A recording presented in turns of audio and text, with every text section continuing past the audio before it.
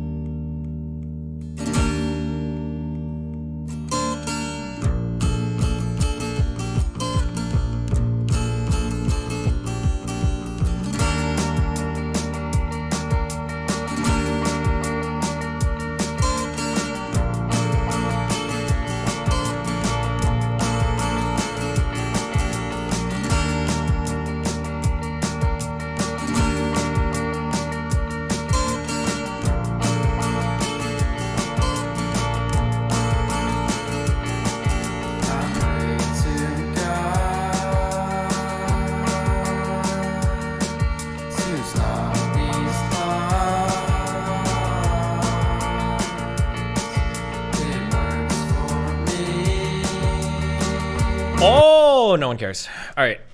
Sorry, I got food. Ooh. Where are we at today? This guy? Nope. This guy. Hi.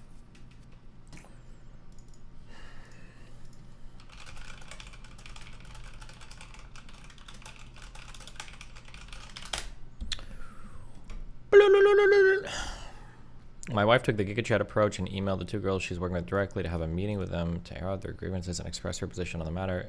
If they don't respond or vitriolic towards her, it only looks... Wait, what are you talking about? My wife? Oh. Oh, you're the guy that called in from yesterday. Dude, I'm obsessed with these fucking videos. Jesse, we need to produce more Balenciaga.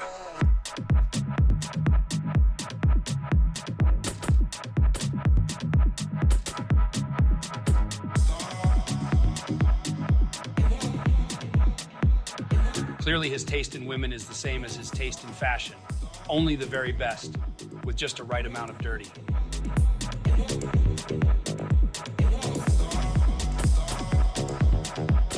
I'm not buying Balenciaga, Skylar. I am Balenciaga. A guy goes into the boutique and buys Balenciaga, and you think that of me? No, I am the one who sells.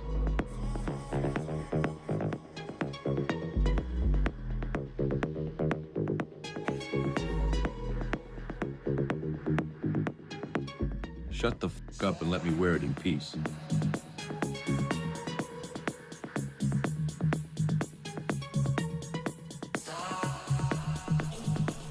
This has gay vibes. Doesn't everything from like the... What time period would you say this shit is? This is like 70s, 80s? Isn't it all kind of feel kind of gay?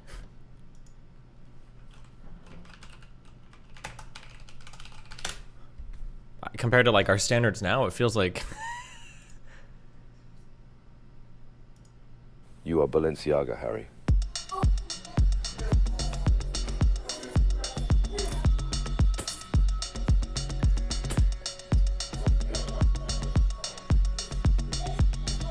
What is the difference, Potter, between H&M and Balenciaga?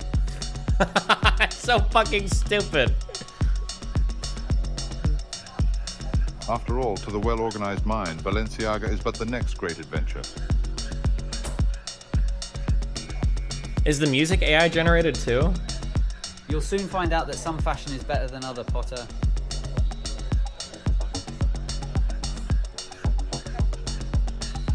There is no good and evil.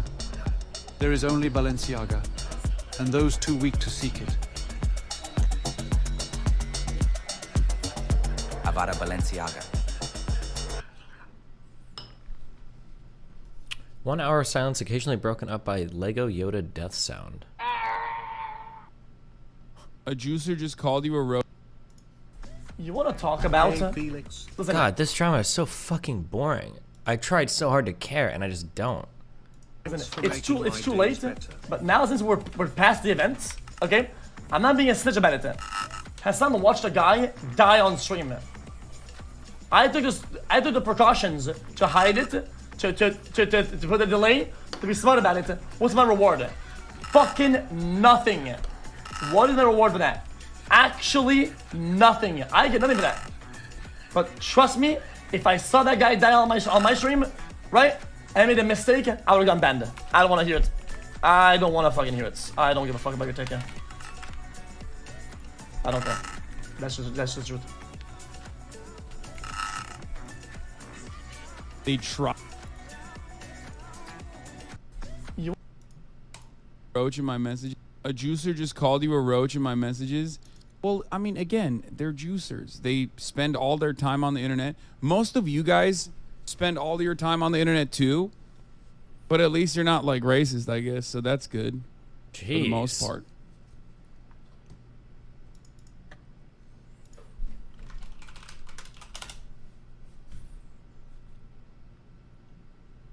I've seen a lot of people in Excuse Chat use the cockroach emote when you're on stream. Yes, bro, because they're fucking 14-year-olds, or even sadder than that. They're like actually older adults that watch XQC and fucking, I don't know, they spend a lot of time in these forums. That's it. Jesus. Tried to they tried to push that on LSF as like momentum. They were like, dude, we got to get Hassan banned for this. And then it didn't happen. So then they got mad. So then XQC turned around and revitalized it for no fucking reason. It's something that like content creators know not to bring up unless they're, again, bored, want attention, want to farm drama, want to get brownie points for some of the worst fucking weirdos on the internet. And that's what he's doing. You know, XQ Karen. Why should you use mirror? When you draw on a whiteboard, Whatever. no one sees. Whoops.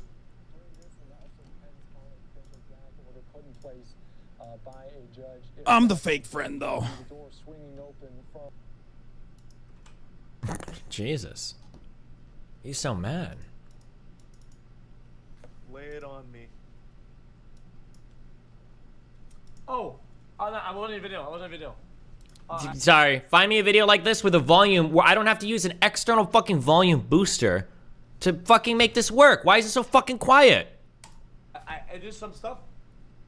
There's some stuff that I gathered.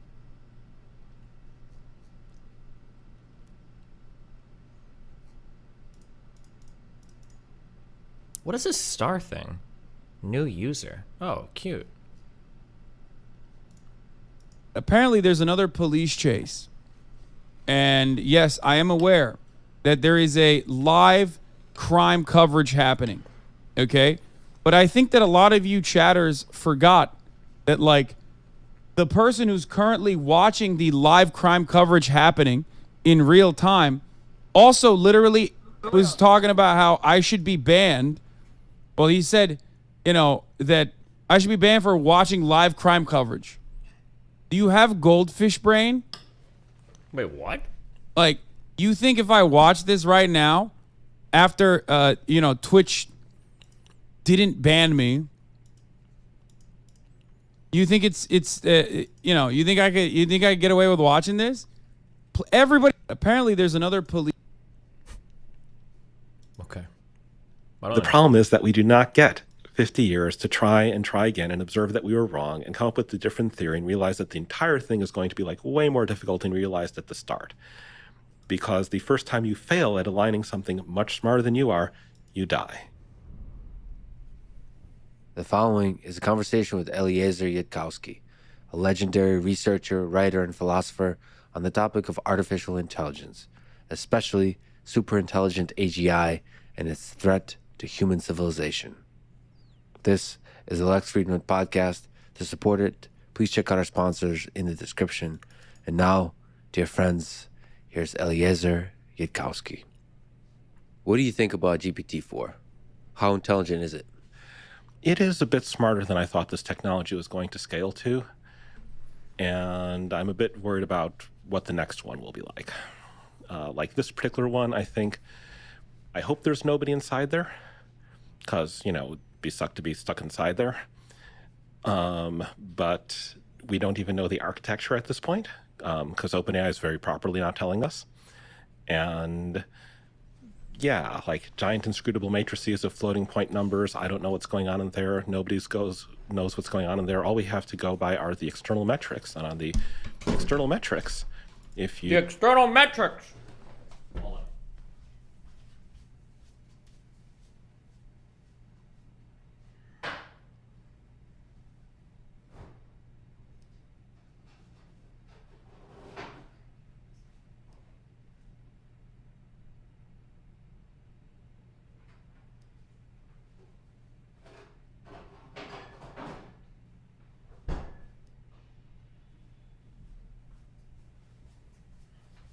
This shit is boring. Let's address the real drama. I am noticing you didn't accept Moot's Minecraft speedrun challenge. Why is that?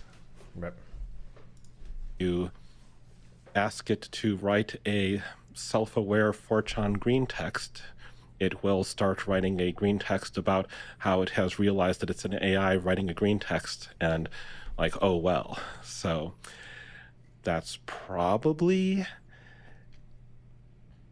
not quite what's going on in there in reality, but we're kind of like blowing past all the science fiction guardrails.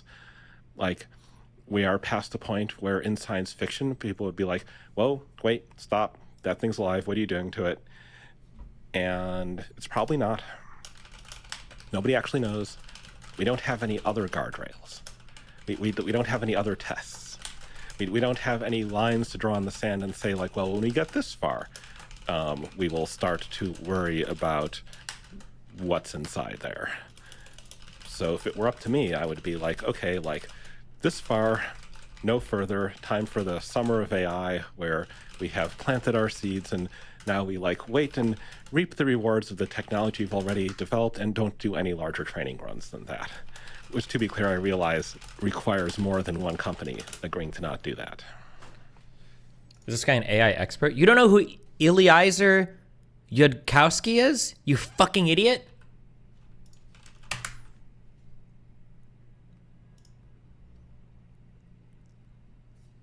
He's an ethics philosopher who works with Friendly AI. And he's a co-founder at the Machine Intelligence Research Institute. Dumbass. A nonprofit based in Berkeley, California. And take a rigorous approach for the whole AI community to investigate whether there's somebody inside there. That would take decades. Like, having any idea of what's going on in there, people have been trying for a while. It's a poetic statement about if there's somebody in there, but I feel like it's also a technical statement, or I hope it is one day, which is a technical statement that Alan Turing tried to come up with the Turing test. Do you think it's possible to definitively or approximately figure out if there is somebody in there? If there's something like a mind inside this large language model? I mean, there's a whole bunch of different sub-questions here. There's the question of, like, is there consciousness? Is there qualia? Is this a object of moral concern? Is this a moral patient? Like, should we be worried about how we're treating it? And then there's questions like, how smart is it exactly? Can it do X? Can it do Y? And we can check how it can do X and how it can do Y. Unfortunately, we've gone and exposed this model to a vast corpus of text of people discussing consciousness on the internet, which means that when it talks about being self-aware, we don't know to what extent it is repeating back what it has previously been trained on for discussing self-awareness, or if there's anything going on in there such that at first I was annoyed he you started streaming on Rumble. Rumble's app is not as good as YT. Then I remembered I'm a Rumble shareholder. Days. Here's a question for the philosophy losers to figure out, guys. Or neuroscience losers. Here's a serious question. Is it Hello, YouTube chat. Also known as the superior chat. Face red, droopy eyes. Never forget what they did to us. Is it ethical to begin to create AI shit when we don't really have a way to test things if they're conscious or not? We really have no way to know of that, you know? Like, we can't even test a human brain if it's conscious. We can look for things that we associate with consciousness, but we don't really know if it's there. Do we care? I feel like that's an interesting conundrum we're in right now. Spontaneously. Among the things that one could do if one were at all serious about trying to figure this out is train GPT-3 to detect conversations about consciousness, exclude them all from the training data sets, and then retrain something around the rough size of GPT-4 and no larger with all of the discussion of consciousness and self-awareness and so on missing, although, you know, hard bar to pass. You know, like humans are self-aware, and we're like self-aware all the time. We like talk about what we do all the time, like what we're thinking at the moment all the time. But nonetheless, like, get rid of the explicit discussion of consciousness. I think, therefore I am, and all that. And then try to... If it can perform functions outside of its code, yeah, but here's the thing, you never know, right? You don't even really know if I'm conscious or if somebody else is conscious, right? It's called solipsism. So if we don't even know if other people are, we don't really know if animals are in a way that we care about. For a computer program, how could you know, right? To interrogate that model and see what it says. And it still would not be definitive. But nonetheless, I don't know. I feel like when you run over the science fiction guardrails... Destiny, like PLZ, don't put me in the Rumble chat again. They're like our weird cousins. Please multi-stream on YouTube too so I can have my emotes PLZ. Thing, but what about GPT? Maybe not this thing, but like, what about GPT-5? Yeah, this would be a good place to. Welcome to NATO, my Finnish brethren. On the topic of consciousness, you know, there's so many components to even just removing consciousness from the data set. Emotion, the display of consciousness, the display of emotion feels like deeply integrated with the experience of consciousness. So the hard problem seems to be very well integrated with the actual surface level illusion of consciousness. So displaying emotion. I mean, do you think there's a case to be made that we humans, when we're babies, are just like GPT, that we're training on human data on how to display emotion versus feel emotion, how to show others, communicate others that I'm suffering, that I'm excited. It's possible that creating an AGI could help us answer questions of consciousness, but the idea that matrix math equals consciousness sounds like a bunk idea to me. Yeah, but couldn't you argue the same about like neurons? Like a whole bunch of little things in our brain, like all kind of like map on and connect to each other, and like somehow from that we spin out like a human experience that we consider to be conscious. Isn't that kind of weird? Isn't that a little goofy? That I'm worried. Oh, also, hold on. I'm sorry. Red alert. Red alert stream. Alert time. Red alert. I need a meme. I'll pay money. I don't know how much these fucking programs cost. Harry. You are Balenciaga, Harry. I need somebody to make one of these Balenciaga videos with my fucking orbiters. Please. I absolutely need this with the orbiters. Yes. Mr. Girl, Chud Logic, Lav, all of them. I need a Balenciaga video with the orbiters. Why has this not happened yet? God damn it.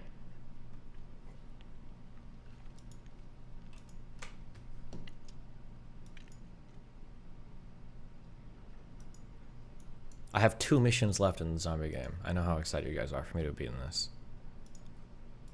That I'm lonely and I missed you and I'm excited to see you. All of that is communicated. That's a communication skill versus the actual feeling that I experience. So we need that training. Wait, Metal Gear Solid Balenciaga? The military facility at Shadow Moses has become a front for crimes against fashion.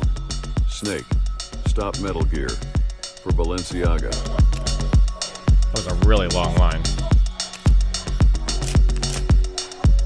I will not stop until I save the world. And Balenciaga.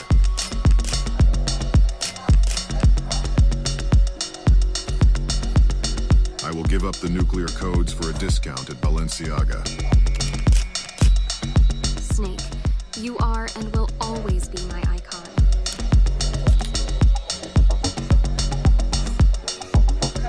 Do you think fashion can bloom on the battlefield?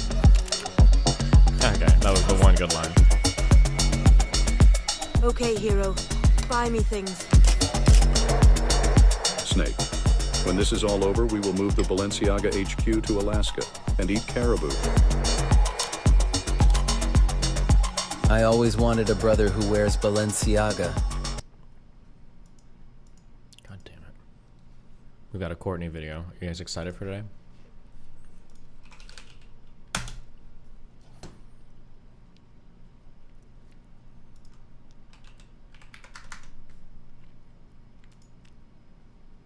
Children, I think that's incredibly disingenuous of an argument to push. I think I don't know who's pushing that argument because that was not in that video at all. I don't know. I'm gonna be honest. I don't know how we got to gambling.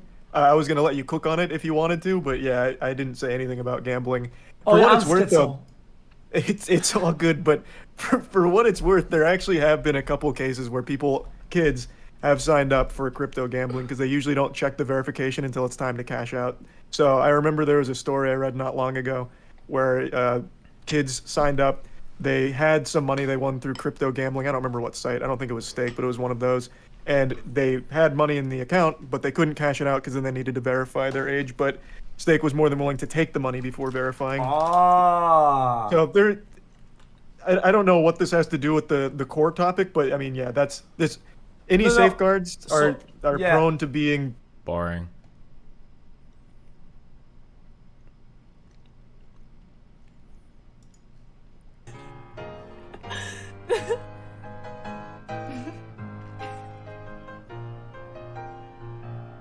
beautiful piece on the piano. Totally don't got anything else on my mind. 116 is the best part of the song in my opinion. Jesus Christ.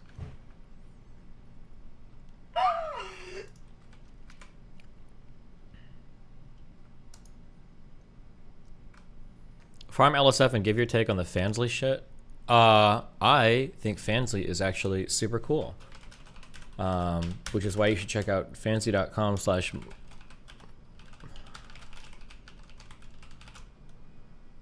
Fuck. What is Molina's? Wait, does she have Fansly or Fanhouse? Go buy her shit.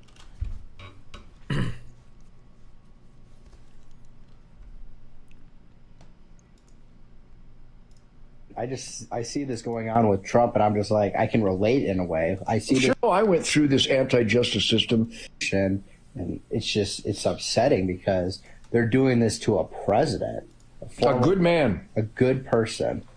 Well, you know, I went through this anti-justice system at the hands of Barack Obama.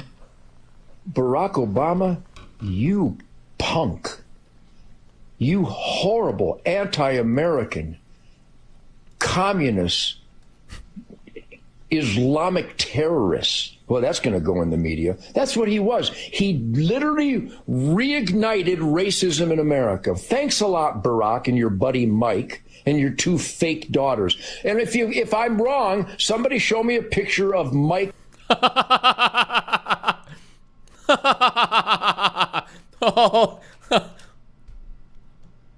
Barack and your buddy Mike and your two fake daughters. And if I'm wrong, somebody show me a picture of Mike Obama pregnant.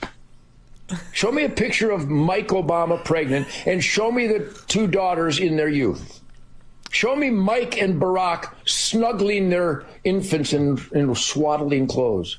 Those pictures don't exist because his wife is Mike. Did you know that? I did not. And the daughters aren't theirs. Well, that's a conspiracy theory. Prove me wrong. I see. God, what if we could get fucking Rittenhouse to be an orbiter, guys? Holy shit.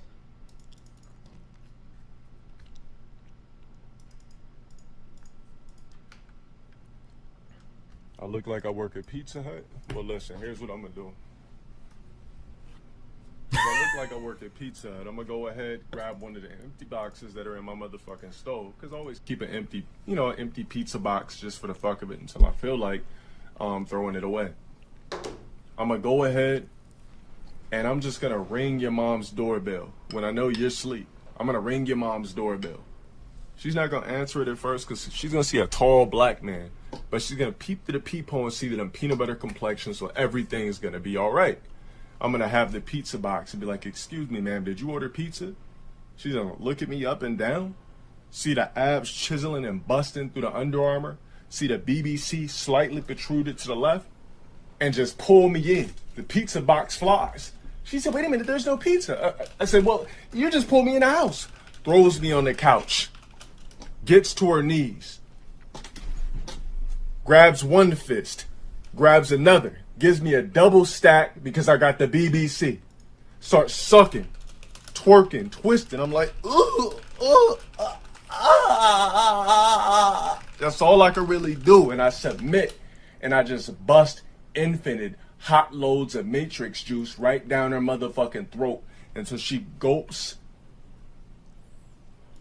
and gargles and asks for more. Get that ass banned, bitch ass nigga. Get the fuck up out of here. Somebody ban this nigga. I'm gonna deliver pizza to your fucking mom when you're asleep, bitch.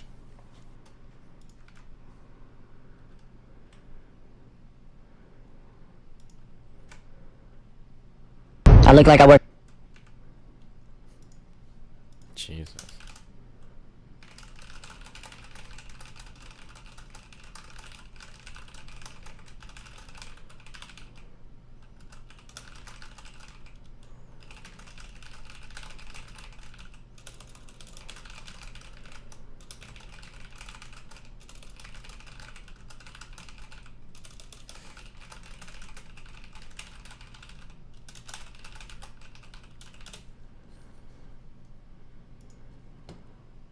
To you, you were right.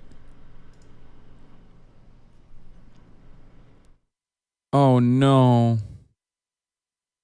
He said, you guys are idiots. You're literally sitting here bashing a guy that moved to take a deal. That this dude in the rainforest is a moron. I've cashed out thousands and I'm a normal guy. Y'all are idiots, Lamau. I'm glad you saw that. I agree they could do whatever. I agree they could do that. Never heard them do it yet. Oh man, listen. I'm glad that you're getting help. In Turkey, we have a saying, zararın neresinden dönersen kârdır. Which means no matter where you turn away from... Don't believe this guy. He just memorized that line. There's no shot he knows Turkish. I don't believe it. a loss, it's profit. So ultimately, you've turned it around. So that's a good thing, you know? You were right. Isn't he ESL? Kind of. He's technically ESL because he didn't learn how to speak English. He didn't learn how to speak any language until he was like 16, so it counts as ESL. Okay, he's not a real Turk. Clip me. I'm literally shaking. Oh, sure. I did reset my relationship with Hassan. That is right. My bad. Oh, but then they reset it by editing me out of that Aiden clip because I'm living both their heads rent-free so hard. So never mind. We're back to bad terms with them.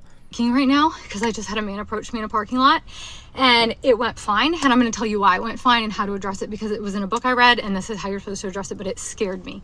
I'm literally shaking. So this guy, I am alone with my son, by myself, a woman. Alone with your son? Oh, so small men aren't humans to you? Strike one. Hipper, welcome to the tier 5 subscriber club, dude. He knows Turkish Destiny. He literally left Turkey at 18 years old. Really? Link me one clip of him speaking Turkish at 15. I'll wait. And your name is Historia. Yikes. Imagine naming yourself after one of the worst characters in an already mid-fucking anime. Loser. And a male approached me in a parking lot. He's, "Excuse me, miss," and I don't know why in the hell he was approaching me or what he was trying to do. And before he was probably 30 feet from me when he said, "Excuse me, ma'am." And I turned around and I literally yelled at him and I said, "Do not approach me." And he like immediately started going in the other direction. And I just kept saying it over and over and over. I said, "Do not approach me. Do not approach me." And he, of course, like got like, "What the F?" Like he started cussing and yelling, like, what's your problem? And I looked at him and he actually then crossed a couple cars down from my car. He didn't come anywhere near me. He crossed a couple cars down from my car and was like, continuing to cuss and say, "What's your problem?" And I said, "You do not approach women in a parking lot." I just kept saying, "Do not approach me. You do not approach women in a parking lot," like yelling it. No male should ever approach a woman in a parking lot. This has to be a troll video, guys. No male should ever approach a woman in a parking lot. And if a male does approach you, you need to turn around and use the strongest voice that you can possibly use with them. Don't be polite. They need to literally screw off. No male should be approaching you in a parking lot. There's no shot. It's a fucking troll. Devon. Probably the best person I've Dude, I just tried asking some woman for the way on a parking lot and she started yelling at me. This world is fucking crazy, man. Probably the best person I'll probably meet, besides my dad and besides God. Tate was he's smart in class. Me and him used to joke around, me and him used to play. And then, news, another classmate died. Oh, Justin! No! I knew Justin. That was this boy. Wait, is this fake? Am I losing it? Javon described calling his dad during the shooting. I was whispering because I didn't want the shooter to hear me and my classmates. And my dad was just asking me what's going on, what's happening. And then I told him it's a shooting. Somebody's here shooting up the school. And then he told me, he said, "Okay, I'm on my way." Why your dad? Is he your superhero? Yes.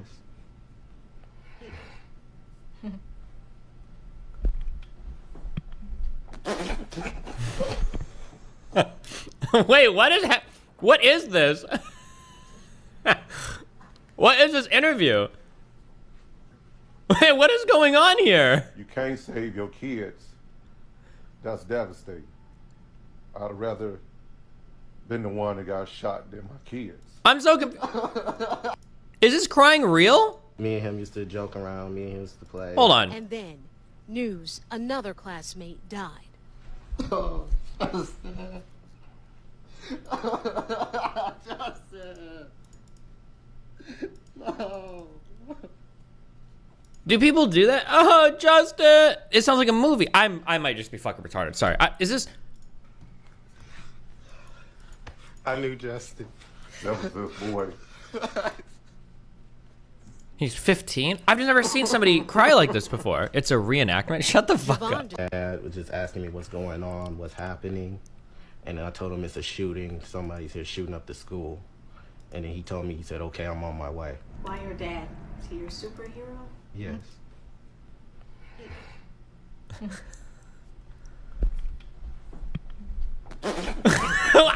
No! I don't know what's happening!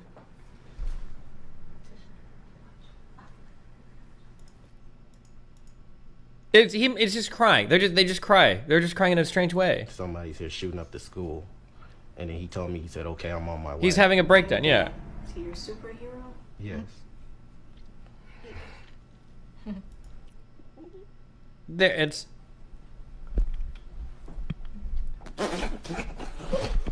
He's crying. He's got to be crying. Never mind. You guys are poisoning my mind.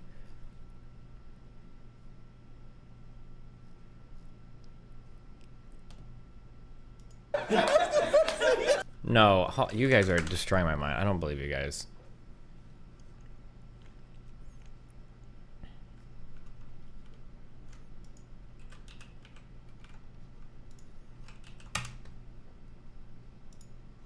So my husband took my son grocery shopping. You know where this is going, right? Guess how many people came up to him in the grocery store and were just oohing and awing over the baby and telling him what a great job he was doing. Guess how many people come up to me when I'm grocery shopping with him?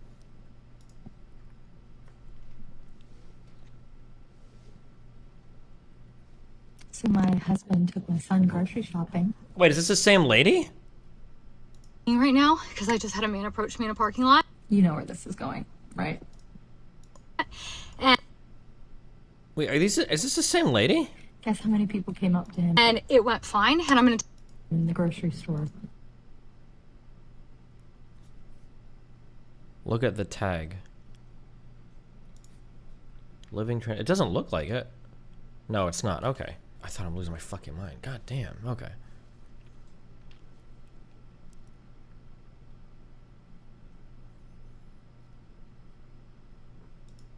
Oh no!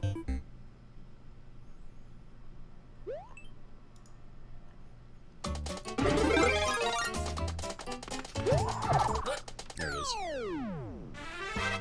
There it is. Mario time. Tell him how things up.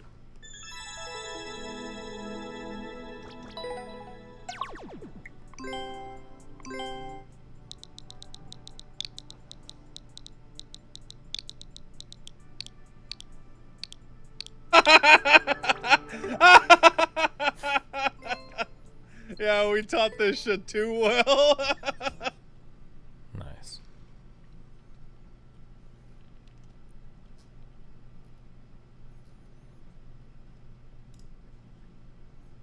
I'm gonna sit inside lane. I don't know macro. Nobody learns macro on the server. Nobody has any game knowledge because that fucking reject. That's literally what it is.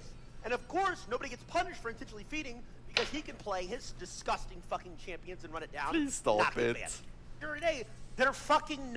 Please stop. Guys, it's a playstyle, I swear. I swear it's a playstyle, man.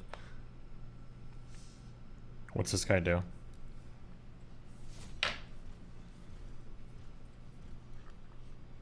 Man. Why did it have to be so harsh? Anton Scion? Oh, yikes.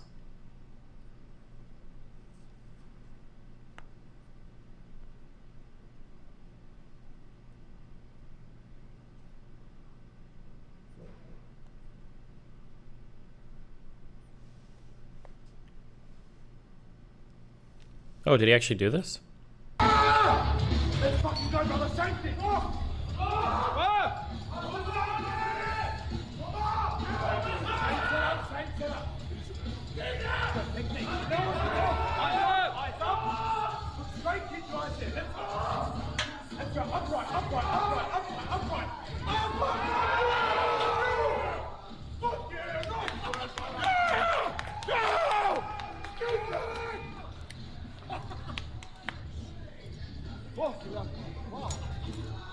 Nice. Let's fucking go, brother. Same thing.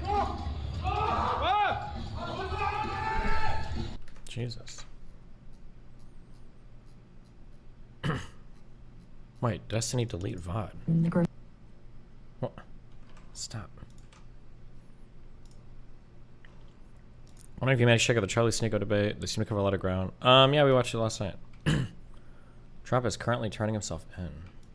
The Mona Lisa, a fake painting in the same room, and the French police.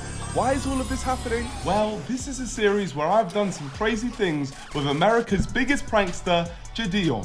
We have both set each other 4 unbearable challenges to see who will follow through and who will fold. And we're doing all of this to answer the question, who is the biggest menace? And the winner is...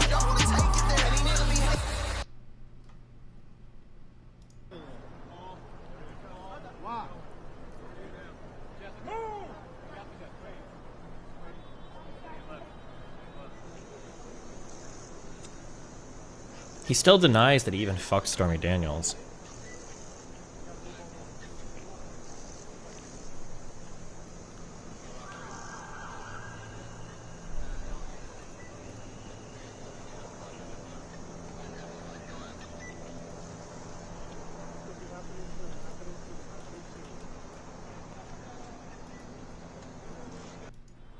Move that big tower out of here.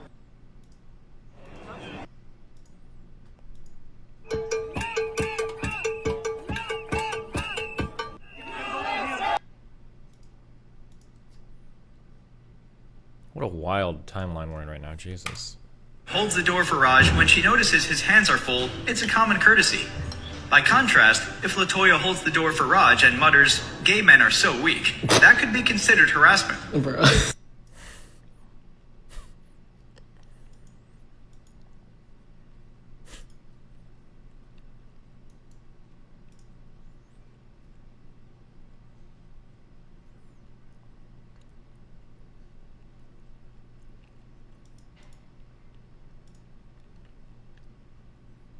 Is this supposed to be me? It wasn't even remotely close to me.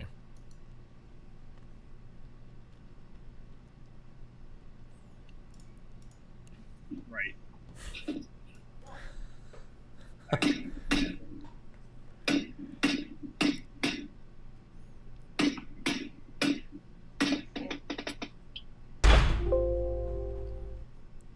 What a fucking... Right. So apparently Mr. Beast... Behind me is an assassin! And if he stabs me with this rubber knife by the end of the day, he wins 100 grand! In his latest viral stunt, the prolific 24-year-old YouTube star hired a real assassin to try and murder him for $100,000. This video is gonna be the craziest video you've ever seen! Okay, so the video's title is a little misleading. Emphasis on the real assassin, not the really killing me part of that title. Mr. Beast did not hire a real assassin to really try and kill him.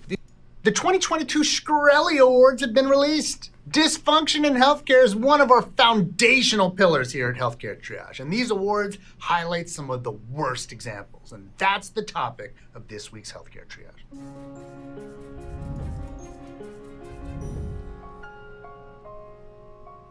As a quick reminder, Martin Shkreli is the former CEO of Turing Pharmaceuticals and is well known for raising the price of an anti-parasitic drug from $13.50 a pill to $750 a pill after obtaining the manufacturing license for it. As we've mentioned before, he also paid millions for that Wu-Tang Clan album that there was only one copy of, and he later ended up in jail for securities fraud.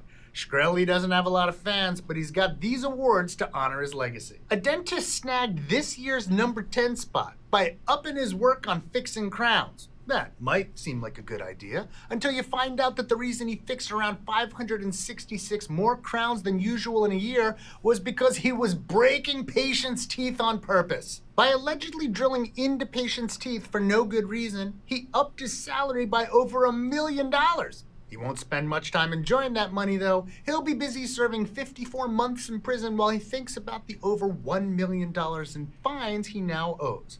A crowning achievement, as one of the awards judges put it. The number 9 spot goes to the leaders of the Catholic Medical Center in Manchester, who supported and publicly elevated one of their cardiac... Fuck, I'm getting so distracted. Oh my god. Bust down on the gang. Cardiana. I was home with my kid, Mamiana. Real bitch, I don't be with all that drama. Nah. Mommy, my business, I'm about. Their looks match spends all day studying for entrance exam.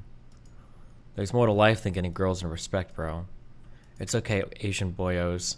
After you put in the grind at school, work and build yourself a great career with a nice house, a luxury car, and are about to die in a few years due to old age, that's when these Asian girls will satisfy their cravings for fun and then seek you out for marriage. The brutality of this world is truly unmatched. Noodle Goblina is getting destroyed by Chad's chopstick while their brothers are in the rooms on the verge of going ER brutal. Meanwhile, I'm just me as a 5'6" man from Hong Kong and got myself a wonderful woman who loves me despite the fact that I'm on a teacher's salary. Oh, that was a good one. Chads have harem now. Monogamy is finished. It's over, buddy boyos.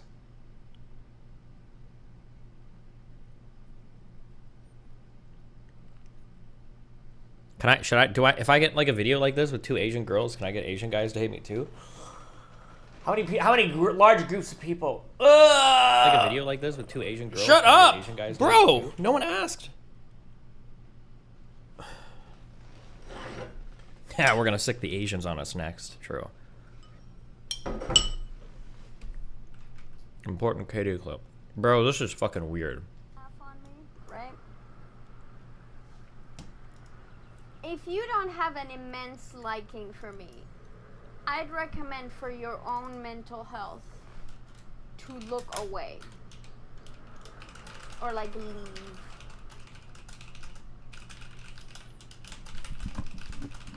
Anyway.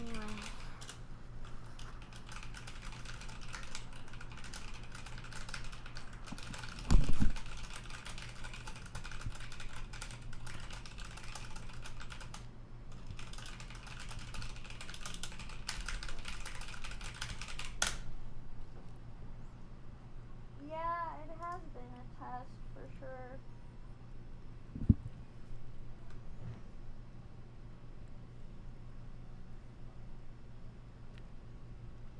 Laugh on me, right?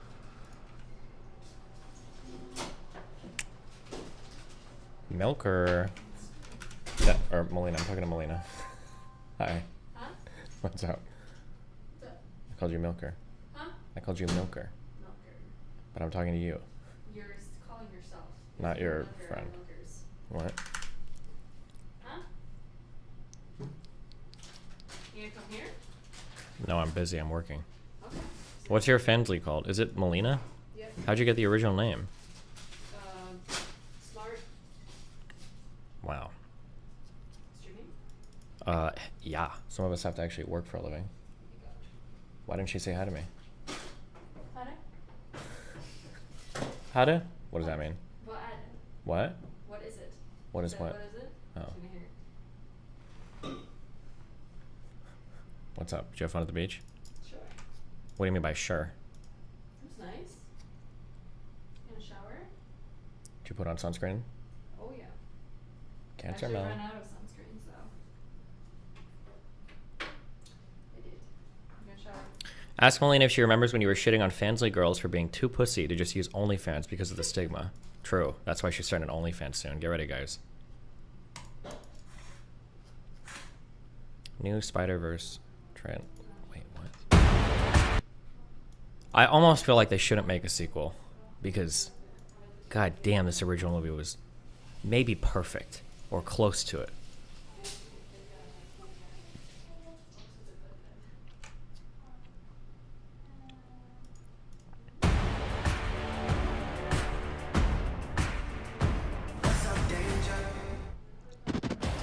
name is Miles Morales.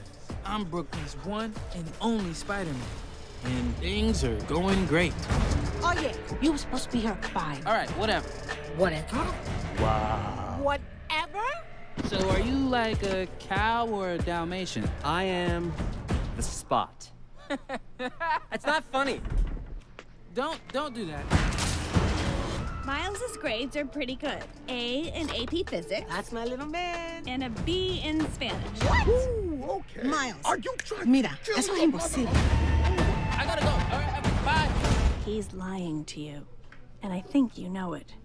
He's gay. Oh my god. That's why he didn't get with the girl in the first movie. Miles! Want to get out of here? That one. Win? So wait a minute. There's an elite crew with all the best spider people in it? Who's the new guy? This is unbelievable. This is the lobby. Miguel O'Hara. The whole thing was his idea. What's a guy gotta do to join this spider team? You can never be part of this. Don't even get me started on Doctor Strange and the little nerd back on Earth 1999-99. Come on, go easy on the kid. He had a terrible teacher. Peter! Miles! You have a baby? I have a baby. Am I supposed to know that guy? This guy? The Chad dude? Miles, being Spider-Man is a sacrifice. You have a choice between saving one person and saving every world. Send me home. I can't do that. I can do both! Spider-Man, always. Not always. What about Uncle Ben? If not for Uncle Ben, most of us wouldn't be here. Can't stop me now! Wait, did he have an Uncle Ben in his? He didn't, right? It's Spider-Man 2099. One more friend. Miguel, this isn't what we talked about. You knew? I have no idea what you're doing! Oh shit, this is copyrighted. It's a fucking movie trailer. Why would you put a movie trailer on auto DMCA? Don't you want people to watch your shit? Why is the FPS in this movie so low? It's a stylistic thing. His uncle was a villain? Yeah, but it wasn't Ben. I think that the FPS of the characters is like twice as much as the background. The movie, it looks so good. Fuck you, you're such a fucking retard. If you watched this first Spider-Man, you didn't think it looked amazing. Something's wrong with you, okay? Thoughts on them using stable diffusion filters? I don't know, I haven't seen the movie yet. I am really happy that I saw the first movie in theaters. Fuck, that first movie was so fucking good. Fuck. Let me get a Red Bull and say hi to my wife and shit. 1 second.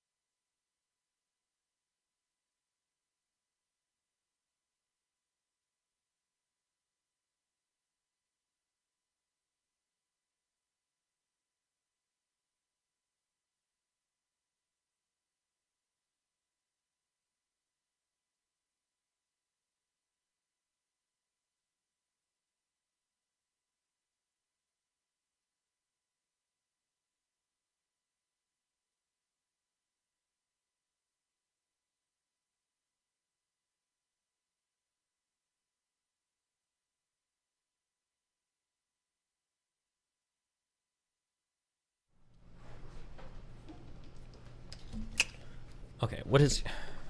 How many Red Bulls do I drink? Well, like 1 to 2 a day.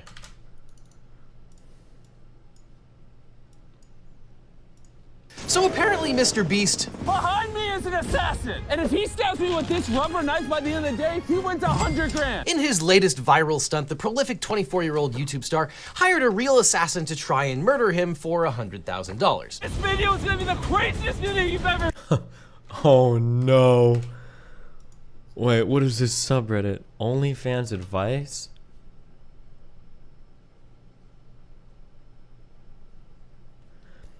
Wonderful ladies or gents, I've been doing OnlyFans every single day for a little under 3 months now. I just want to ask, how long did it take to get to the point where you made a good amount of money from OnlyFans? I'm still very new and learning things every day. I do research still to learn and improve. I've been steadily growing.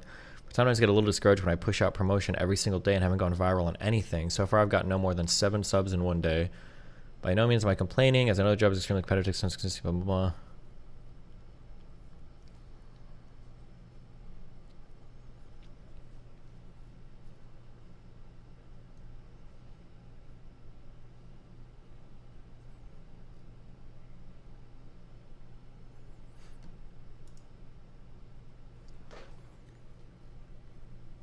Jesus.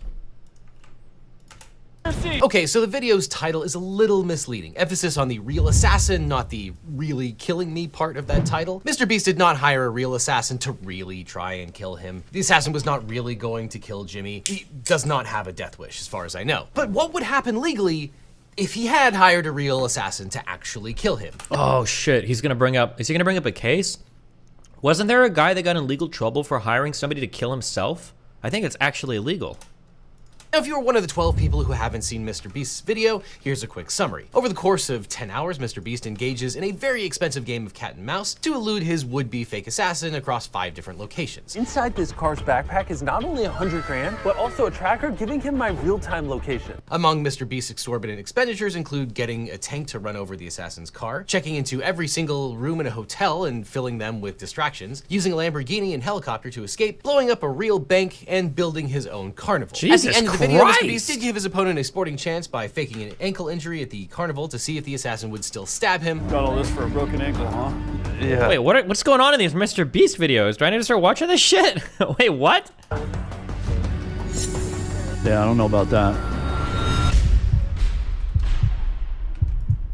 What's that obvious? Let's go! Which, of course, he did with a fake knife. But Mr. Beast is a man of his word and paid the $100,000 bounty. Here's your $100,000. This means a lot to me and my family. Thank you. Now, of course, this was all just a very expensive and entertaining stunt, but it does raise an interesting legal issue. Is it a crime to actually take a hit out against yourself? And you'd be surprised, or maybe not surprised, how often this comes up on Reddit. So let's dive right in. Is it illegal for Mr. Beast to actually pay someone Lay to Reddit kill him? XD. Short answer, yes. Longer answer, absolutely. It's 100% a crime. But the question of which laws would have been broken by Mr. Beast and his hired assassin is a more interesting question. I did once try to kill the world's greatest lover, but then I realized there are laws against suicide. So let's start with the laws against suicide. Now, the former... Quick reminder, okay? Quick note for all you youngins out there. A lot of old people like me talk about this show that used to exist, okay? It doesn't anymore. Anybody that says different, it's called The Simpsons, okay? Do not let old losers gaslight you into thinking that show was ever good. It wasn't. It was never a good show. The Simpsons is not, has not, and will not ever be funny, okay? Full stop.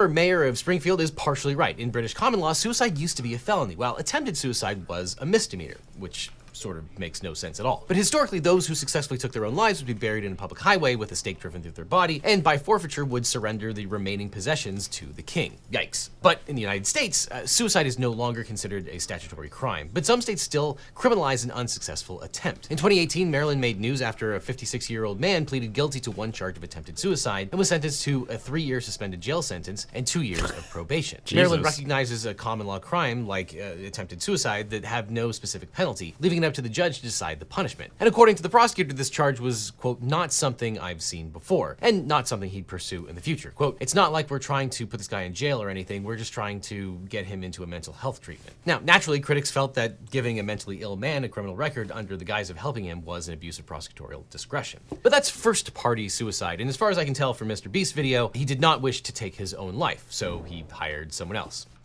Theoretically. And states have generally made it a crime to help people end their own lives, even with the deceased's consent. This includes both physician-assisted suicide, in which a doctor administers a lethal dose of medication, as well as assisted suicide outside of the medical context. And only 10 states and the District of Columbia allow for physician-assisted suicide. And many of the states have strict requirements and procedures that must be followed for the doctor to avoid homicide charges, such as requiring the patient to be a state resident, have fewer than 6 months to live, and be given many opportunities to change their mind. To legally end a person's life without jumping through any hoops, you'd have to become a police officer. But outside of these jurisdictions, individuals who end another person's life will face criminal charges, even if done with the deceased's permission. Of course, many people remember the trials of Dr. Kevorkian, who helped with many instances of physician-assisted suicide. And in January 2023, an elderly woman was arrested for shooting her terminally ill husband at the hospital as part of a murder-suicide pact they made weeks prior. Though she could have been indicted for murder, she was hit with lesser charges of assisting self-murder/manslaughter and aggravated assault of a law enforcement officer. But of course, suicide is one thing. Hiring a contract killer to kill anyone, including yourself, is a completely different matter. Legal Eagle breaking news, it is illegal to murder people. But if you're learning this for the first time, you probably need to hire a lawyer like... Wait, is he called Legal Eagle? Is that not even an eagle? Is it like a crow? Why would he not have an eagle flying in his videos? His name is Legal Eagle. Yesterday. And since it's a crime to murder people, it's also illegal to hire someone to commit murder. The crime of contract killing, aka murder for hire, occurs when one party hires another to kill a targeted individual or group of people in exchange for some pecuniary benefit. However, any agreement to commit murder would be an illegal contract and therefore not legally enforceable. So if someone welches on your murder contract, don't expect a court to help you get your money back. And typically this is charged as a state crime, though penalties vary by jurisdiction. In Florida, where this happens just as often as you'd think, the hirer faces a life sentence. Wait, so murder is, most crimes are state crimes. Murder is a state crime. Does that mean theoretically, could you legalize murder or make it not illegal, decriminalize murder in like the state of like, say, Alaska? Would that like get challenged in the Supreme Court, or like how the, where's Pisco at?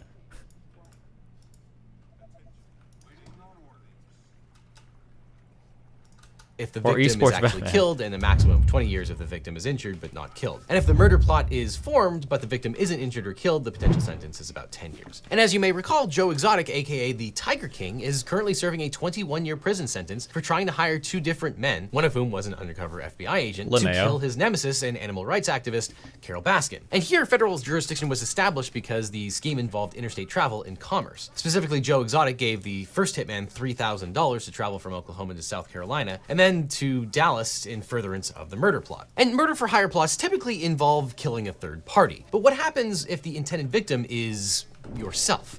And while hiring an assassin to take out yourself doesn't happen in real life that much, if you search suicide by hitman on IMDb, you'll see nearly 24 movies and TV shows using this trope. Most famously, this plotline takes center stage in the criminally underrated Bulworth. In this 1998 political satire, Warren Beatty plays a depressed US senator who decides to end his life, then takes out a $10 million life insurance policy, naming his daughter as the beneficiary. Knowing that suicide would void the policy, the senator then hires a hitman to kill him. And of course, that's also the plot to the Chevy Chase movie Fletch. I'm sure all the kids watching Mr. Beast remember Fletch. Now, how long have you had these pains, Mr. Barber? No, that's Babar. 2 B's? 1 B. B-A-B-A-R. That's 2. Yeah, but not right next to each other. I thought that's what you meant. Right? You know, it's a good movie. And that's actually not too far off from what actually happened in South Carolina very recently in real life. Alec Murdaugh, who in March of 2023 was found guilty in the double homicide of his wife and son. Federal law for murder? Is there federal laws against murder? Hire scheme to have his cousin Eddie shoot him to death. And in that case of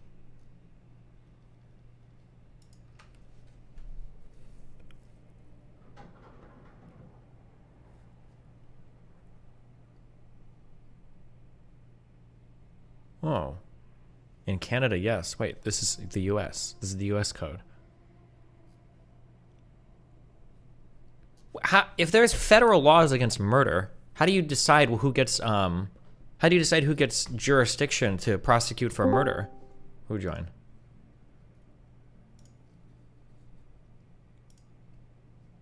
Or all esports? Sorry, it's me. Okay. Yeah, there are federal laws for murder. Yes, you can be prosecuted for it. Just see the DC area sniper. Usually they only prosecute for federal murder when you're crossing state lines.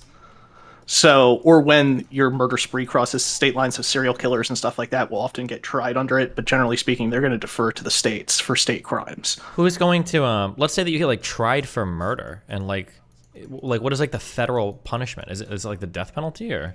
Yeah. Where would you get executed at? Depends on what federal penitentiary you get sent to. There are a number that are separate from the states. Usually they'll do, how should I put this?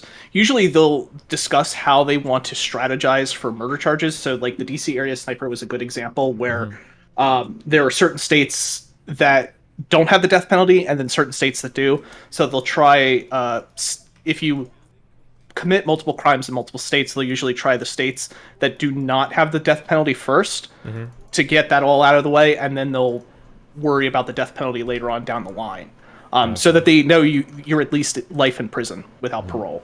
Do you did you live in DC during that sniper shit? Yes, I did. That was a wild time. Do you remember? Was that related at all to like terrorism, or was it just a crazy couple of dudes? Yeah. It was a crazy couple of dudes, but it was also somewhat related to terrorism. I'm sorry, let me be more specific. I meant like Al-Qaeda. I think they were influenced, but I don't think they're like actually members of Al-Qaeda. I just remember the vivid thing was I was in high school at the time, so we always had to be indoors. We couldn't go out. Usually in high school back then, we could hang outside during lunch or before school or after school. You couldn't do that.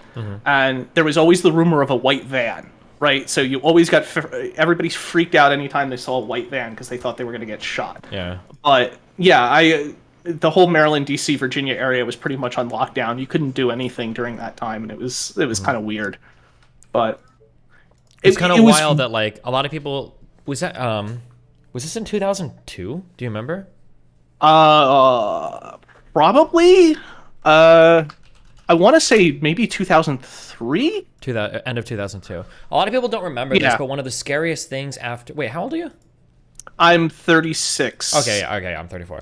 One of the scariest things after 9/11 was that people thought that we were about to get like infinitely terroristed. Yes. Right? Because there was the anthrax shit afterwards that not many people talk about anymore. Well, I guess you probably know it. Yeah, and then that sniper, that DC sniper, people thought that it was like going to be like the end of the fucking United States because we were just going to get like infinitely terrorist attacked for like ever.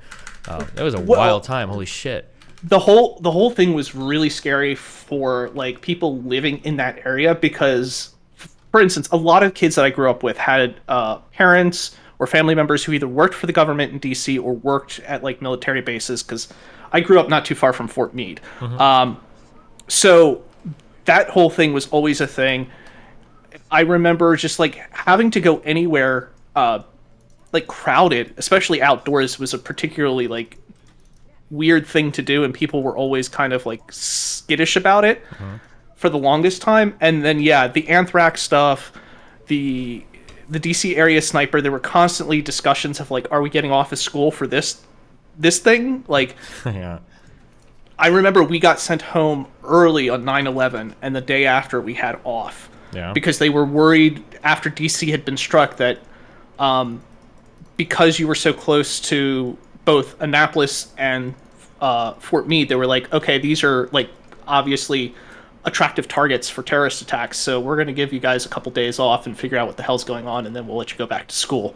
I thought it was so crazy because everybody was so scared about like being outside or doing anything, and all I remember was because I was friends with Dan at the time, and he would like send me all these videos of him and his friends like outside like dancing and shit, and I'm like, what are you guys doing?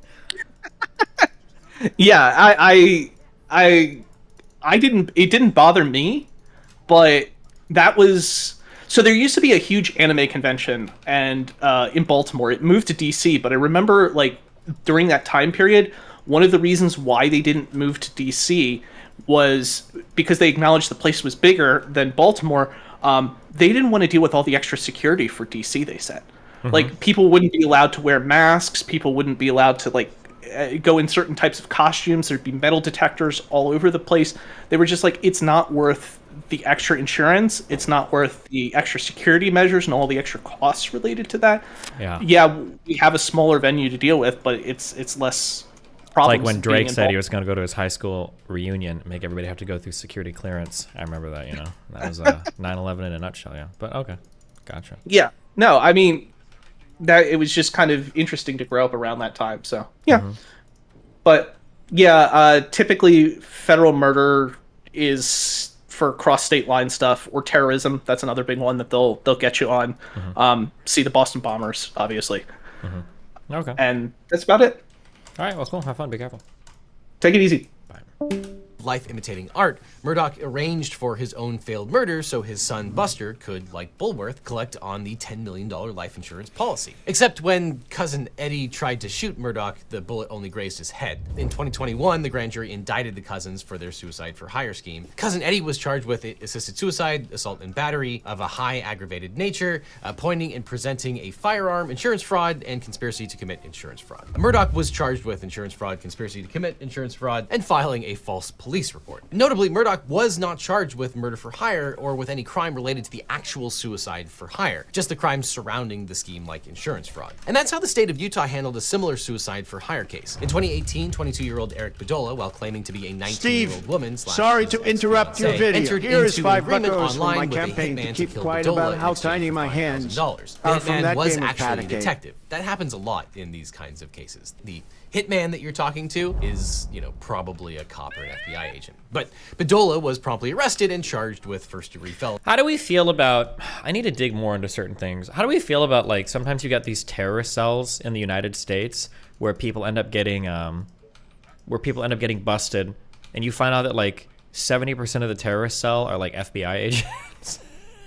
Is that, like, a little... Yeah, I need to look into. I know that like conservatives bring this shit up all the time, and they get like super ass mad over it, like it's fucking entrapment.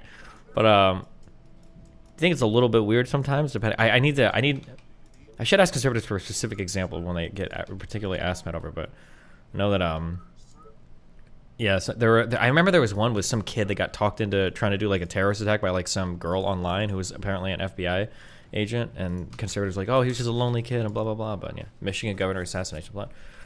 Yeah, that might have been the one, actually. I'm not sure, but...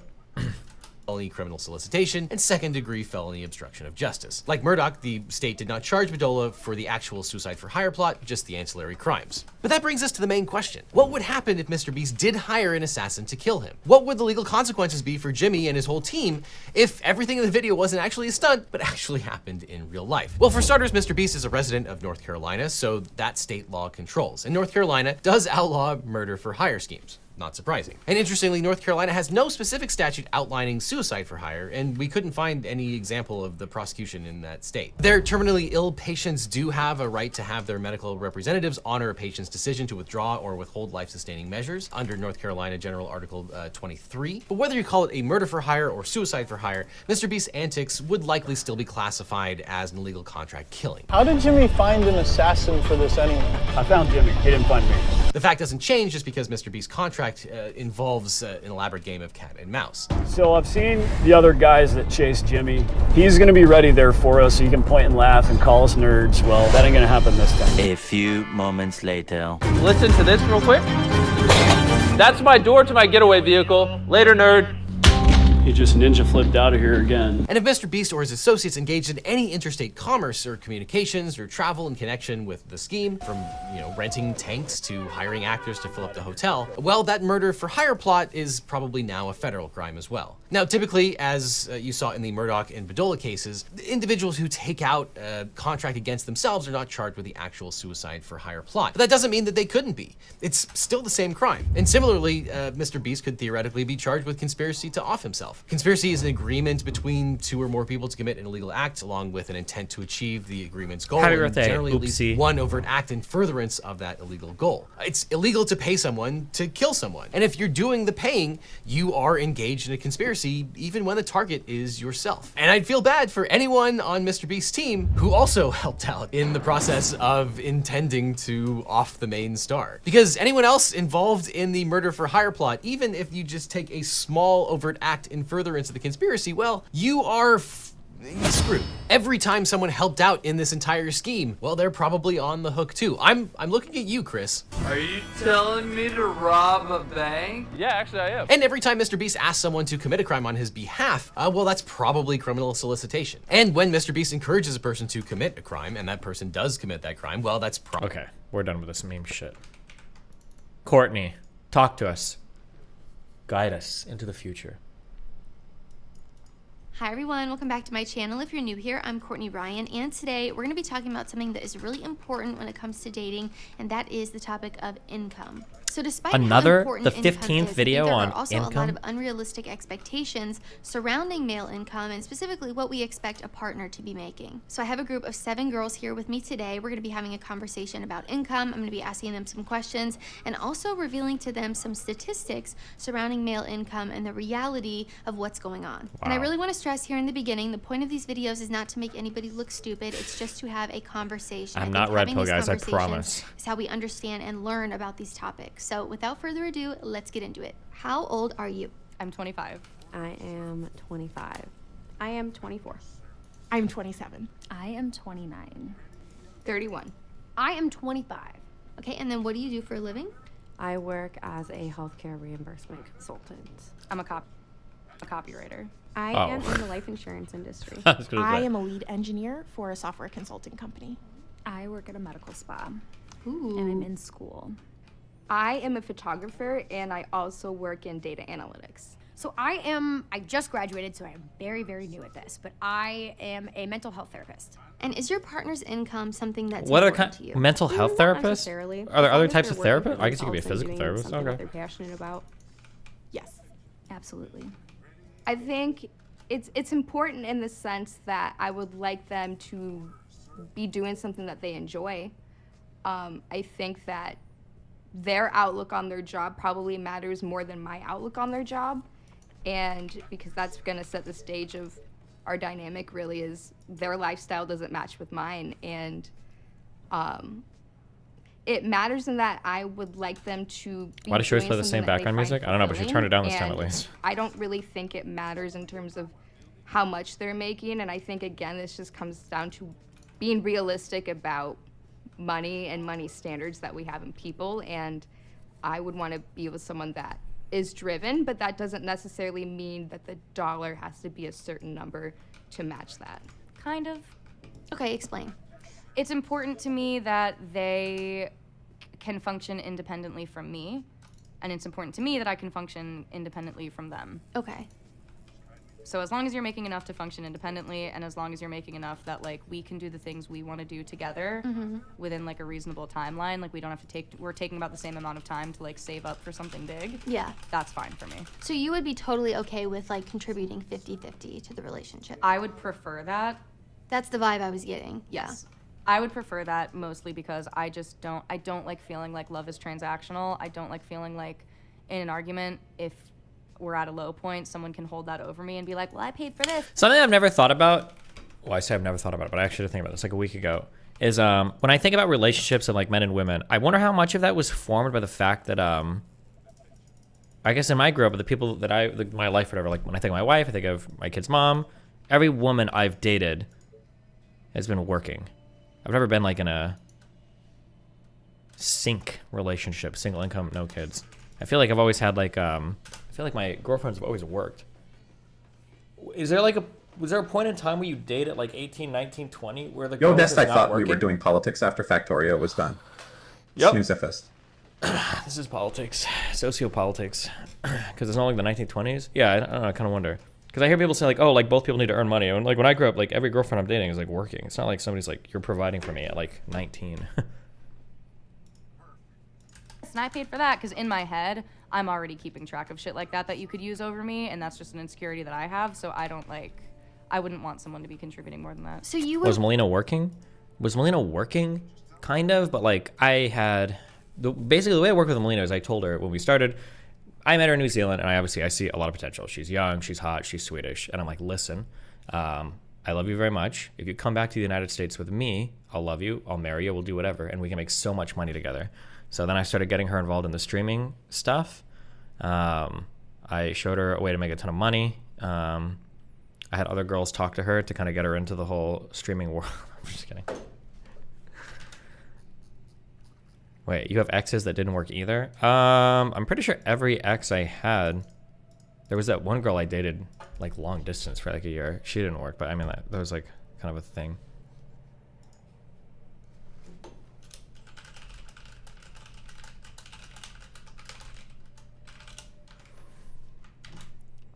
What about Shaylin? I want to do more of like the team mentality of like we're doing this together, we're growing our wealth together, we're throwing things in together rather than like one person being the sole provider. Oh my god. Did you ever get Teresa to work for you? No, she worked at the oh no, I guess she didn't work that much. She worked at the mall actually for a little bit, but she would like quit and then restart depending on how much her manager pissed her off. I guess maybe not. I'm thinking I guess in my early life, like my first wife and my kid's mom, we always worked. That's how we got our first house. Yes, absolutely yes. It is important to me, but it's not something that is like a main factor when I'm considering a relationship or a partner. So you're not asking on the first date, how much money do you make? Oh my gosh, no. Yes and no. I do believe that, like, while money isn't everything, unfortunately, with just society and living and the cost of living, it does matter a little bit. It really does. To me, I don't really make great money right now because I'm very new into the workforce. Yeah. So I'm not going to judge anybody for pretty much how much they make because I am not making a lot. So I can't be like, oh, you have to make, you know, this much money for me to date you and then not contribute in some way because that is big for me too. I want to be able to contribute financially and feel like as much as I can that it's equal. I'm trying to think of any situation. I feel like if a girl ever asks you, how much money do you make on the first date?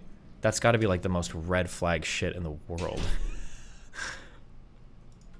That's like, okay, I'm taking you back to my apartment and I'm fucking you for $200. It's just like, are we doing like a pay for pussy thing here? That's like, I can't imagine somebody asking that on a first date. So how much money do you make? It would be like, what? So yeah, I mean, yes, it does matter in a sense, but also it's not the end all be all. Like, I don't judge people because if they make like, oh, 40K a year, you know, obviously not great, but I'm like, hey, I'm barely making that. So Yeah. who am I to judge? So you're kind of holding your partner to the same standard you're holding yourself. Yeah, and which like, is fair. Yeah, and as we get older, sure, our incomes increase, absolutely. And, you Yeah. know, I'm 25, my partner will probably be in their 20s as well one day, so... Yeah, I mean, we're only gonna work up, you know, and so that's I'm 25 exciting. and my partner will be in their 20s one day. Wow. Actual fucking pedophile. Places to go. So at this point in my life, I don't think it's that big of a deal. No. Got it. Okay. And you're thinking of it in terms of like, we can grow together. Yes. Right? Like, I'm not waiting for you at the finish line. Yeah. Like, we're building this together. Yeah. So what is the age of the person that you would want to be with? I feel like age is important, but I have learned throughout my lifetime that no matter what age they are, they could be 30 and act like a 12-year-old, or they could be 23 and be very, you know, centered and mature. I think at this age of being 25, I've looked like 26 to 32 would be kind of the area, the range I've looked at. 26 to 32. So if you had to pick a number, maybe 28. That's so specific. 28, 29. Probably anywhere between 24 and 32. Probably 24 and 30, maybe 24 and 32. Okay. Do you want to go in the middle, like 27-ish? Yeah, Okay. love a good 27. Just to 27 pick is a supposed to be number. a hot year too. I'm excited for that. 25 to 30 right now, I think would be ideal. For me too, I wouldn't mind a couple years older. So I wouldn't mind like 28 or even a little bit in the 30s too, like 31, 32. Okay. Do you want to go 28 just to be safe? Yeah, let's go 28. Yeah, that's good. Ideally, I would like to be with someone around my age just because we would have grown up with similar dynamics in terms of references that we understand, and then also to just, I would like to be with someone that is maybe around my age but also kind of young at heart too. Okay, so if you had to pick an age, what would you say? I would say if I had to pick an age, probably 33, 34. I don't think I would date anyone younger than me just because I don't know, maybe a little bit younger than me and not What? too much, but the maturity. It's Melon. How are you, Melon? A melon. Stop. I'm streaming. What the Mel? You wanted. Not on stream. Level with men is just not there yet. I've noticed. I've dated men that are 10, 12 years older than me and they're still not as mature. I don't know. I guess it's just the type of person that I'm with, but I don't really know. I don't really know. I don't have like an age. I don't look at that. Okay, if you had to pick one, do we at least 35? 35. Okay, so do you want to go 35 just to be safe? Let's do 35. Okay. Let's do I 35. prefer to date men that are at least 4 to 5 years older than me, just from a maturity standpoint. I don't want a guy that's still in his club and bar hopping phase. To me, that's really unattractive. I also don't want somebody younger than me, so I would definitely say like at least That's the 4 phase to I'm in 5 right now. years older than my age. Yeah. What? Okay. Take out your dry clothes, put it somewhere, and then you put in your... I'll think about it. No, do it now because she wants to clean clothes. Are you fucking melling me right now, Mel? Yes, you can do it. You are a big boy, and I believe in you that you can do this. You're gonna fucking mel? It's gonna take you 2 minutes. It's gonna take me like 3 minutes. Oh shit, are you guys watching your rock collection? Oh no. She's washing her pants. Rock collection time. Come show them how happy we are together. Oh, my Mel, you've been acting so distant now that you got your green card. What's going on? What's going on with that, Mel? Huh? Well, it seems to be working. Yeah, you stopped talking to me. Did I? Yep, you got your green card and you're like, see ya. Okay. Hey. What? Chill. Listen. Yeah? I can still turn you in. Okay. Wait. Hold on, give me 1 sec. What?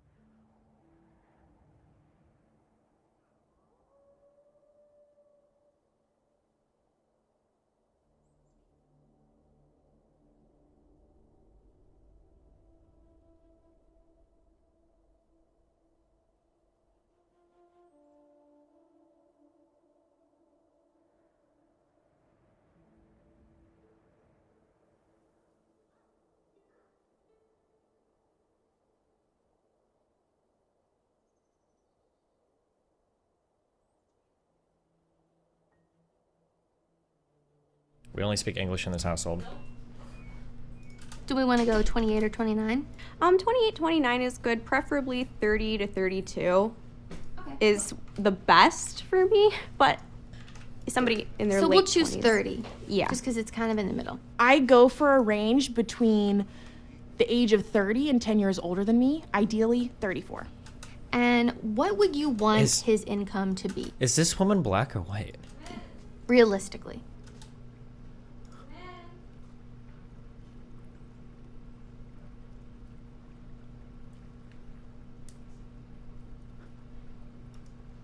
Nothing hurts Steven, chat. I made and jerk off to deepfake videos of Tiny. There is nothing he can do to stop me. Help. Okay,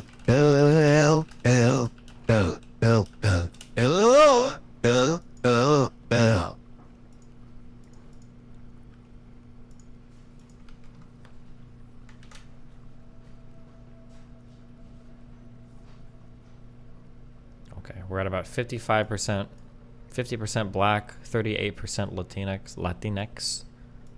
At this current point in time? Mm-hmm. Ooh, okay. At this current point in time, at the age of 34, I would like it to be between $100,000 and $120,000. 50K or up. Okay. Do you want to just say 50K? Yeah. Let's say 50K. Oh, I'd like it to. Wait, what is she? Hold on, I'm sitting there realistically. At this current point in time? Mm-hmm. Ooh, okay. At this current point in time, at the age of 34, I would like it to be between $100,000 and $120,000. Jesus. 50K or up. Okay. Do you want to just say 50K? Yeah. Let's say 50K. Over 100. Jesus. Okay. So give me one number. Do you want to do 120, 100? Let's do 120. 120. And that's to where you would feel comfortable, you know, you would live a comfortable life. That would feel realistic for you. Yeah. I mean, with the way our like society is going and our world is going, 120 I feel is comfortable. Okay. And that's pushing it, maybe even. Like we could maybe do a little bit lower, but we'll stick with 120. Okay. I would hope that, you know, if they're going to be if they're at that age, depending on their path and the career that they're in, you know, I'm assuming they've been working for probably 6, maybe 7 years if they're 28. Maybe between 65 and 90.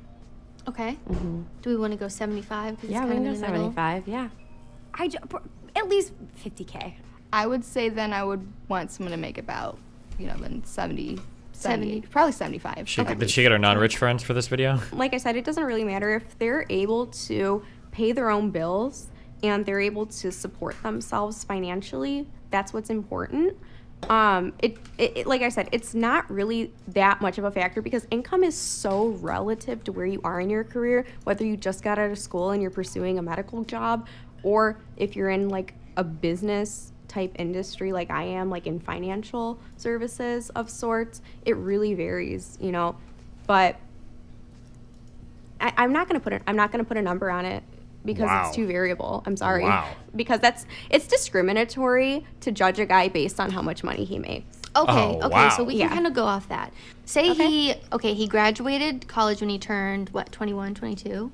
So he's like 9 years out of college. He's 30 years old. He's had 9 years to establish himself. What is an income that you would feel comfortable living your lifestyle on at the moment if he's 30? If he's 30 and he's been working for almost 10 years, maybe 150 to 200 for his work experience. Wait, how did so she? 150. How did she move? But you also said you think it's discriminatory. It is, but you're making me put a number on it. So with somebody that's got 10 years of work experience, they should be getting compensated well for the time that they put in and the amount of years of experience that they have in that field if they've stayed with the same field. What do you think is the median income for the age that you specified, so 35, if you had to guess? Like 70? Jeez. Actually, 52,000. Okay. Does that surprise you? It does. Lower than you thought? It's a little lower than I thought, yeah. Okay, so 15% of men are 35 making 120. Hard to find. It's a small percentage. Yes, it is. Right? Yeah. I mean, it's definitely more than some people, but 15 is still not that big. No. I'm going to guess it's probably around 50, 55. 33, the median is 49. Okay. So you were kind of close there, around the same ballpark. And then the number you chose was 75. 75,000 at 33 is the top 27% of men. Okay. So, I mean, a little less realistic, I suppose. It's not so crazy. 27% is not that much, but it's definitely more realistic than some of the other things. These corporations need to start paying up more. And inflation's really kicking us. That's the big thing. For age 34. Why watch more of these videos? Are you cool with creating incels now? Yep. Or are you just ready to need another anti-misogyny arc? You know what? Here's what I'm going to say. Are you guys ready? I'm going to trigger the fuck out of all of you. This is what I said when I say this a lot and people get really triggered.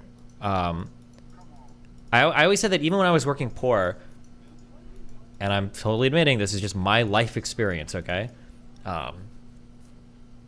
When I was working poor, gas prices were never a make or break for me. Like when I think of like, I can't afford to live, I'm losing my house, etc. It was never like, oh my God, I spend so much on gas. It's just never been a factor for me. But I know that like, but it was strange during the Biden stuff, like everybody seemed to obsess over like gas prices. Now people are also saying that maybe the cost of like other food goes up when gas goes up, I guess, maybe.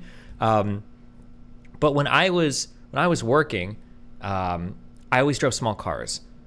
The one thing that always triggered the fuck out of me when I saw people complain about gas prices climbing was, why the fuck are so many poor, dumb fuck Americans crying about gas when all of you guys drive trucks? It was the one thing that I never understood. I could never, ever, ever get it. All of these people would cry about gas prices, and they're driving these huge, disgusting trucks. And I'm like, I don't believe you. I don't believe you when you tell me that gas is expensive and it's hurting you when you drive these gas-guzzling monster fuck vehicles. Fuck all of you. And I drove around my little Dodge Neon, my little Volkswagen GTI, my little whatever. I don't know. That was my thing.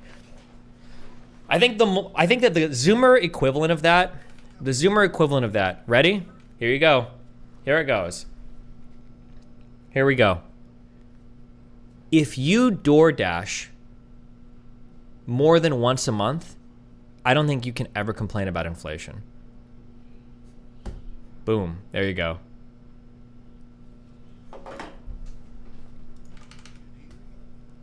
If you DoorDash more than once a month, I cannot believe how expensive it is. How much do you think I spent yesterday? I got yesterday when I DoorDashed my cheeseburger from Five Guys. I got a double cheeseburger with bacon. I got a small fry, and I got a Coke Zero. How much do you think that costs?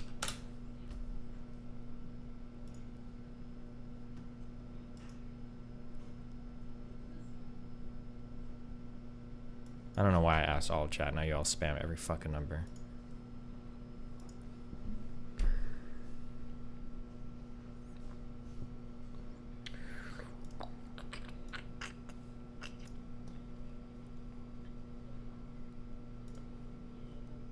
For that one meal, it cost me $39. I'm pretty sure that if I really tried, I'm pretty sure that I could live off less than $100 a month in groceries. If I really stretched. I think I could. $25 a week? Probably not on Miami Beach. If I'm doing like rice and beans and shit, we're stretching. But I know for $200 a month, very easily, I could live off of $200 a month for groceries. What's up, Destiny? 100%, Can you say easily? Happy birthday, Jonathan.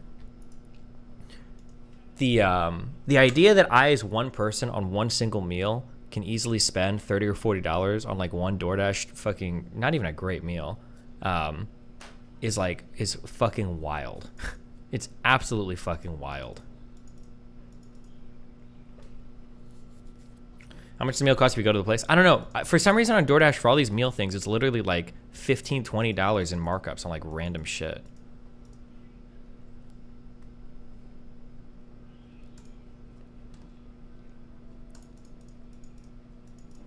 But anyway, yeah. Fucking Zoomers that do that shit are wild. And then complain about inflation. How long was your commute when you were working poor? If you had an hour or two commute due to traffic, that's a lot of gas to go through being stuck on $4.95. $4.95? I don't know what that means. Back then it was $5.15 an hour, $5.25 an hour, I think, when I worked at McDonald's. I actually commuted... I'm trying to think. I lived in South Omaha off of 42nd and L. So it was 42nd and L to the casino. Although I lived up at 108th and Maple before in Omaha. Probably like a 30-minute commute. It was a decent commute, I think.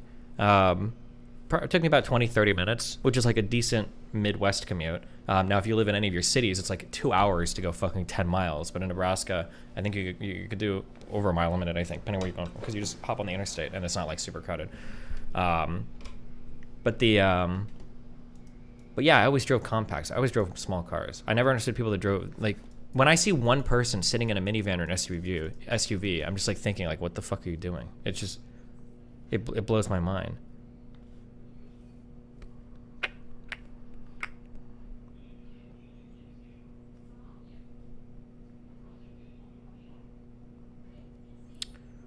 495 is a highway loop.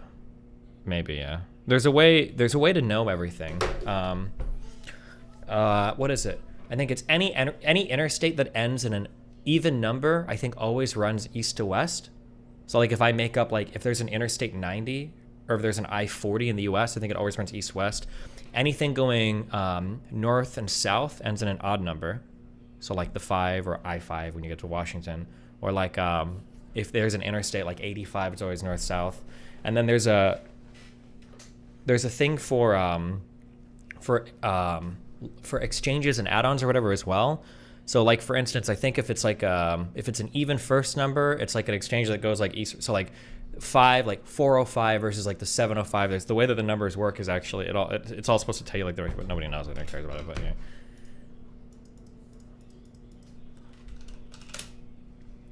This video covers what you're talking about. Oh, does it? The interstate highway shields hide within them long forgotten knowledge, as our great ancestors could navigate by the signs in the sky before the creation of majors, beginning with the next northernest is San Francisco. Oh, yeah, whatever. Because it's not my own age. Maybe 70,000? Bro, the price here is $7 per gallon. The average monthly wage is €1,000. Listen, I'm not speaking about European gas prices. Okay, I don't know anything about your shit. Fuck you.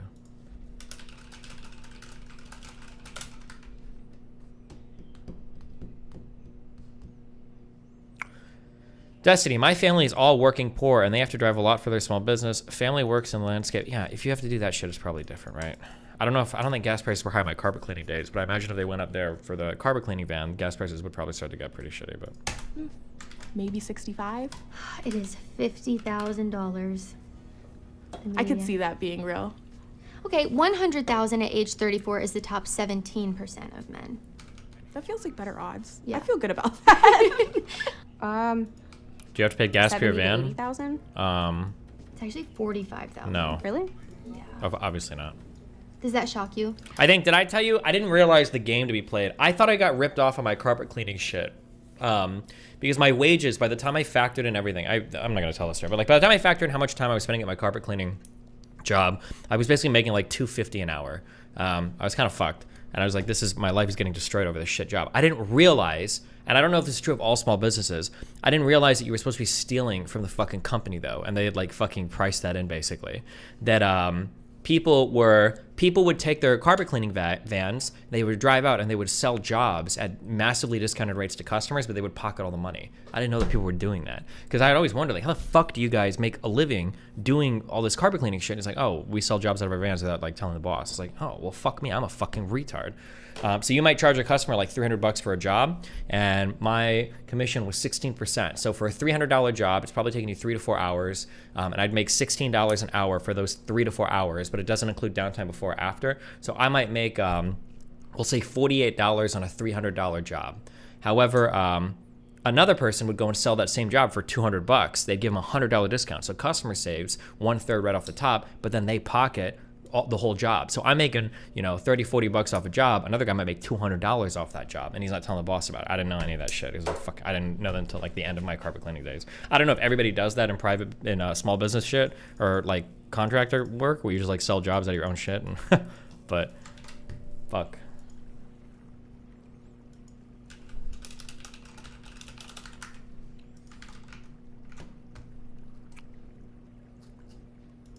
Right, the form check.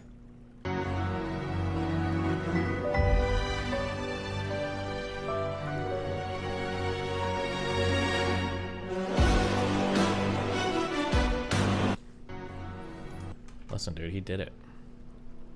As a personal trainer, people try to do that all the time. Yeah, that doesn't surprise me. Oh, a guy did it to me when I talked to a personal trainer at the fucking in California. He's like, oh, dude, I can train you at like a different gym. But we can't do it here and you can't tell anybody. It's like, oh, okay. It's, I know this game. I've heard of this one before.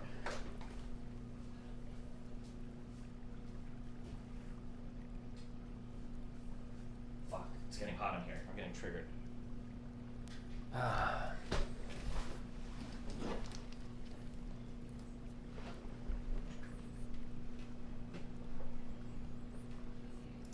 It does, because I've worked my entire career, I've worked around people that have made 6 figures out the gate starting in my field. So income-wise, I guess. What's our field again? I am a little sheltered because I've been around young people that are in high income earning positions from such a young age, and they only grow with their success. She works in insurance? Because that's all I know. Like I've been in my industry for quite a few years now. Like that's all I know. I'm not really paying attention to like what's outside of that. So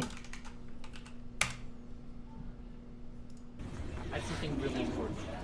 The moment I saw you, my eyes were just, oh my god, I love you. Jesus. The median income, I'm gonna go with 82,000. It's 42,000 for a 28-year-old. Wow.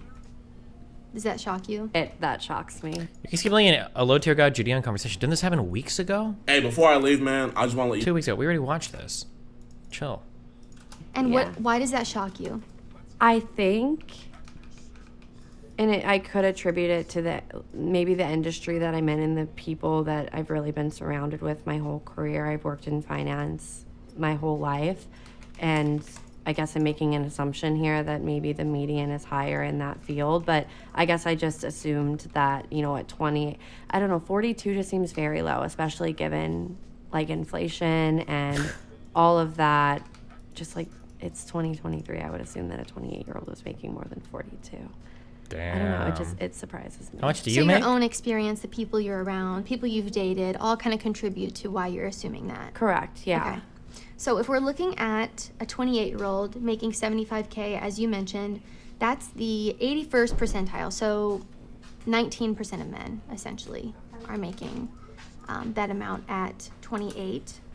I'm pretty sure. I thought that the median income overall was 40K in the U.S. Okay.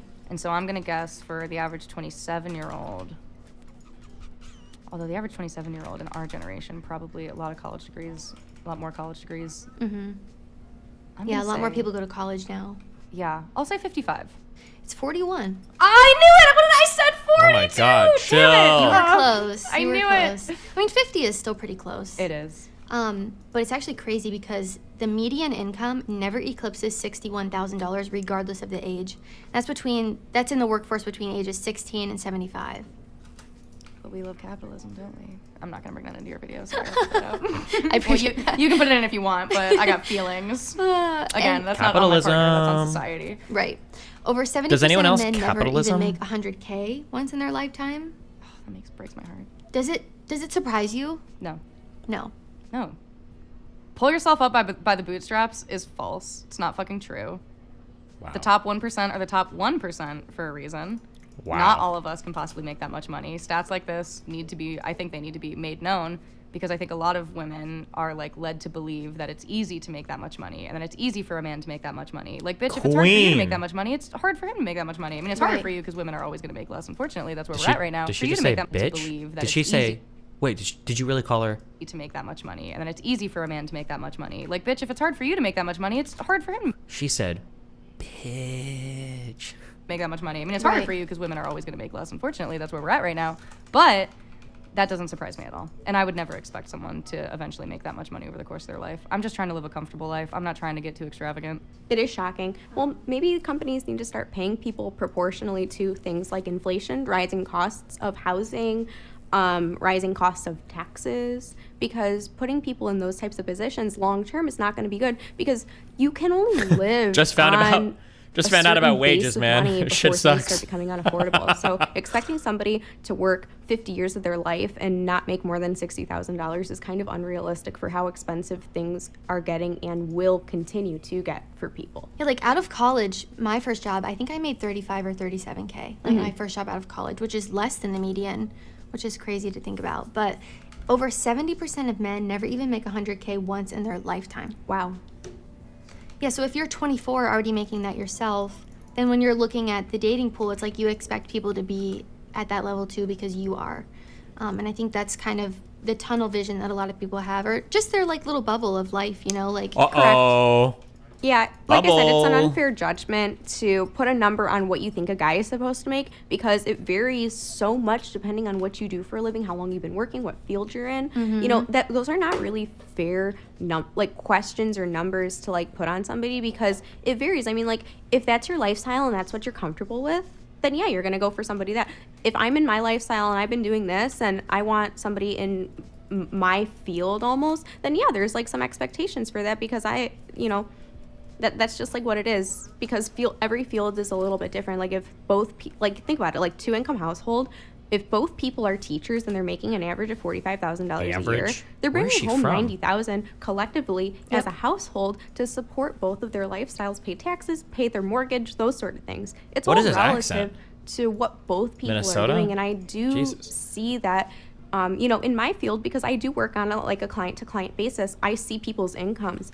And I think that some of them are disproportionate to their age and their work experience. However, I do feel like the people that they choose to be with and marry and be in relationships with, both incomes are similar. I see that. Oh, that's interesting. Because you work with, I work with people on a client-to-client basis, so I see the income. And it's normally kind of proportionate. Like it is proportionate. Equivalent, yeah. Yes, it is. I think that's why some guys get upset because there's like girls who don't want to work or don't make any money and then they want a guy to make $1 million. Yeah, that's not fair. Yeah, no, that's not fair. I mean, like if you're... It's interesting that she works, so what she just said is actually true, right? That people tend to date with an income. Everybody... Like, I mean, it's easy. It's kind of like an easy common sense thing when you think about it. Because like all these red pill guys are like, oh no, girls want all girls want guys making 6 figures. It's like, there's not that many guys. Like, there's not that many guys to go around, my dude. People tend to date within their income ranges. You're not putting your end of your work in. It's not gonna work. We'll go 55.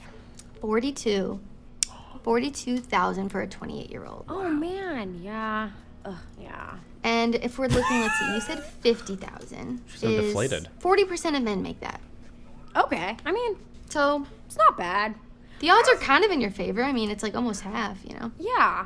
I also think too that like jobs don't pay nearly what they should in like any profession. So it's just like, oh, it's sad to hear that. I know. Like 42K is the average for like a 28-year-old. Like, wow. Yeah, and then like regardless of age, so between 16 and 75, the median income never eclipses $61,000, regardless of the age. Wow. If we're looking at medians. Which I think median is a better thing to use here instead of averages because the averages include like Elon Musk, Bill Gates, who are making billions, buttloads of money. So it kind of sways the data, you know? Yeah. And then over 70% of men never even make 100K once in their lifetime. Yeah. Which is sad when you hear it because I just know so many men in my life who work so hard their entire life. Yeah. And they never will ever make that amount of money. And that's like, and it's depending on how well educated those men are too. Like, college plays a huge factor. Like, well, okay, what's the point of going to college then? Right. You know, college promotes you like, oh, you'll have a better job and you'll have a better income. And then you go to college and you get out of college and you're like, no, like I'm not making what I was told I would be making. The average salary for a master's degree is like $69,000. Yeah. Wow. Yep, and then you have a ton of debt from going to school. And then you're constantly playing catch up, and then you're not even making what you were told to be making, and that just, it's infuriating. It's infuriating, and that's a whole other topic we'll probably get into about like the education system and just higher education is like, is it really worth it almost to go back to school? Right. All right, so now I'm really even like, oh man, I really shouldn't judge anybody for how much they make because I'm like, oh my god, we're all struggling out here. I know. Well, and I think that too. Like a lot of people don't know that, and they're so hard on themselves. They're so hard on other people because they don't know the reality. Yeah. Right. And like what you're asking for in a partner, I think a lot of people have these unrealistic standards of what they want their ideal partner to be like. Right. It's like we're going to Whole Foods buying groceries. It's the checklist of what we want someone to be, but. When you figure out the reality of what you're asking for, it's like, whoa, no wonder I'm not having luck because I'm asking for crazy stuff. Yeah, like that is unreal. And like at the end of the day, this is something I strongly believe in. I don't believe that happens. I am a firm believer, actually not a believer. This is one of the few things that I've learned in life, okay? I think I talked about this on some other show I was on recently. People will date a surprisingly diverse group of people if they click. The number one way that I've seen this, that I kind of talk around this, is that like whenever somebody says like, oh, like I'm not looking to date anybody right now, or, oh, I would never date XYZ type of person, they absolutely would, given the right circumstances. They absolutely would. people say things like, oh yeah, I would never date like my friend's ex, or I would never date like you know, in my friend group or whatever. But as soon as they find the right person, they'll do it. I don't believe that there's a girl that could like meet a guy, they get along, they click super well, everything's fine, and then she's like, oh no, he's only earning $75K a year, like it's not gonna work. I don't think that ever, I just don't believe that ever happens. I super don't believe it. My God, like me and my partner aren't making that much money. As long as we're happy together, that's fine. I mean, with those statistics too, it's almost like, oh my God, how do you even find somebody that's making? How do I even make 3 or 6 figures one day? Like, I don't know. I don't know if I'll ever get there myself. So who am I to judge, you know? It's kind of crazy because the median income, regardless of the age, so you said 33, but regardless of the age, it never eclipses $61,000 across the board.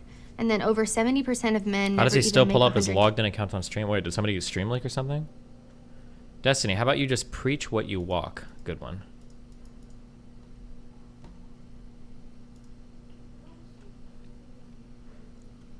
Okay, once in their lifetime, which is kind of crazy. What I think is interesting about this is that these women work and their answers are so reasonable compared to the women in previous videos.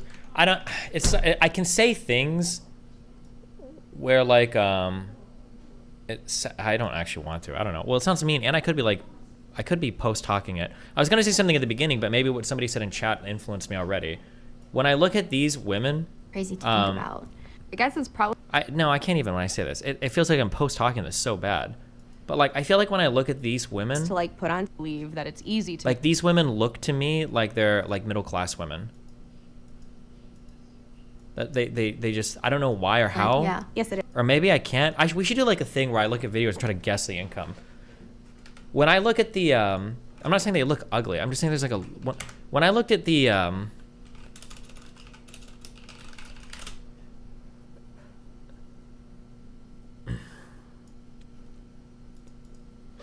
fuck, what was the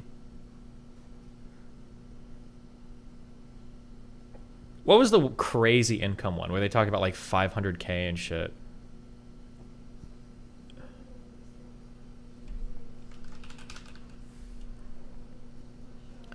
It was on the search results. Go back. Courtney Ryan.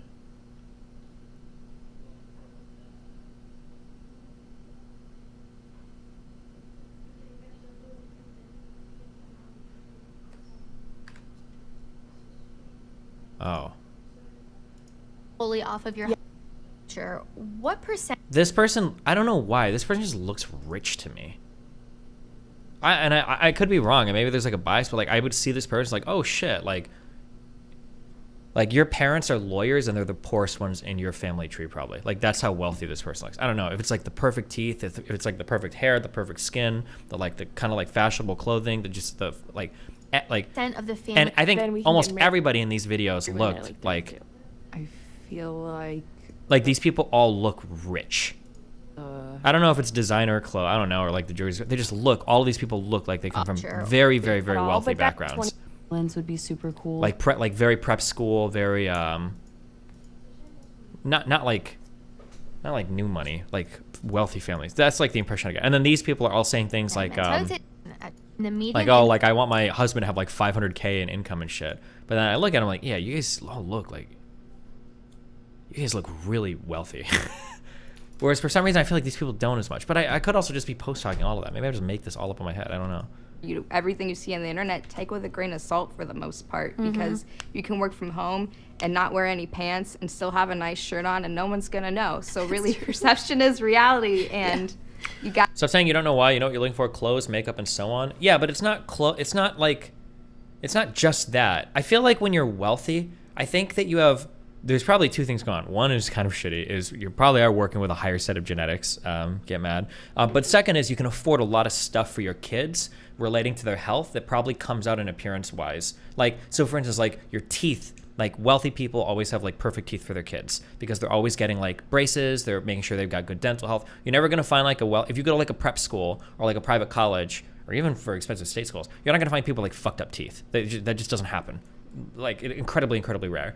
So that's usually a thing. Their clothes oftentimes look very new and nice. Not necessarily, like, I'm not talking like Gucci or Prada, like designer shit. If anything, those people come off as poorer to me, or like they're trying to flaunt some bullshit that a guy bought them or whatever. But they just look like very nice. Like I feel like I could go to like an alumni function event or some shit, and I would see them sitting there with like their wealthy parents. Like there's just like a way that they look, where it's like, damn, these are like prep school kids, super wealthy prep school kids. That's what it looks like to me. But also, and the way they speak, very educated. They speak very well. But I could be post-hocking literally all of that. I could be post-hocking everything I just said there. So, yeah, I don't know.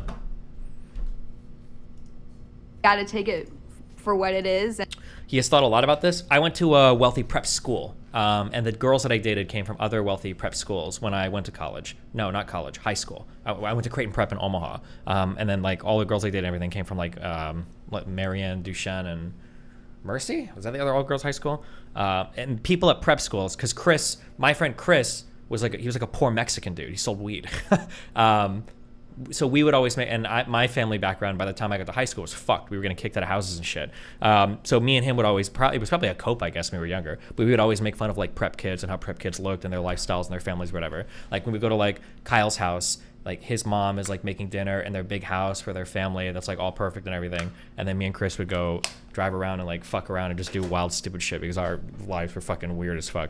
But there was like, it was a very different world. Like wealthy people just live in like a different kind of world and ecosystem. Everything in their lives are different. Their cars are nicer. They don't have check engine lights on all the time. None of their phones are getting shut off. They've always got one parent in the household checking in on you, making sure everything is okay and cooking meals for you. Their siblings are always like in sports after school and shit. It's like a whole different world when you've got like wealthy families versus like kind of like busted families. I don't know how to explain it, but like, because I kind of had like one foot in both worlds when I was doing school, and you kind of see like the differences in lifestyles, I guess. It's a whole different ecosystem of existence between like wealthy prep families versus, but I'm saying prep because I went to prep. I mean, I'm sure there's like billionaire families and everything, but yeah, it's just like a totally different, yeah.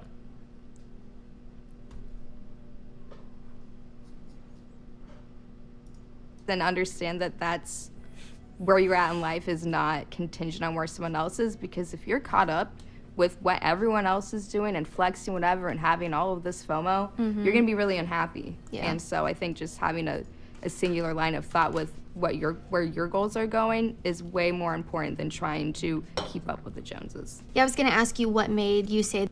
Test it out here. Well-dressed, beautiful black woman in Seattle. Guess my income. Well, this is going to be weird because it's like they're trying to throw you off. So I don't know if you're going to get people that are going to be like, oh, I look like really wealthy, but I make $22,000 a year. We can try it after this. I don't know. We'll try it. We'll write it down. That number specifically, like, is it the people you're around? Is it your industry? Is it guys you've dated? Like, kind of all You guys I've dated, my industry, those sort of things. So I would say that's a combination of all of those. I would say just in terms of people I've dated, and then also, including my income as well. But again, in terms of that number, I understand that that's not where. Why did you say middle to upper class or better genetics? Is there any empirical evidence to this? It would just be a guess in terms of like how people find mates and have children and all of that. There's probably some genetic like shit that is like moving through different lines. That would be my guess in terms of things related to like physical health, things related to mental health, etc. Just a guess. I could be wrong, but. Everybody's at, and that's fine with me. In terms of where I'm at is I'm very much comfortable with being someone who makes more. That's never been an issue for me. The only issue I've had is other people being intimidated by that or not accepting the dynamic for what it is. And I think that can be hard when we do push this pressure on men to be the breadwinners when we don't need to do that. I very much am very happy with the 50-50 income split, but actually the big thing for me and the big reason why money would be important is that it actually shows, I've kind of mentioned this, drive. So for somebody who is making more money, and I'm sure that there are people who don't make as much, who have a lot of passion, a lot of drive, which is fantastic. But if you're making that much, it already is being shown, and you're on a trajectory to continue forward and be successful. Actually, that's Got it. kind So of it kind of shows you other traits that this person could maybe have that would be appealing to you. Exactly. Okay. I make 52. So I think 50K is comfortable. My first job out of college, I made 30K. It was a nightmare. I knew I was underpaid, but I thought I was getting good experience. I wasn't. It sucked. The job just was awful. But I hated making 30K. I had to pick up a bartending job on the side. It was a nightmare. And so I think people who make less than 50K are probably, they have enough things going on that prioritizing a relationship might be difficult for them. Not impossible, but it might be difficult. And I guess like I could date someone who makes under 50K, but it would have to be like, I would never want them to, I wouldn't want them to feel like that they had to keep up with me and my lifestyle, or that they had to match my lifestyle, because that's a lot of pressure to put on someone. And so I would want someone who we don't even have to deal with that pressure. But again, if I like him a lot and he makes a little bit of money, I'm sure I'd try to make it work for a little bit. I chose 120 just because of my income myself, the lifestyle that I'm single, I have a child, so we live, I'm 30, What's your income? I already have my ways set and I'm what so I curious. enjoy doing, and I know how much that costs to do. So I want to live comfortably. I want to be able to have fun. Is this still. a single I wanna mom be earning able to see 100K? things Jesus. And do things and not be just like stuck. And I want to have nice things. I don't want to live out of my means, but I just want to have nice things. Yeah, so I guess on average right now, I am making about 50K. I don't even think I'm making that much, to be completely honest with you. And I'm so new that like my income is so low that I'm kind of like, oh, well, I'm just gonna take my income, and if it's the same as mine, that's fine, you know? So that's kind of where I came up with 50K. That was honestly it. It was just for my own personal, I'm like, yeah, that's what I make. That's probably what other people make too, right? Right. So a lot of people use This that lady as a way sounds to crazy. kind of figure I out. like it. Yeah, because it's Yeah. like Melanie. you have lived your experience. You're basing other things off of that. Yeah. So have you ever dated a man who makes like the 75K that you wanted, or around that? No. No? Less than that? Mm-hmm. I mean, I've been in a couple different relationships in my life. Nothing so serious that I considered marrying somebody, and nothing so serious that I introduced them to my family. But I have dated men where they do well for themselves, but I didn't see a future with them, so I didn't pursue the relationship further. Damn. Yes. Okay. Was it like official? Was it casual? What kind? Just a casual. Casual? Okay. Yeah. Yes, out of the 4 people I dated, 2 did. Okay. So you were like official and Yeah, exclusive with for them? more than a year Okay. each. Okay. Yeah, so the last person I was with made more than that. Okay. Yeah. Clearly, it didn't sway you wanting to be with a man who makes that much again. So. Yeah, no, that was not the reason that we were together, and not a reason that we broke up. So, Would you marry a guy who makes less money than you? Yeah, I don't really care too much about the money. That's not really a contributing factor. Okay. There's other things that are more important. Yes. Is it there are. Minnesota? I would have no problem marrying That is someone a who makes less than me. thick accent. Yeah. Oh yeah. Absolutely. oh yeah, I mean, you said you'd be okay with being the breadwinner. And that's totally fine. Yeah, oh yeah, absolutely. Yes. Again, I don't think that it's a hard cutoff line. Money shows drive, but it's not everything. Like I said, there's some people out there. Took me a while to realize that the Carson Caterino and the Destiny Caterino were the same person. Whatever it was that happened. Why are you not covering the Trump shit? Somebody said that the indictments for Trump were released or unsealed, and that we're gonna get them soon. As soon as the indictments are out, we can read them. But we're waiting for. I'm waiting for them to get unsealed right now, I think.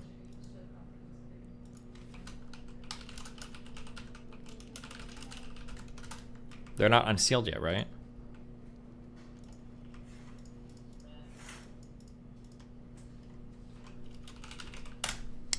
Melly Mel. Wait, what happened? Are you doing the Mel thing? What? How did you just change outfits? Yeah, because I went down. What was wrong with the other outfit? I get cold. Well, why'd you put that one on? Huh? I love you. Wait, where are you going? I get food. Okay. Be Melville.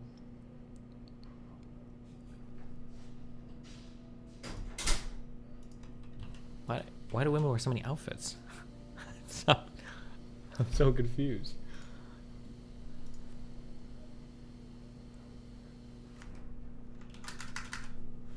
Who are very passionate, have a lot of drive on their own. So yes, I would.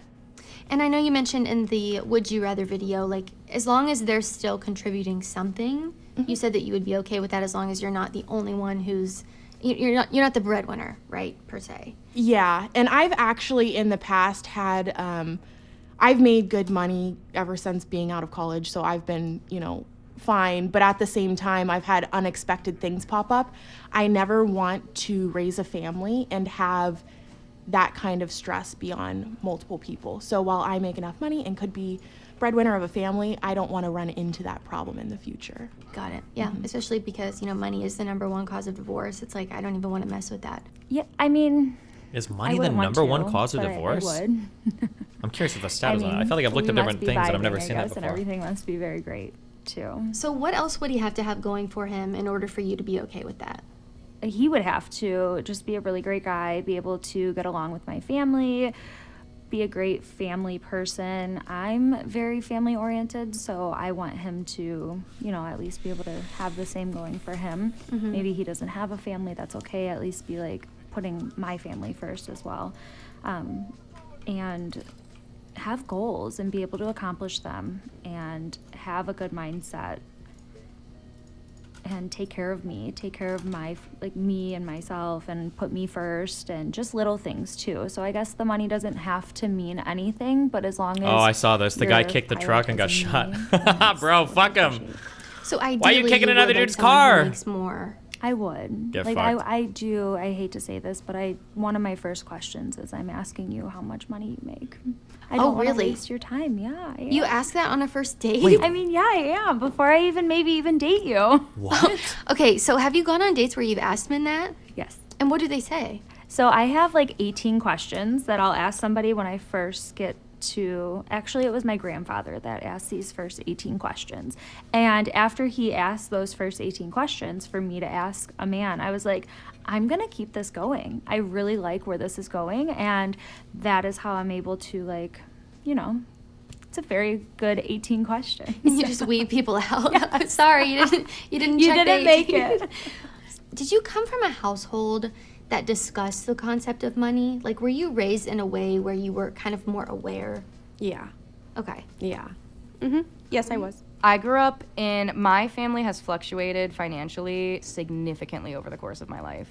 So I'm very open-minded when it comes to how much money a person makes, and I don't equate how much money you make to a person's character. There is so many circumstances that affect how much money a person can make. Imagine being a bad Assuming person that someone makes and a lot of making money, a lot of money. and that Doesn't immediately happen. means they're Imagine a being a hard good worker. That's person not and being true. poor. Doesn't happen. Assuming that someone makes no money and that means they are not a hard worker. That's not fucking true. There are people who work in nonprofits that are the hardest working people you will ever fucking meet, and their time is donated. They probably don't make that much money, but they're the greatest people on this planet. Wait, And then there are nonprofits? You get people who paid. You are get paid for born working in into nonprofits. jobs that they were just given. Nonprofit They make doesn't a mean the shit ton of people there money, don't get and paid. they didn't do anything to earn their work there. They might work 1 hour a day. So as trying to attribute characteristics to the amount of money that someone makes is just not accurate. That's there's all this talk about being high value, and a lot of people equate that with making a lot of money, but I don't think that's true. I don't think just because you make a lot of money means that you're high value. And I think viewing people that way Not is a lot, really she means? They pay really detrimental low? and I thought some harmful nonprofits to pay quite a bit. relationships. I might be wrong. Agree with you. Yeah, I completely agree with that. No, not really. I'm very, very fortunate. My parents did make great money. They do make great monay. I'm so fortunate. I really am. I don't mean to highlight my privilege, but that is absolutely where I come from. Well, you can't help where you're born into. Right. And so we really never, my parents always instilled just, work hard. Rolex and, is the money will nonprofit? come. Is that kind of true? thing. And that's to me, I was always like, oh, work hard and money will come. Cool. College, right? So we go to college, and I just graduated with my master's in December. And it's so funny now, because I was even talking to my parents about I'm very surprised on how little I'm making with a master's.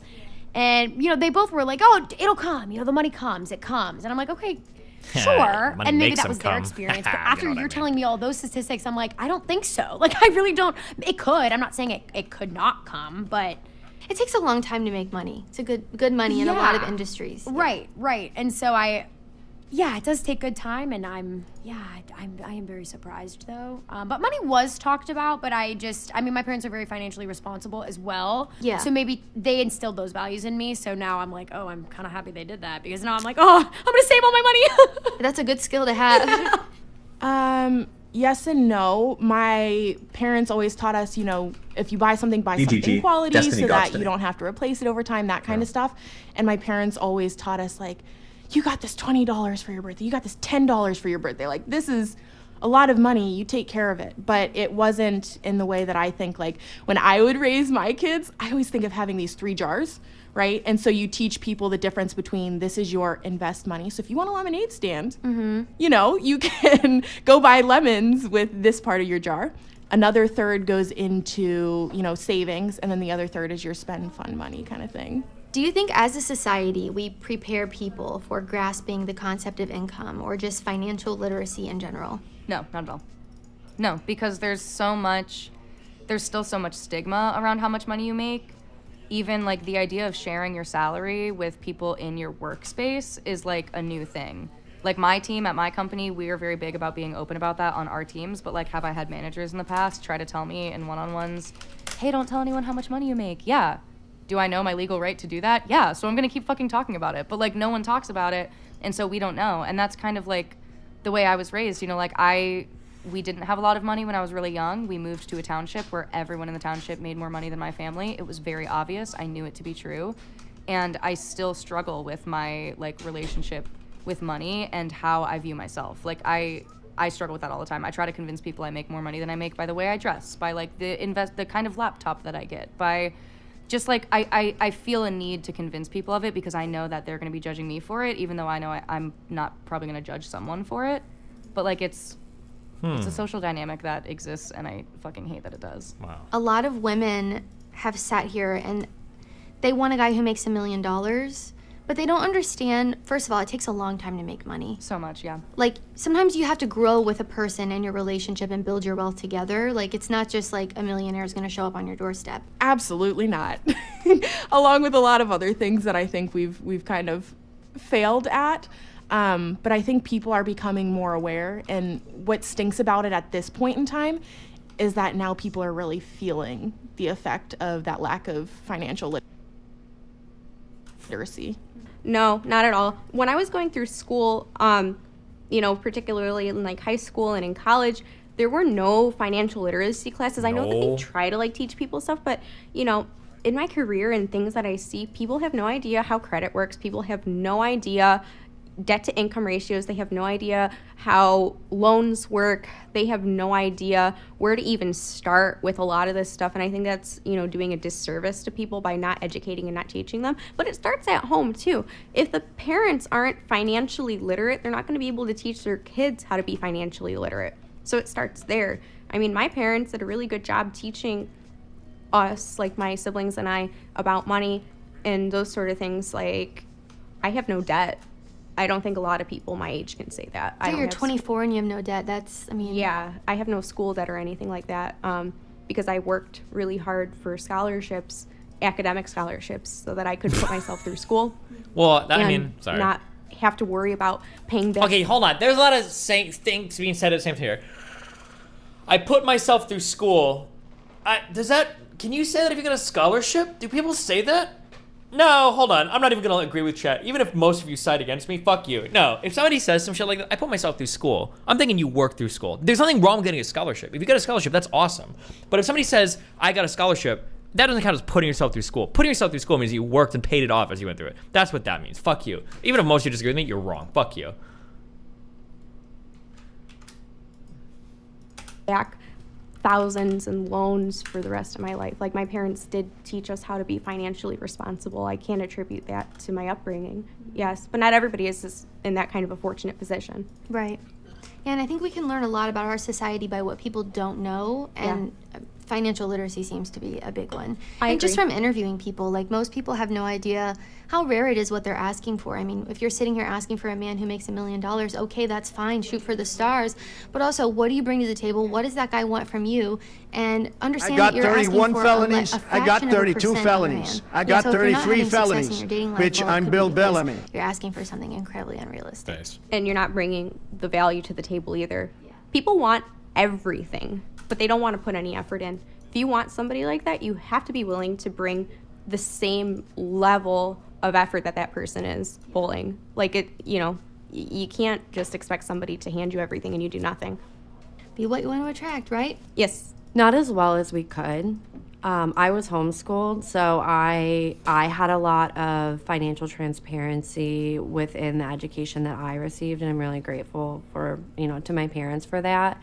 But I hear that, the high schools, they don't really talk about personal finance. People will take courses in college, and that's mind-blowing to me, because unless you're in a business field, you're still not taking a personal finance course. That is kind of mind-blowing that we don't teach finance in school or whatever. It is really so weird. Why they haven't integrated more DA press conference on Trump Raymond in 35 minutes. financial Gotcha. courses at the high school level, I think that's way more important than some of the other stuff that they're teaching. Yeah, like the mitochondria is the powerhouse of the cell. Why do I need to know that? Right. I've never used that other than in that class that I took. So I think that the next generation would be set up so much better if they just made a couple of changes with the education that kids are receiving. I agree too, and just like They make so you take people econ. understand- Heads up. Remember, okay, I know this sounds weird. Econ is not finance. The two have nothing to do with each other. It's like saying that like I'm a power lifter because I got like a PhD in biology. Econ and finance are completely separate things. They're not even remotely related to each other. They don't have anything to do with each other, okay? Not at all. They don't even deal with anything. understand what they should be working towards, first of all, what's realistic, and what they're asking for in another person. I think expecting something of yourself is one thing, but when you're expecting it from another person, it's a whole new ball game, right? And as a woman makes more money, she typically wants to be with someone who's at her level or above, so then that automatically limits the pool of men that you're selecting from, and decreases your chance of success in your dating life. I mean, even an average master's degree salary, someone who has a master's degree, is $69,786. And think of how much debt you have after going to school.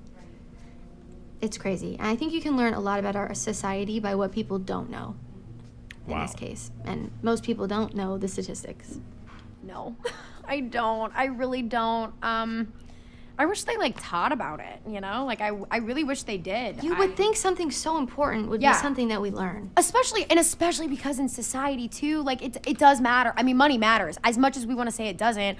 Maybe not in a dating, but just living. I mean, you have to buy groceries, pay rent, to live on your own, to buy a car. Everything requires money. It does. And if Destiny, you're do you think anyone in not high making school would enough of actually it, pay that's your attention to life is financial constantly literacy? stressing about I where am hear I this a getting money lot, from? but I How do feel I like make when I ends think meet? How back do to I my get public into a school relationship? experience, How do I half raise of a these family? people How do I wouldn't do pay this? attention And in a course like that's civics so either. incredibly difficult. Actually and true. Nobody prepares That's you probably for that. true. They We probably don't go to wouldn't pay school and attention. Nobody prepares you hey, this is how the world works, and this is why money is important. This is why, I don't know. Yeah, no, I don't think we were prepared at all.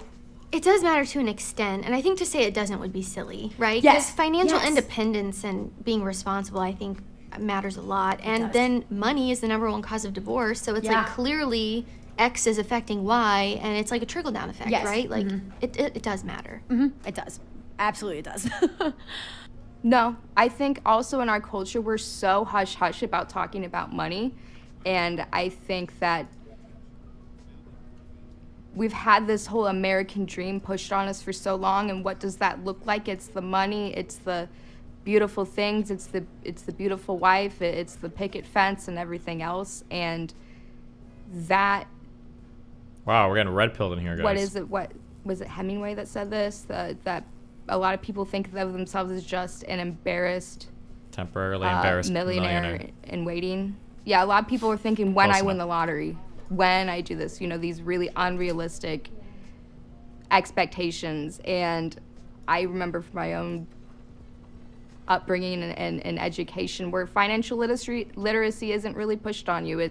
Wasn't really taught in schools. It was learn everything except how to take care of yourself, really. And I think that's been such a detriment to a lot of people because you just see the flex in front of you. You don't see either the work behind it or the credit card debt behind it or anything else behind it. The only advice I really got was if you can't pay off the credit card bill every month all the way, cut up the credit card. True. But we are such a consumer society that it's hard for people to not want to, again, feed into this idea that new is better, and it's, giving us a serotonin hit of new shiny things and not really understanding that that's temporary, but that debt is there. Yeah. And I think a lot of people also don't know, like, some of the most wealthy people in the world are the most depressed. And just because you have all these nice things or make all this money, I mean, to a certain threshold, life really doesn't get much better for you. Right. Once you have a certain amount of things. Of course, it's nice to be, not having to worry about bills and being paycheck to paycheck. But after that, it's kind of just like, now what? Yeah. And if you don't have hobbies or goals or things that get you excited about getting up for the day, then you're gonna be unhappy. And again, money isn't. Okay, do we need their life philosophies? Are we done with In this? my younger days, it was, yeah, sure, I would definitely have I've fell into that fantasy before, and then. Okay, we're good on this.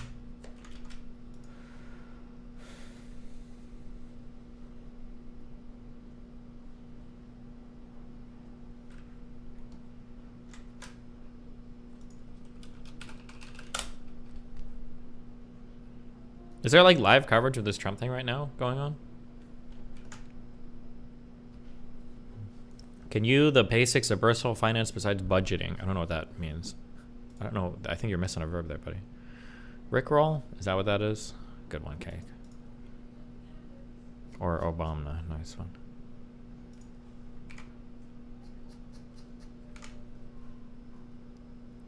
Live stream. Quite striking, but seeing that wide shot where he is at the defense table and you see the court police, he's in custody, he's in their control, I think is very striking. It's almost like any other defendant Right. on any other day sitting in a courtroom. And I noted, having covered Trump for a long time, his body language hunched over, hands clasped between his legs. Jamie, you were talking about Do you think Nancy anger. Pelosi is guilty of That insider is trading? An angry Trump. I don't know. I've never seen any That is compelling evidence for someone it. whose lips are pursed, his eyes are small. He's looking right at the cameras because he knows that they are there and what they're there to do. This is a frustrating moment for Destiny someone van Hal-Griffin who, measures Vigo factorially. actually with this run has of trailing tried in issues. so many ways to use the justice system to do things that he has wanted it to do, and has been frustrated when it hasn't happened. And now he finds that he calls himself a victim, but he is now the subject of the justice system itself. And it's a frustrating moment for him, I'm sure. And he's forced today to live in reality. We're reading body language right now. Pretty soon we'll get to read an indictment. That's the most important thing that will happen today, seeing what's actually on paper and what they can lay out, to Carrie's point about how do they connect the dots here. But reading his body language, this is a man, Andy mentioned CEOs in court, average Joe's in court. This has to be a thud for him because he lives in a fantasy land. He's going to go back to Mar-a-Lago tonight, where he has an office that he made deliberately to look like the Oval Office, where they have napkins with a seal that looks like the presidential seal. He calls his plane Trump Force One. He insists that everybody call him Mr. President. He says that Joe Biden lost the election and that he should have been reinstated already. He's not in that world anymore. He's a defendant in a trial case right now. One other point I just want to make. I'm just looking at Twitter. Donald Trump Jr. just tweeted a picture of the judge's daughter saying she worked for the Biden-Harris campaign, seems to be relevant. Oh my God. It is not relevant. It is not relevant. She's an individual adult. But this is what I was about to say. This is the game they play. It's not a game. It's not a game. This is how they play. Right. They try to intimidate, they attack, and they put at risk people who should not be dragged into this process. If Donald Trump is presumed innocent, if he can beat these charges, good for him. The judge's daughter has nothing to do with this, but this is what they do. This is how they have so taken this country off the rails and outside the norms. And there's a reason why they took the prosecutor's pictures off the website for similar reasons. And it's really unfortunate that that is a world in which we live, and you have people on social media doing what you just described.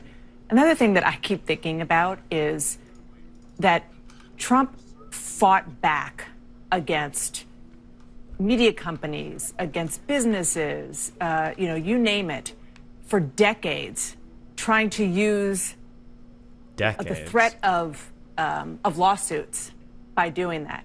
One of the people in recent years, before he became president, that he used as his chief henchman, this is what he calls himself, henchman, was Michael Cohen.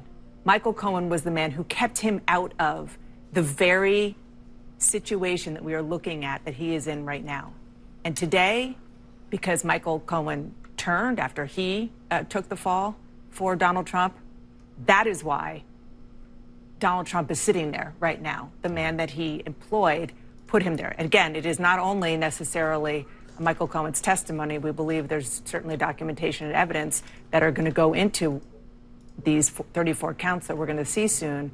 But that turn of events is quite noteworthy. Karen, I want to ask you a wacky. question and then throw back to Anderson.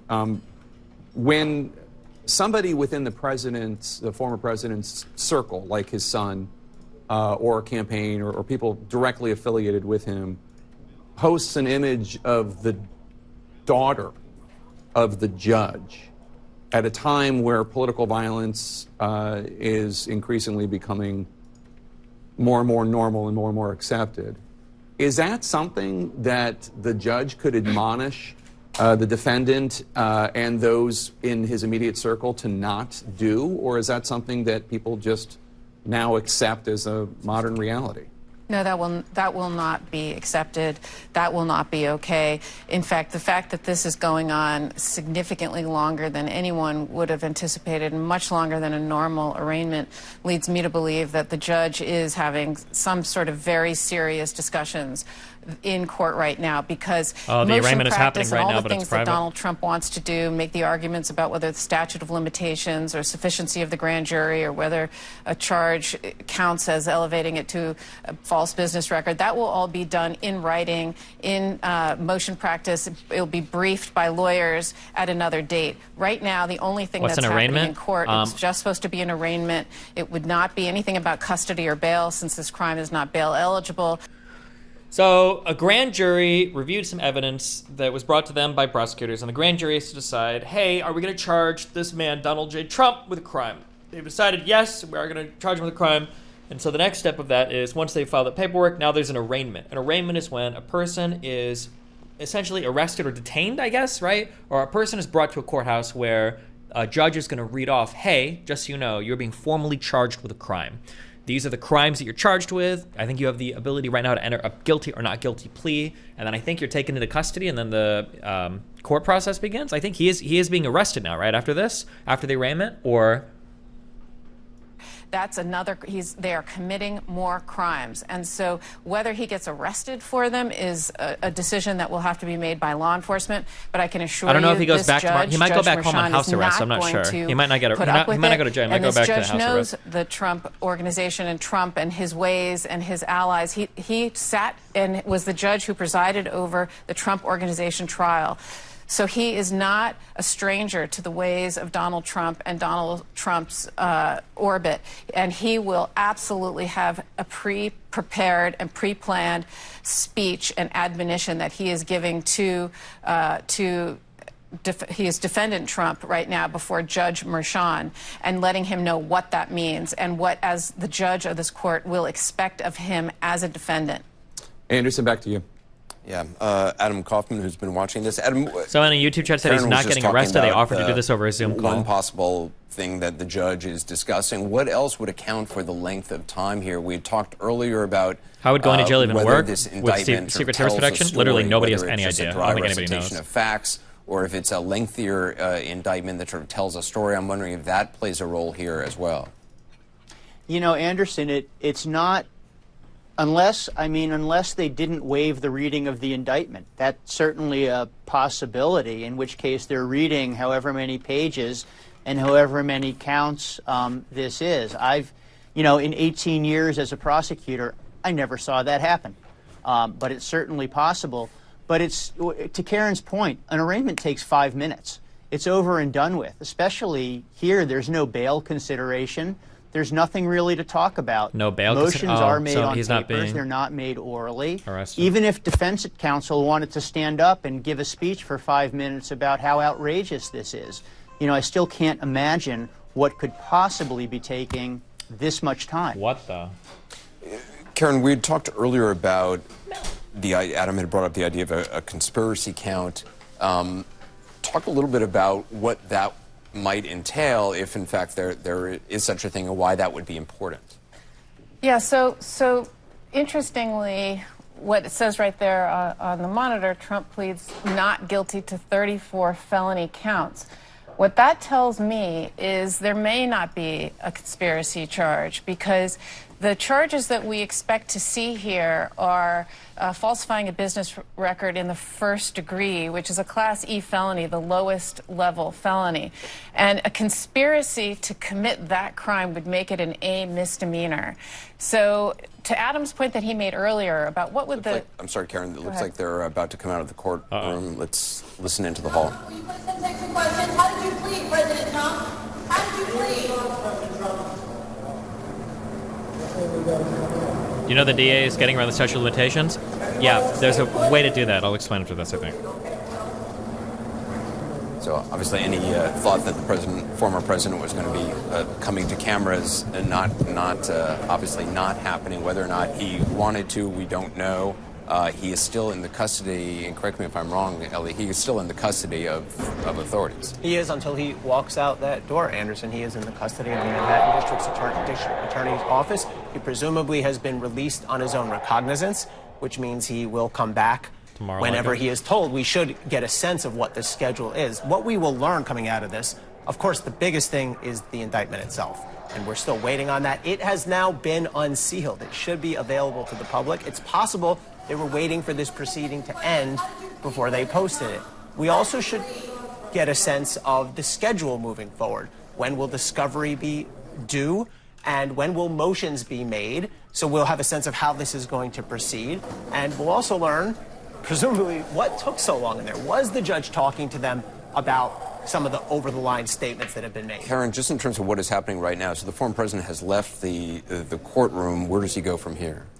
So now they are going to take him out of the building probably the same way that they brought him in, which is through a separate elevator that's typically only available to judges and the district attorney.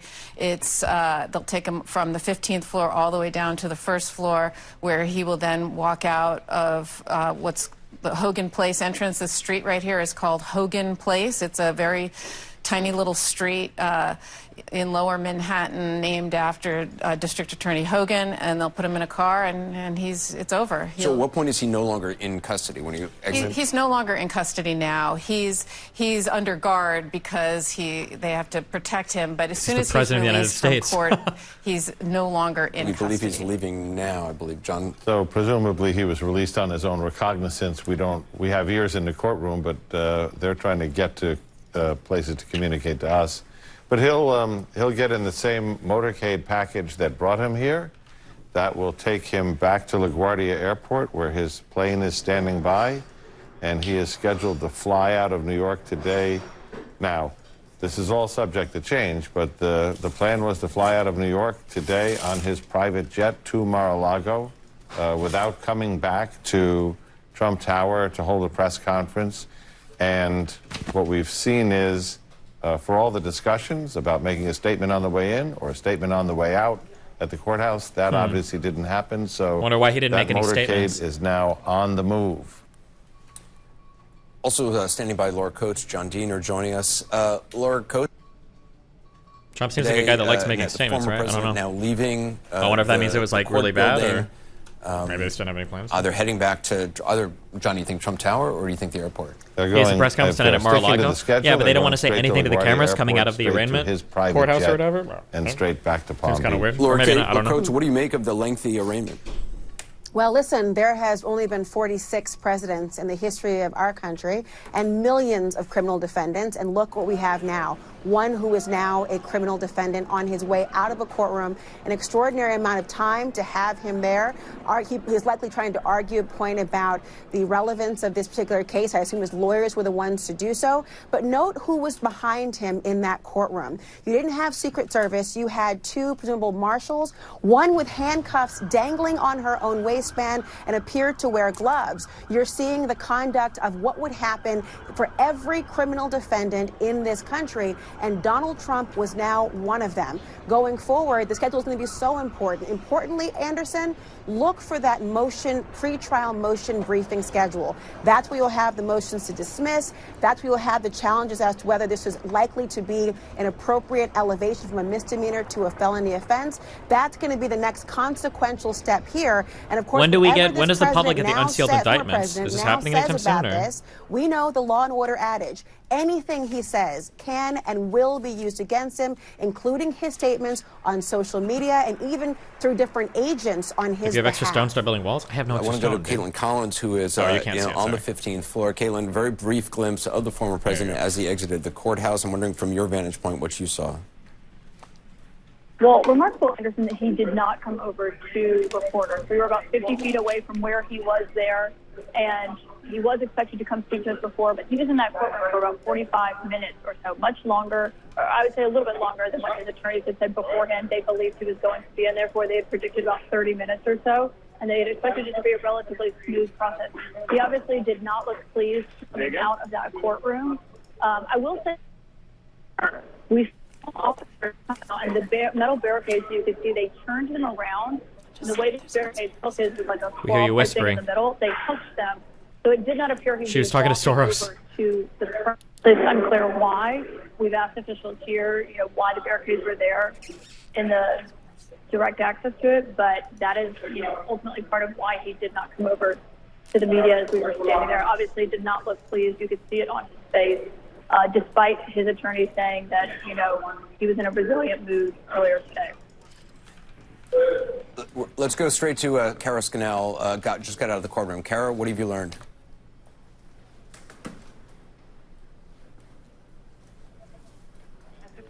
An hour. I'm in a very crowded space, so I hope you can hear me. I hear you, Kara. Go ahead, you're on the air. The former president pleaded not guilty to 34 counts of falsifying business records in the first degree. Those are all felony counts. All 34 counts were just on the falsifying records? In 2015 and involved the payment of is that one? Do we know that, or is she just speaking? Stormy Daniels, as part of the allegations, prosecutors said that this was part of an effort to promote his candidacy by burying negative stories ahead of the election. And now we don't have all the additional details of what else might be included in this, but that is how they outlined it in court. Now, in this brief, well, it was about a 45-minute arraignment, when the former president entered the room, it was so quiet you could hear a pin drop. He walked in, he licked his lips. He was scanning each of the rows. Thanks for the dramatic rating. There were about 60 members of the press in there, each row flanked by court security officers. We were not allowed to use any electronic devices, so we've all kind of been filing out now to report the news. He spoke only a few times. He entered the plea not guilty on his own. He also was addressed by the judge, who addressed to him some of the threatening statements that he made. That was something that prosecutors had raised. They had asked the judge not to impose any kind of gag order, but just to raise the potential issues of Trump's threatening social media posts. They handed up copies of those posts to the court and to Trump. The judge said that he was not going to impose any kind of gag order. He said he wouldn't even if he was asked right now, but he did warn the former and also the prosecutors to warn their witnesses to tamp down their rhetoric, to reduce what they were saying about the case, and the judge warned both sides, but particularly speaking to former President Trump, not to make any statements that would incite any violence or threats against any officials. The former president has put on Oh, hey, Tier 5, Colin. We're having a problem with Kara. We'll try to get back in contact. Ellie Honig? So, Anderson, we are getting our first look at the indictment, and with the proviso that we've not yet had a chance to read all of it, a couple of initial impressions. First of all, this is what we call a bare bones indictment, contrary to what we were discussing before. This essentially just lays out the statutory language, the name, the date of each offense, but there is not a lot of detail in what we're seeing at this moment. There do appear to be 34 charges in here. There does not appear to be, and we're looking at it for the first time, there does not appear to be a conspiracy charge per se. Now, that doesn't mean they can still explain the whole scheme at trial, but it looks like these are charges based on falsifying of business records and then can't be falsifying just that, business right? records in order to win commit the or conceal some other crime. So those are some initial impressions as we page through this indictment for the first time. Karen? Yeah, and interestingly, it does not... By the way, where are you getting this? I read was it on given Twitter. a copy. Okay, go ahead. But I have been given they did file a statement of facts in addition to this bare bones indictment. The indictment itself doesn't talk about whether or not the there's not going to be anything good in the indictment. Upon to bump it up from a misdemeanor to a felony. That's what we want to know. But there is, okay, here's my understanding of it so far. If a lawyer wants to come in quickly, go for it. So the problem is falsifying records is like a class Z misdemeanor. That's some shit where you come in and you like fucking pay $20 and you leave. It's a stupid. Nobody cares about this shit. The only way to now, why people are saying that this is political, why people are frustrated over this, is that in order to bump that up from a class Z misdemeanor to something that's actually worthwhile, is you have to overcome the statute of limitations, meaning the time to press charges for that crime is already expired. I think it's like 3 years something. It's already expired for when those payments were made. But if that misdemeanor was committed in order to cover up another crime, so something related to election fraud or misappropriation of campaign funds or whatever, if it was committed to cover up another crime, that means that now you can upgrade these charges to something where the statute of limitations wouldn't have passed. But that's what we want to know from the indictments. Everybody wants to know, what are you saying that he was covering up these payments for? Nobody actually gives a fuck about these misdemeanor charges. They want to know why these misdemeanor charges were upgraded. If we don't get that information today, we're not really getting anything, which sucks, but...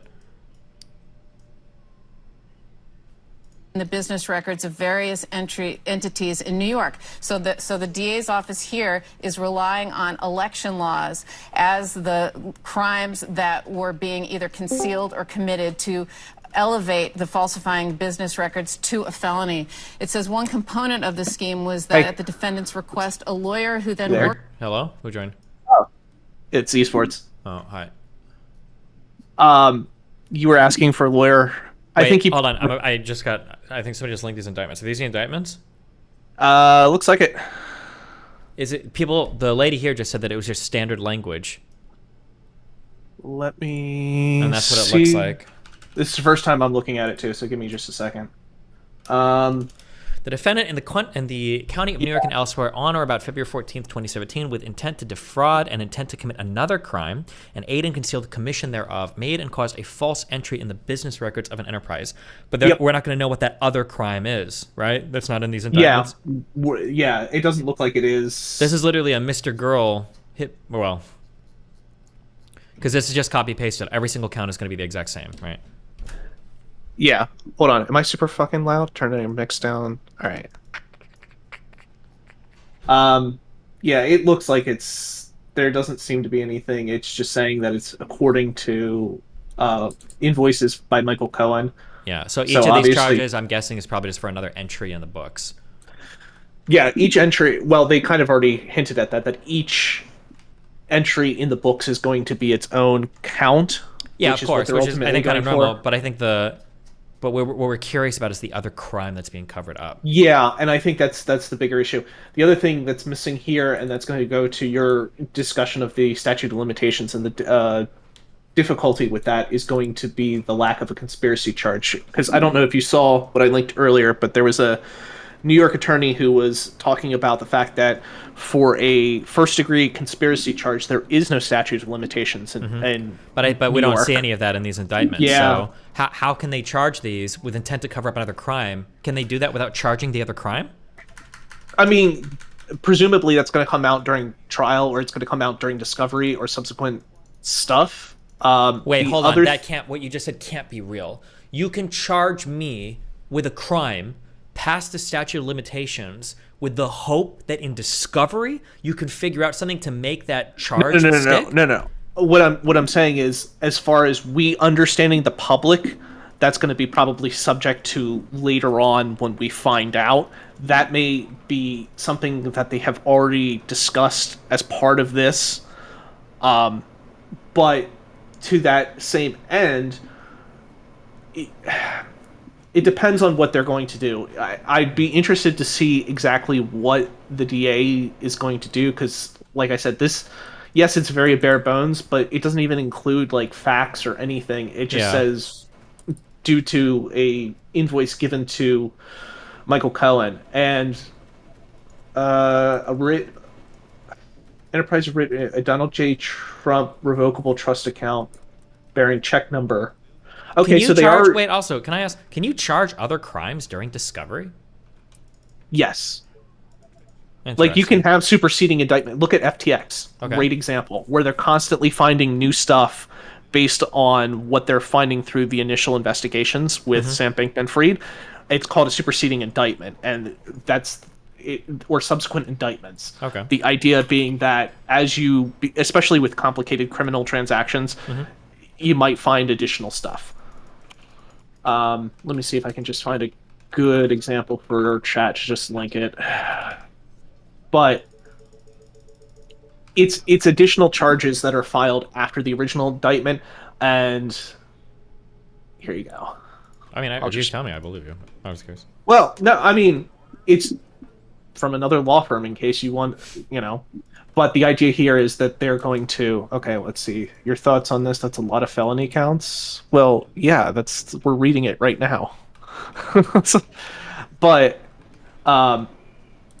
the idea is that once you find more additional information, you can make additional charges. But they must already have the conspiracy in mind, though, to overcome the statute of limitations on this, right? Well, what's super interesting about this is not just the fact that they have the information, but more to the fact that they're identifying individual check numbers. So, presumably, they're going to be able to more or less tell people what's going on. This is... Oh, hold on. Oh, wait. Are you reading the statement of fact? Statement of fact. Okay. Yep. I'm Here we read go. this, Okay. Yep. Okay. The defendant, Donald J. Trump, repeatedly and fraudulently falsified New York business records to conceal criminal conduct that hid damaging information from the voting public during the 2016 presidential election. From August 2015 to December... Oh, wait, hold on. Are you here? Yeah, I'm here. Okay, these are criminal charges, meaning all of this has to be proved beyond a reasonable doubt, correct? Correct. Okay, all right. From August 2015 to December 2017, the defendant orchestrated a scheme with others to influence the 2016 presidential election by identifying and purchasing negative information about him to suppress its publication and benefit the defendant's electoral prospects. So this is the scheme that people were talking about that was going to be tried legally that I believe is untested, or I don't know if anybody's done a charge like this before, but the idea is essentially that they found these fraudulent business transactions, but they're upgrading these because it's in the commission of another crime, which is trying to influence the election through payments that weren't properly accounted for, but it'll get more specific. Well, that last sentence is also super interesting, right? The participants also took steps that mischaracterized for tax purposes the true natures of the payment made in furtherance of the scheme. Yeah. To me, that seems like they might also be going for a tax angle to say that they were trying to shield, basically commit tax fraud. Oh, maybe. Yeah, but it's got to be something more severe for Donald J. Trump, the ex-president of the United States. It's got to be something more than tax fraud. I mean, they got him on tax for Capone, so... Yeah, but again, but we'll see. In order to execute the unlawful scheme, the participants violated election laws, this is, I think, a big one, and made and caused false entries in the business records of various entities in the state of New York. The participants also took steps that mischaracterized, for tax purposes, the true nature of the payments made in furtherance of the scheme. One component of the scheme was that, at the defendant's request, a lawyer who then worked for the Trump Organization as special counsel to defendant, lawyer A, this is Michael Cohen, I believe, covertly paid $130,000 to an adult film actress shortly before the election to prevent her from publicizing a sexual encounter with the defendant. This would be Stormy Daniels, I believe. Lawyer A made the $130,000 payment through a shell corporation he set up and funded at a bank in Manhattan. This payment was illegal, and Lawyer A has since pleaded guilty to making an illegal campaign contribution and served time in prison. Further, false entries were made in New York business records to effectuate this payment, separate and apart from the New York business records used to conceal the payment. After the election, the defendant reimbursed Lawyer A for the illegal payment through a series of monthly checks. First, from the Donald J. Trump Revocable Trust, the defendant's trust, a trust created under the laws of New York, which held the Trump Organization entity assets after the defendant was elected president, and then from the defendant's bank account. Each check was processed by the Trump Organization, and each check was disguised as a payment for legal services rendered in a given month, 2017, pursuant to a retainer agreement. The payment records kept and maintained by the Trump Organization were false New York business records. In truth, there was no retainer agreement, and lawyer A was not being paid for legal services rendered in 2017. The defendant caused his entity's business records to be falsified to disguise his and others' criminal conduct. Wait, so far, the only criminal conduct described is the tax thing, right? And the falsification of what? But I mean, the thing that would upgrade it from the misdemeanor to the to the felony. and then okay, all right. The potentially, because there's a sovereignty issue with potential election fraud payments as far as to whether or not that the state can get involved in that. Sure. But we'll see how that once shakes out. Yeah, okay. Background. The defendant is the beneficial owner of a collection of business entities known by the trade name the Trump Organization. The Trump Organization comprises approximately 507 entities that, among other business activities, own and manage hotels, golf courses, commercial real estate, condominium developments, and other properties. The Trump Organization is headquartered at 725 Fifth Avenue in New York County. From approximately June 2015 to November 2016, the defendant was a candidate for the office of President of the United States. On January 20th, 2017, he became President of the United States. The scheme, the catch and kill scheme to suppress negative information. During and in furtherance of his candidacy for president, the defendant and others agreed to identify and suppress negative stories about him. Two parties to this agreement have admitted to committing illegal conduct in connection with the scheme. In August, the two parties, one is Michael Cohen, who's the second person? Probably Pecker, who is the head of the National Enquirer. What was illegal about what he did? I guess because he worked as an intermediary to broker the deals, and because my understanding was the National Enquirer more or less facilitated a lot of the stories being bought, and the negative headed off much of the publicity that would be negative towards Donald Trump. It has been long rumored that Trump was like an informant for the National Enquirer, so a lot of like the celebrity gossip that they were getting their hands on happens to do with that. Alan Weisselberg is another person who's the former CFO of the Trump industry, so it could be him as well. Okay, as far someone as in chat linked the Weisselberg guy. Yeah. Okay, all right.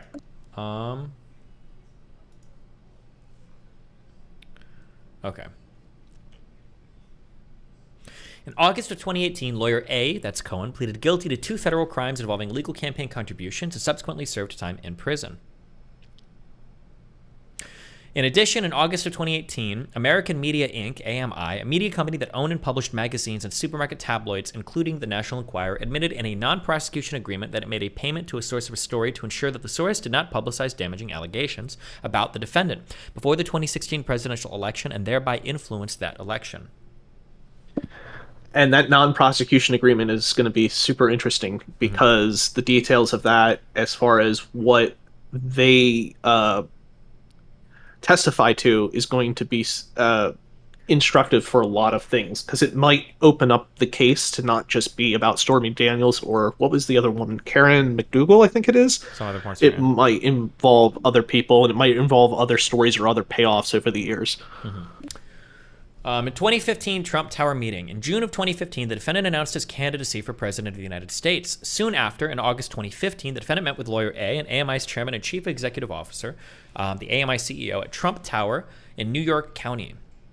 At the meeting, the AMI CEO agreed to help with the defendant's campaign, saying that he would act as the eyes and ears for the campaign by looking out for negative stories about the defendant and alerting lawyer A before the stories were published. The AMI CEO also agreed to publish negative stories about the defendant's competitors for the election. Jeez. Suppressing the Dorman story. A few months later, in or about October or November of 2015, the AMI CEO learned that a former Donald Trump doorman, the doorman was trying to sell information regarding a child that the defendant had allegedly fathered out of wedlock. Oh my God, he's getting Drake meeked or whatever? What the fuck is it? So this actually, I guess this implies a potential third woman at the very least. Maybe. Well, wait, I don't even know if this is true. Let me just keep reading here. Yeah, that's what I'm saying. At the AMI CEO's direction, the AMI negotiated and signed an agreement to pay the doorman $30,000 to acquire exclusive rights to the story. AMI falsely characterized this payment in AMI's books and records, including in its general ledger. AMI purchased the information from the doorman without fully investigating his claims, but the AMI CEO directed that the deal take place because of his agreement with the defendant and lawyer A. Or Pusher T, not Meek Mill. My bad. When AMI later concluded that the story was not true, the AMI CEO wanted to release the doorman from the agreement. However, lawyer A instructed the AMI CEO not to release the doorman until after the presidential election, and the AMI CEO complied with the instruction because of his agreement with the defendant and lawyer A. I think that the search and kill shit is probably okay, or the catch and kill scheme for news stories is probably okay, but probably not to influence an election. I think as a normal, like, mean of business, you can buy and kill stories if you want to do that, but I don't think you can do it for the purposes of influencing an election. I think that might be illegal. Well, here's the other problem. You're now, with the help of AMI, establishing not a one-off or a two-off. You're potentially establishing like a revolving business, like a consistent, which is where the conspiracy comes in. And this is also where the whispers of RICO charges have come into play, where like if you have a consistent criminal enterprise where you're engaging in this regularly, that could be a big deal. And I think that's where they're going with this, which is they're opening up the door with AMI to say, here are all the things that Trump has done over the years to act as an informant, but also engage in business records manipulation through these payoffs. And here is the proof of that through AMI. Gotcha. All right, ready? When AMI later concluded the story was not true, blah, blah, blah. Okay, read this. Okay. Suppressing woman one's account.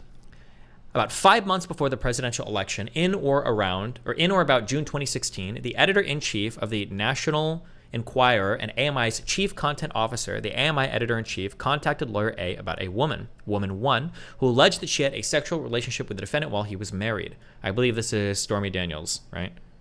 The AMI editor-in-chief updated lawyer A regularly about the matter over text message and by telephone. The defendant did not want this information to become public because he was concerned about the effect it could have on his candidacy. Thereafter, the defendant, the AMI CEO, and lawyer A had a series of discussions about who should pay off woman one to secure her silence.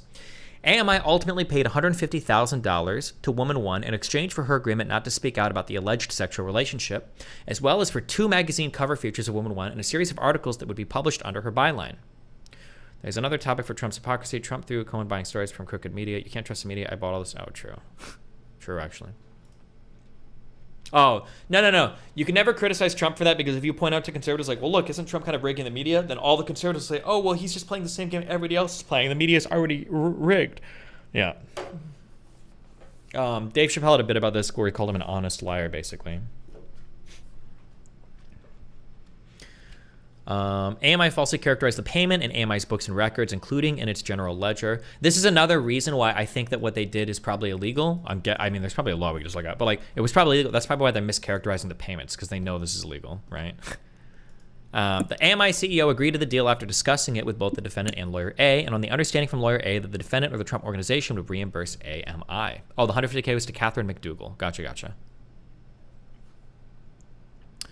In a conversation captured in an audio recording in approximately September 2016 concerning Woman One's account, the defendant and lawyer A discussed how to obtain the rights to Woman One's story, Woman One's account from AMI, and how to reimburse AMI for its payment.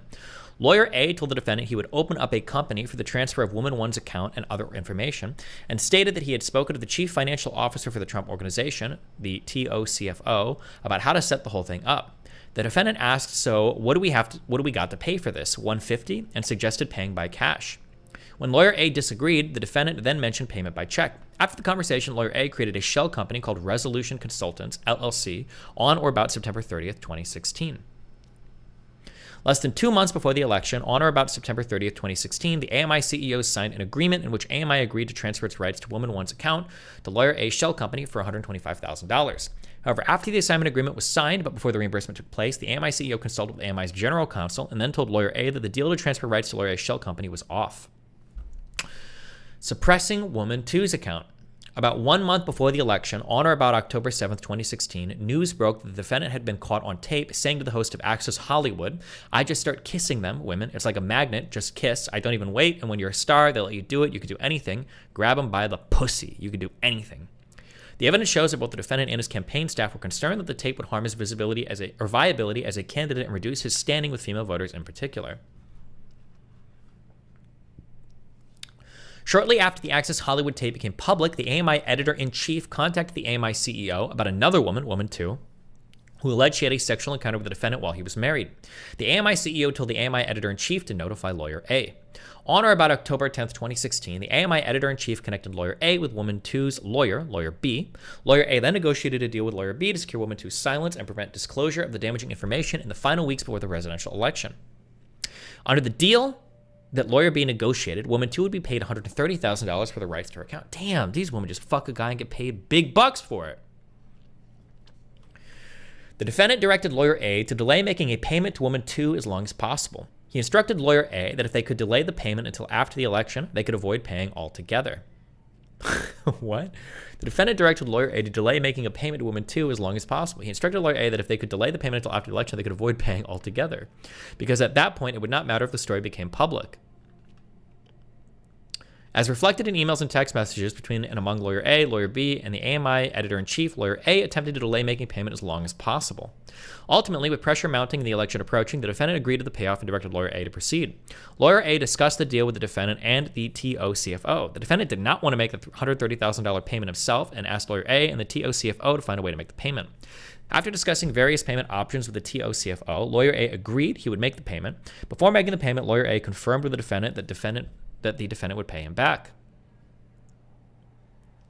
On or about October 26th, shortly after speaking with the defendant on the phone, lawyer A opened a bank account in Manhattan in the name of Essential Consultants LLC, a new shell company he had created to effectuate the payment. He then transferred $131,000 from his personal home equity line of credit into that account. On or about October 27th, lawyer A wired $130,000 from his Essential Consultants LLC account in New York to lawyer B to suppress woman 2's account. Post-election communications with AMI CEO. On November 8th, 2016, the defendant won the presidential election and became the president-elect. Thereafter, AMI released both the doorman and woman 1 from their NDAs, their non-disclosure agreements. Isn't HELOC only for personal renovations of their house? I thought it was, but maybe not. I don't know. Maybe you can get HELOC for anything. I don't know. The defendant was inaugurated as president on January 20th, 2017. Between Election Day and Inauguration Day, during the period of the defendant's transition to his role as president, the defendant met with the AMI CEO privately in Trump Tower in Manhattan. The defendant thanked the AMI CEO for handling the stories of the doorman and woman 1 and invited the AMI CEO to the inauguration. The summer of 2017, the defendant invited the AMI CEO to the White House for a dinner to thank him for his help during the campaign. The defendant falsified business records. Shortly after being elected president, the defendant arranged to reimburse lawyer A for the payoff he made on the defendant's behalf.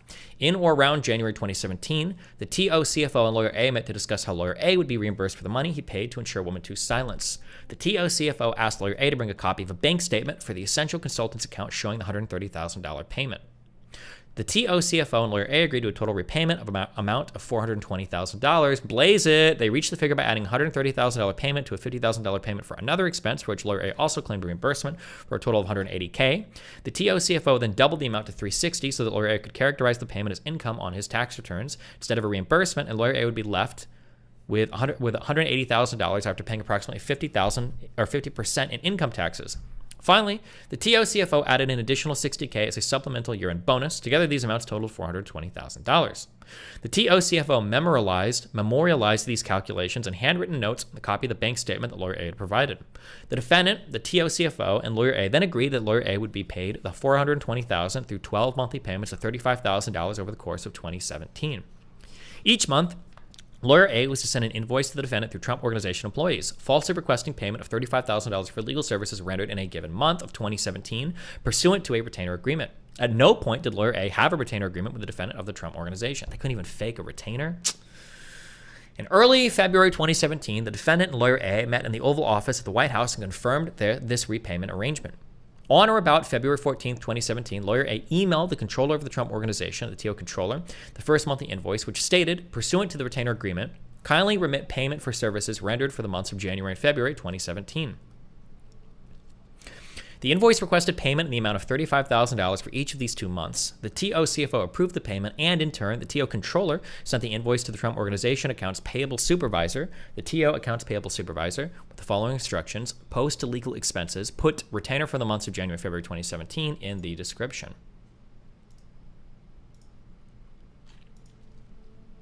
They're interviewing Trump's lawyer right now. Wait, on which, or just link to the YouTube video afterwards.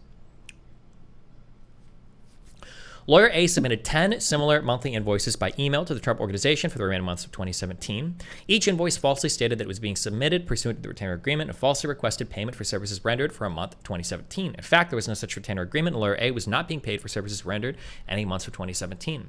The TO controller forwarded each invoice to the TO accounts payable supervisor. Consistent with the TO controller's initial instructions, the TO accounts payable supervisor printed out each invoice and marked it with an accounts payable stamp in the General Ledger Code 51505 for legal expenses.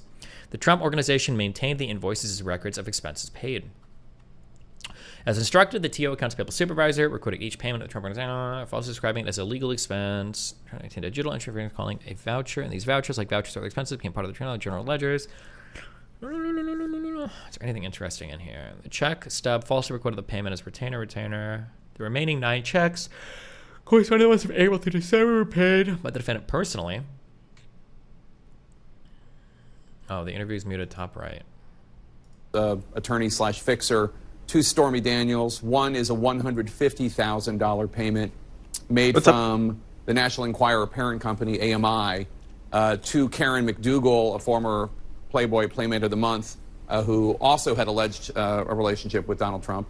And then third, a payment from AMI to a doorman for a claim he was making that AMI later determined to be false. Do you dispute those 3 actions, which I'm not sure? I mean, I suspect that the district attorney is alleging that these are violations of federal election laws, even though I don't think they go after the president, the former president, for those laws. But do you dispute these assertions that these 3 actions happened? Yeah, well, I'm not going to try the case with you that way or piecemeal it. Let me just say, like, that's not going to add up to a case where Alvin Bragg has jurisdiction. Never mind the complete lack of discretion. Never mind the fact that it's a personal political persecution when it comes to announcing target first and trying to string together evidence later. But that's what it goes to. You know, when you have a guy that runs for office saying, I will get Donald Trump, it shouldn't be a surprise that he will string together a flimsy case because he feels like, hey, this is how I got here. I've got to do it. And it turns upside down how prosecutors are supposed to act in this country. They're supposed to begin judiciously. And that's not where we are. We're picking and choosing a target to try to pin charges on, and it's a sad day. Do you know any details about what happened when Mr. Trump went in for processing before he went into the courtroom? Let me just rest real quick, 1 second. Yeah, I don't. Again, I'm on the Mar-a-Lago and J6 side of things. The last thing that the New York team needed was a bunch of phone calls from me for media consumption. I assume it was what everybody predicted. This is for all of the excitement, all of the hoopla, it's actually a very routine court appearance. They're handled consistently. Other white-collar cases that I've had have kind of gone down the same road when you talk about, turning yourself in to face the charges and the arraignment. So I suspect that was pretty easily done. We're told that the prosecution in the courtroom raised issues about some of Mr. Trump's social media postings, worried about inciting, and the judge told everybody, not just Donald Trump, but told everybody to watch what they say in terms of inciting. As somebody who represents Donald Trump on other issues, the January 6th and the documents cases that the special counsel here in D.C. are investigating, is that of issue to you? Is that of concern that Donald Trump, President Trump, does go on social media and gets his base whipped up? Well, it would certainly be a concern if the judge issued a gag order, kind of completing the cycle for DOJ and for New York and Georgia in trying to silence the leading contender for presidency. It would be an amazing moment to think that First Amendment would allow them to gag him. So they made a run at it. The judge basically said, I don't want to see anything. I hope that the judge is also equal-handed when it comes to leaks, because at least on the DOJ side, and I suspect from what I've seen in New York so far it'll be the same, that there are one-sided leaks, incomplete leaks to pressure witnesses that are flying out by the dozen. So, there's a lot of behavioral stuff that needs to be looked at on the prosecution side. I'm not too worried about an occasional truth or an occasional moment where a man who has every right to be frustrated says something publicly. The prosecution has suggested that Stormy Daniels, the adult film star and director who is at the center of this case in terms of the hush money payment to her, will be called to testify. Does that concern you at all? Not particularly. I mean, look, pretty funny. The Ninth Circuit today added on to her tab of what she owes the president for breaching the non-disclosure agreement. But look, at the end of the day, Stormy Daniels looks like almost the credible witness. Michael Cohen is a convicted perjurer, disbarred lawyer, guy with an axe to grind. And, anybody that's even watched Law and Order once would love the opportunity to cross-examine that guy. So, they can put window dressing all around it and say, look, it's not just him, it's documents, it's Stormy, but it's him. It's Michael Cohen. It's a guy that basically, at least if you listen to Bob Costello, perjured himself in front of the grand jury again.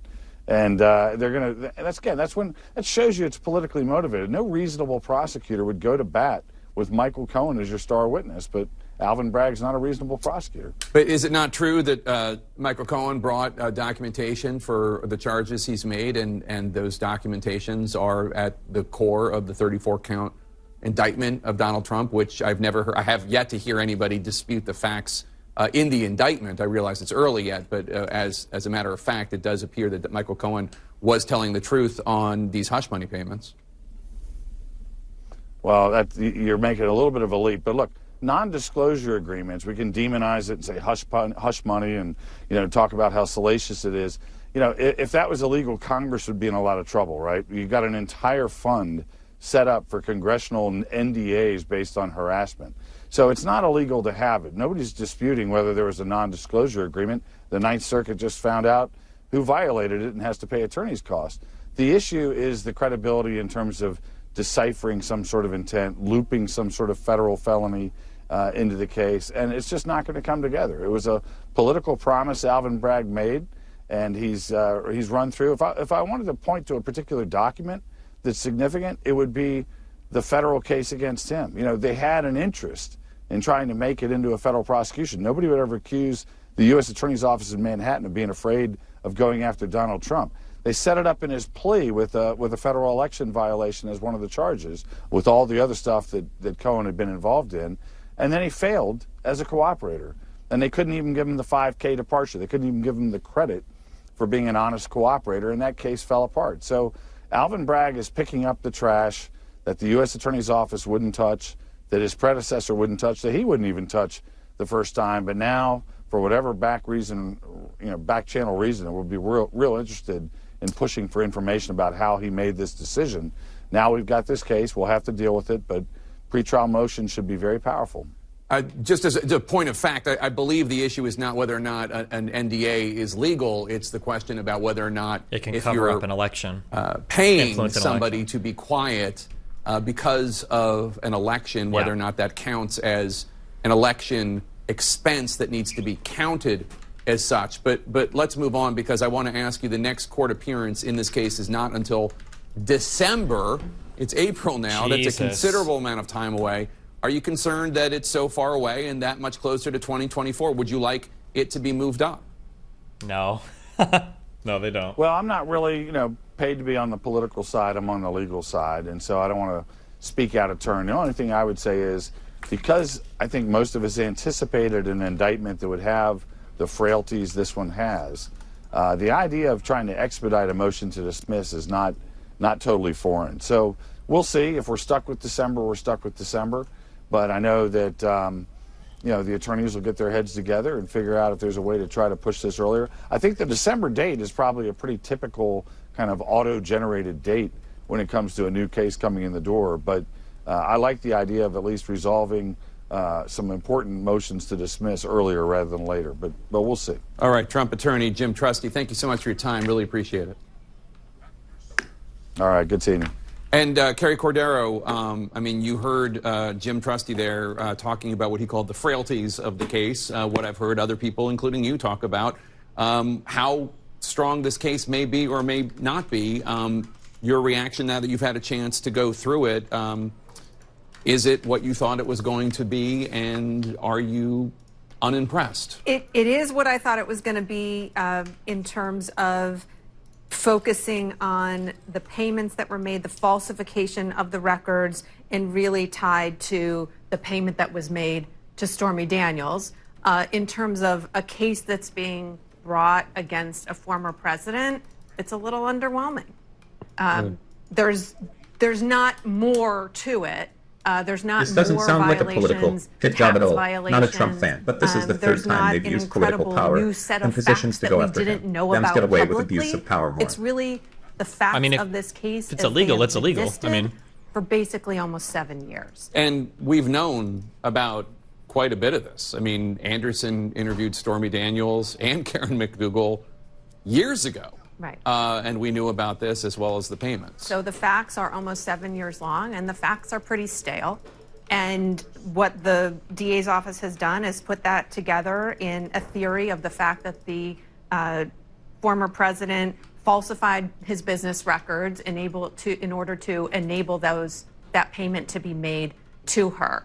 To the extent that the documents appear to link that to the effect that it would have theoretically had on the 2016 election, brings into the picture then whether or not the DA's office is really arguing that this was campaign finance violations, which is something that the U.S. Justice Department never charged with respect to the former president himself. He was not charged with campaign finance violations. So that is probably the basis upon which the former president's defense attorneys are going to make a number of motions and legal arguments. Yeah, let me bring in Caitlin Collins, who's been in the court building all day. And Caitlin, tell us about what happened in that room when the judge spoke to the attorneys. Well, it's such a remarkable moment. I mean, we were wondering what was going on for so long. The Trump attorneys had predicted it'd be about a 30-minute hearing in there. Obviously, it went longer than that. And when those three defense attorneys came out, including the newest member of the team, Todd Blanche, who spoke first, as you saw when he came out and he was speaking there with reporters. Excuse me, Jake, obviously we're sitting right outside the courthouse. It's a little bit loud over here. Todd Blanche came out and he was arguing that he believed it was boilerplate language in this indictment, that nothing really surprised him. But the conversation quickly turned and the questions to those attorneys to the former president's social media post about this case, which we know they spent time on with the judge there in the room behind closed doors, because Trump has posted in recent days about the judge himself, claiming in all caps letters that he hates him, criticizing, of course, over how he presided over the Alan Weisselberg case. That was the chief financial officer for the Trump organization. Annapolis, where all of our lawyer people after the district attorney in this case, Alvin Bragg, calling him an animal, calling him a racist, attacking him at length. And also there was the question about that post that Trump had posted on Truth Social, which included a link to a photo of Alvin Bragg next to a photo of Trump holding a I just want to know who lawyer photo from his C time at the White House. I'm pretty sure lawyer D, it looks like reading this, is potentially right after they got out of the Giuliani, where their but I'm client not just quite pleaded sure. not guilty, Do you know if, defending his social media post.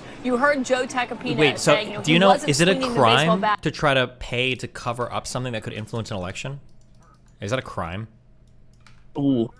I don't know off the top of my head. We'll look it up. But okay. You're a resident researcher now. DA is speaking on MSNBC.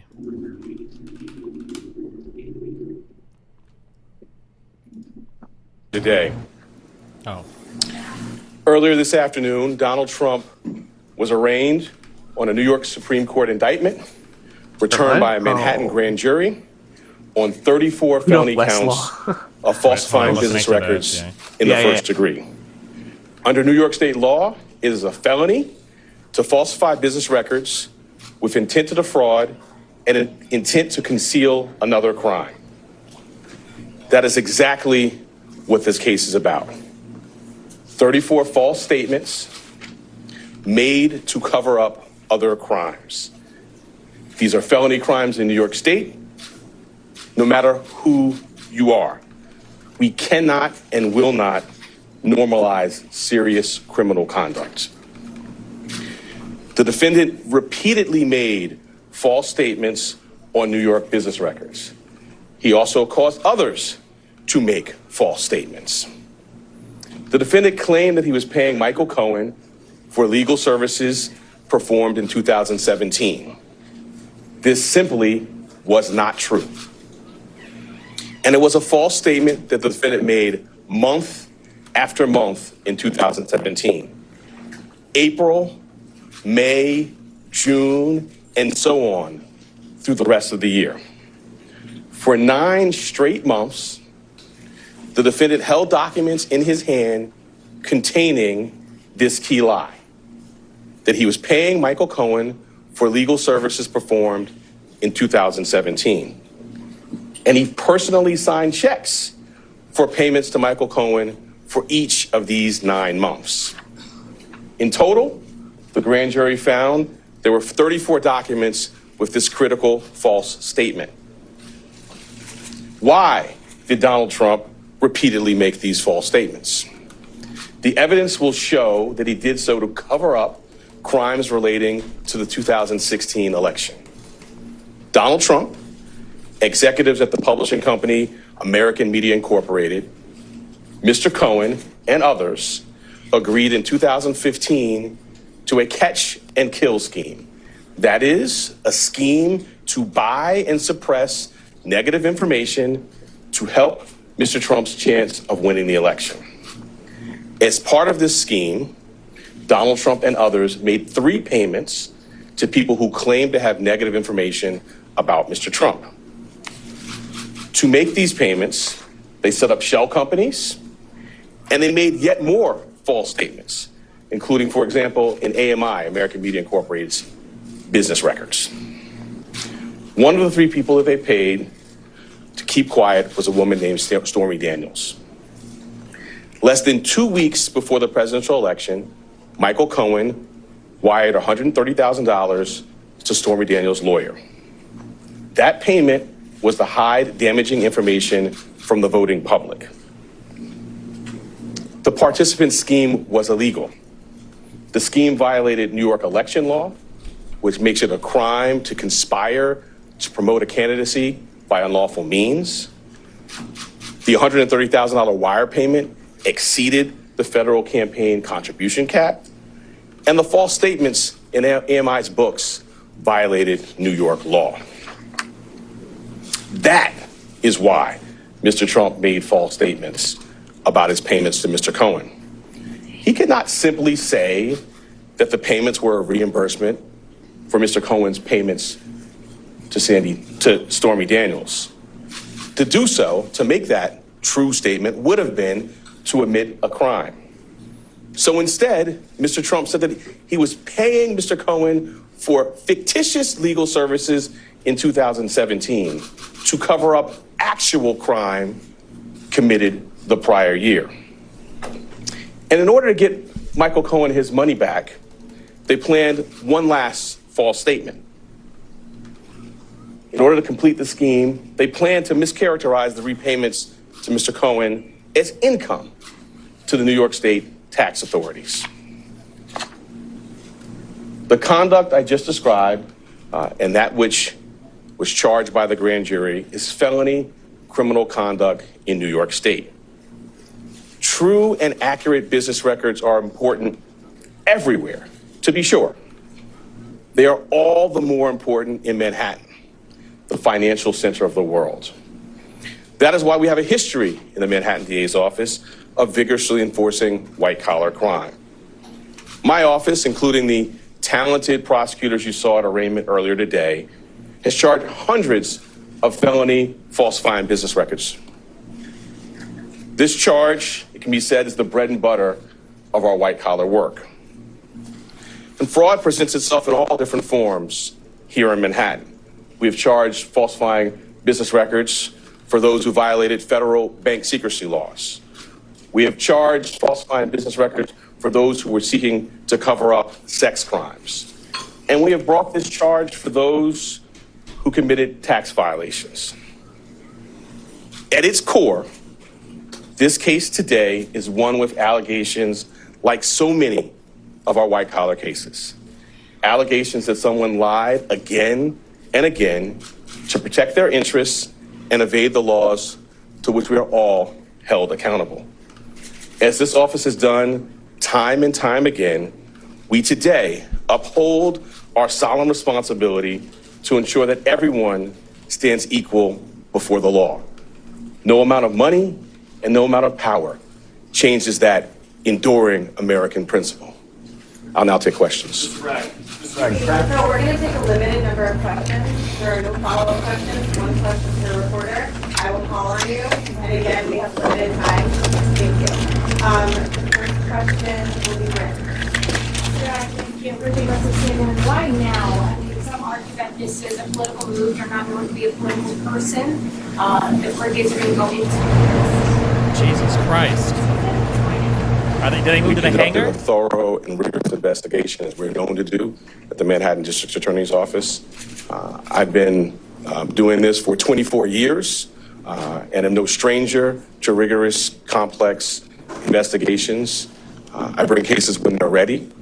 Having now conducted a rigorous, thorough investigation, the case was ready to be brought, and it was brought. Mr. Bragg, the indictment says that there were 34 false business records. And they were done to conceal another crime, but the indictment does not specifically say what those crimes were. We are assuming, perhaps, that they might be election-related. I'm wondering if you can specify what laws were also broken. Sure. So let me say as an initial matter that the indictment doesn't specify that because the law does not so require. In my remarks, I mentioned a couple of laws, which I will highlight again now. The first is New York State election law, which makes it a crime to conspire to promote a candidacy by unlawful means. I further indicated a number of unlawful means, including more additional false statements, including statements that were planned to be made to tax authorities. I also noted the federal election law cap on contribution limits. But why weren't there those crimes charged? Why weren't we charged with those crimes? Well, I'm not going to go into our deliberative process on what was brought. The charges that were brought were the ones that were brought. The evidence in the law is the basis for those decisions. You had expressed a year ago that you had some reservations about the case's readiness. Can you talk to us about what were some of the questions in your mind that needed to be answered in order to bring a case of this magnitude? I'm not going to go chapter and verse into any thinking. What I will say is, I believe the time period you're talking about, I've been in office for a couple of months. The investigation, in my view, was not concluded into the conduct in particular that is the basis for the charges today. Since that time, we've had more evidence made available to the office and opportunity to meet with additional witnesses. So as I said earlier, I've been doing this for 24 years. I don't bring cases prior to a thorough and rigorous investigation. Now, having done so, the case has been brought. Mr. Bragg, Garrett Hake with NBC News. Your predecessor took a hard look at this case and decided not to charge it. Federal prosecutors took a hard look at this case and decided not to charge it. Do you believe you have new evidence that led you to decide to charge this, or why now? Well, as I just mentioned, we have had available to the office additional evidence that was not in the office's possession prior to my time here. And as to your part of your question about the federal, we have a distinct and strong, I would say profound, independent interest in New York State. This is the business capital of the world. We regularly do cases involving false business statements. The bedrock, in fact, the basis for business integrity and a well-functioning business marketplace is true and accurate record keeping. That's the charge that's brought here, falsifying New York State business records. Thank you. DA Brett, I'm just going to read back one line from your statement of facts. The participants also took steps that mischaracterized for tax purposes the true nature of the payments and furtherance of the scheme. Do you allege former President Trump was one of the participants who mischaracterized the payments for tax purposes? I'm not going to go beyond the plain language statement of facts, which I think speaks for itself. Brett, can you please comment on the strength of the evidence that Trump personally intended violating state election law, including actions that are charged in the indictment? So the charge is falsifying business records. The charge requires, as I specified, criminal conduct that was concealed. One of the concealed crimes we allege is New York State election law. I went through in our statement of facts, which I think many of you have in front of you, goes through things including, text messages, emails, contemporaneous phone records, multiple witnesses. All of that will be, as you saw in the fall, borne out in a public courtroom in downtown Manhattan. Last question is Jonah. Yeah, Greg, the charges related to the hush money payments to Stormy Daniels, the release from your office also mentions another woman, Karen McDougal, as well as a doorman. Can you comment on how those players are related to the charges you've brought or to the case overall? I'm glad you put your finger on that, because it's not just about one payment. It is 34 business records, 34 false statements in business records, and we're concealing criminal conduct. And the earlier question about New York State election law, when I talked about conspiracy to promote a candidacy by unlawful means. Those unlawful means, we allege, include the conduct set forth in the statement of facts, which is additional false statements separate and apart from the charged ones in AMI documents, planned false statements to taxing authorities. It is not just that one $130,000 wire payment. Thanks so much. Mr. Bragg, any comment about any incitement of violence by former president? At what point do you think a gag order is necessary? Manhattan District Attorney Alvin Bragg holding a short news conference, shedding a little more light on the thinking behind this indictment. Again, 34 charges against former President Trump related to falsifying business records. And let me go around the horn here with our panelists. Laura, first of all, this is now hinging, it sounds like, on a state crime that makes it a felony, not a So federal that's kind of crime, what I thought as it was we had going to be. anticipated. Well, he mentioned federal crimes too. Obviously, there's And that gives a little bit more federal insight. limits on the amount. Is less surprising, Wait, especially what Bragg had to say is kind of more on the line of what I was kind of expecting him to say, which is not so much a surprise. That New York election law that he's charging is the basis for all of this, seems to be very vague, but it is an actual law about promotion of candidates or trying to prevent elections. I don't know what the statute of limitations are on that. I'd have to look it up more succinctly, but yeah, it's he's going for the broader kind of conspiracy issue with AMI. So connecting it to the he said they have new evidence, I guess, that federal prosecutors didn't have, and it's connected to a state law. Federal prosecutors aren't generally going to prosecute for state laws, right? Yeah, they're not, unless there's some sort of federal component to it. Now, they might, as part of like some sort of federal prosecution for election fraud at the federal level, to say like, okay, your falsification of these business records at the state level constitutes a violation of federal election law because you didn't properly disclose these payments as related to the election and you hid them as typical business payments. But you're dealing with some weird stuff at that point, and there's a reason why the feds have kind of been skittish on bringing this, but I don't think maybe they had the same access to information. I'd be interested to that's the thing, is the new evidence. I wonder how compelling the new evidence they found was. Yeah, my question is going to be, how does this play out in the longer term with the AMI stuff, and whether or not that potentially has any play with other investigations related to any sort of election fraud on his part.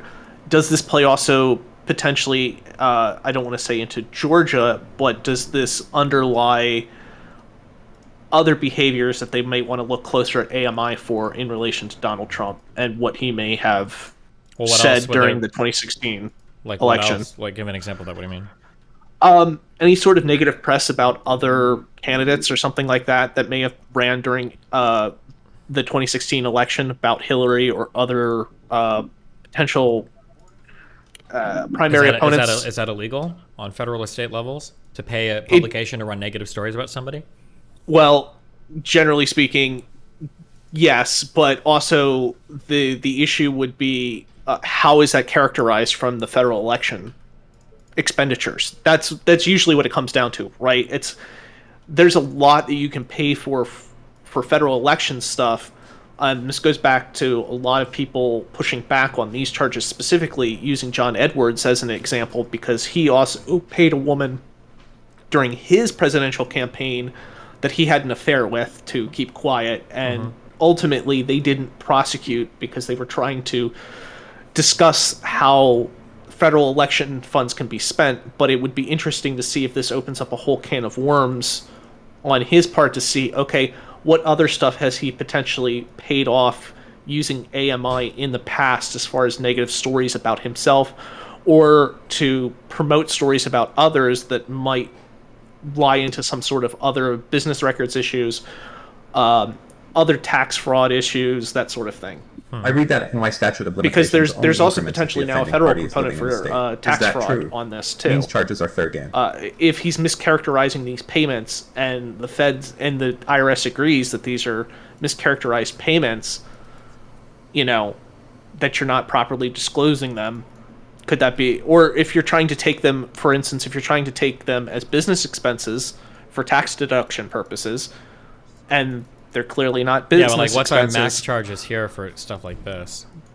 Yeah, well, for the business records for all, the felony is a Class E felony, so I think it's 4 years is what I've been hearing. Okay. So 4 years for each charge would be the maximum. So it's Is like that 100 normally served concurrently, or?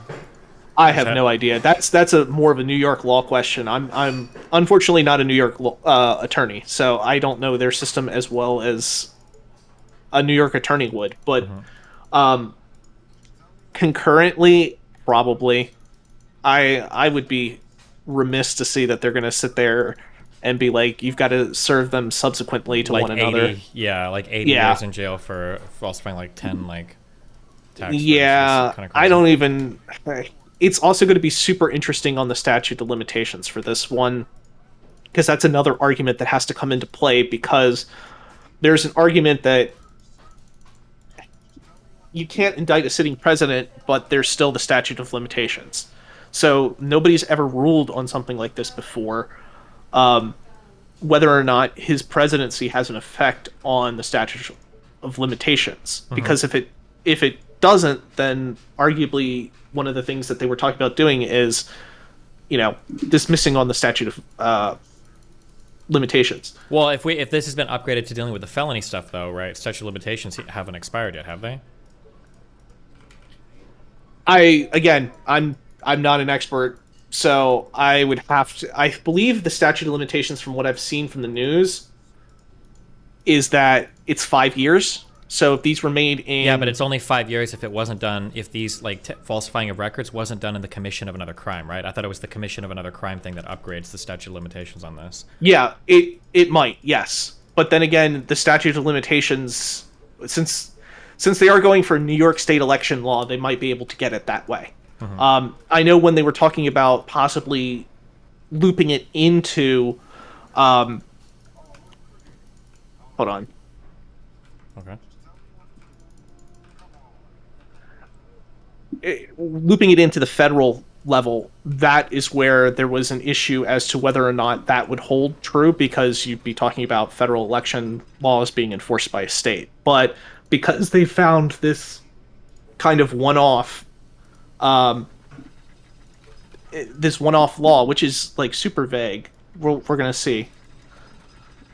But I'm looking mostly towards, as far as the details on statute of limitations, towards people who are far more knowledgeable in New York state law than I am. So that's it. I mean, it'll be super interesting. They're not going the federal route, which is going to be more difficult for Trump to dismiss. Because of the fact that you're now dealing with a state election law as the underlying crime that they're trying to tie everything into.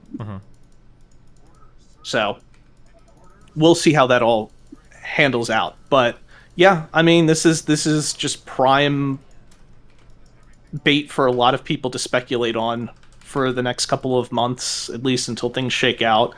We'll see if he gets in trouble with the judge over the gag order tonight. That'll be super interesting to see. Wait, I think they said there was no gag order. Well, I shouldn't say the gag order. You're correct. You mean over him just judges, not insulting or threatening family members and shit on social media, right? Yeah, the judge's instructions regarding social media. And what was interesting and that I found about what was said is the judge applied it both to the witnesses for the prosecution as well as to Trump. So they're talking about some of the stuff that Michael Cohen said and Stormy Daniels have said, like they're trying to rein everybody in. Which should help, but we'll see if it does anything for Trump. So that's about it. Okay. Well, all right. Be careful. See ya. What a day, guys.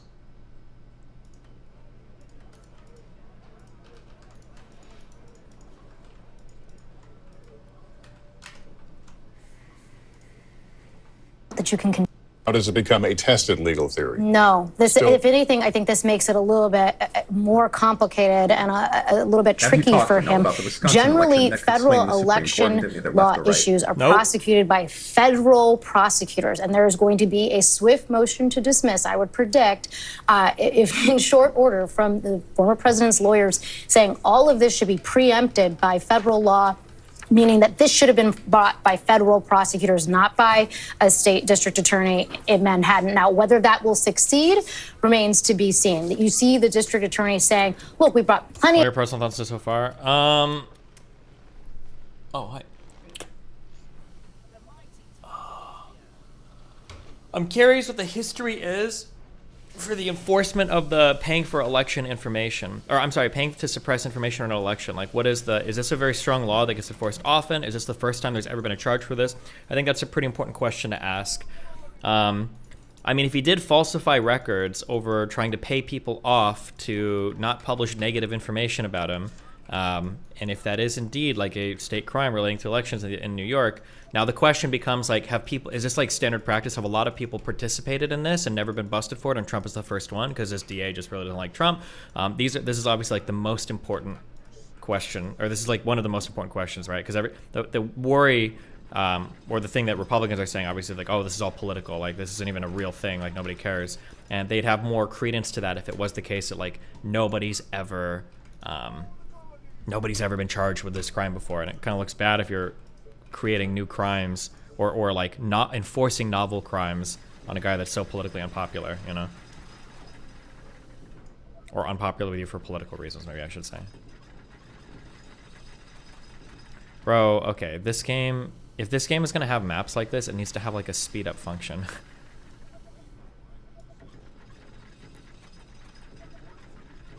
It's a little wacky that I have one wave on day 57. That's pretty wacky. of false business record case. He's saying it's bread and butter.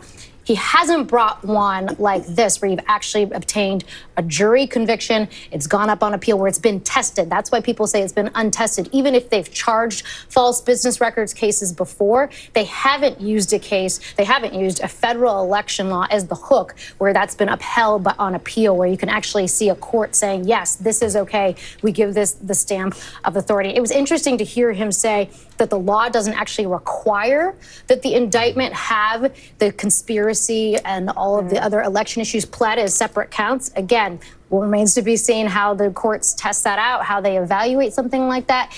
At the beginning of his remarks, I was struck by how much he's trying to emphasize nobody is above the law. You hear prosecutors say that all the time. But of course, in a case like this, with a defendant like this, he seemed to want to stake the ground that this is not something that I did because of who the president is, almost sort of implicitly.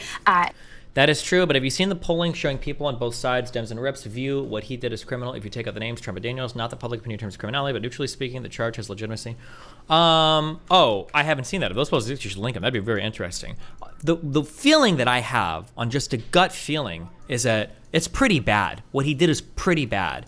If you are buying off negative stories ahead of an election, that feels pretty bad. That feels like something that should be pretty illegal. That feels like something that should be pretty illegal. It doesn't feel good. But again, like the novelness of has anybody ever been charged with this before is pretty important. Or has this electioneering angle been used to upgrade these particular charges before ever happened before? If it's a novel application of the law, then that kind of feels pretty shitty if we're getting a novel application of the law on a historically unpopular guy, right? Because that's always going to feel political. That's the issue. What's up, Ayla? Aha, Ayla, the next bridge burner. Haha, have we taken pull? Is there a mana market on how that's going to happen?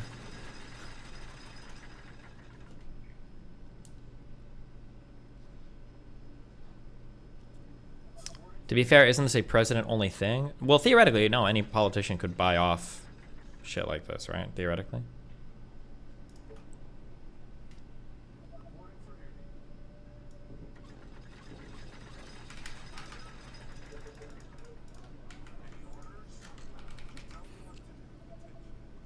It doesn't just feel political, it is political, come on. What do you mean, it is political, come on? Like, it's so obvious. Do you think that there haven't been any laws broken? Do you think that they just lied about everything they said? If you're gonna make the statement it's political, you're gonna have to like work your brain a little bit to say that it's political. You can't just say it's political because I like Donald Trump. You can't charge my guy with crime. What about Obama? Drones in Yemen. Like, if you're gonna say it's political, fine. But you need to demonstrate why this particular charge is not good. And it seems like, assuming everything they've done on the indictment is true, and assuming the statement of fact is correct, it feels pretty shitty.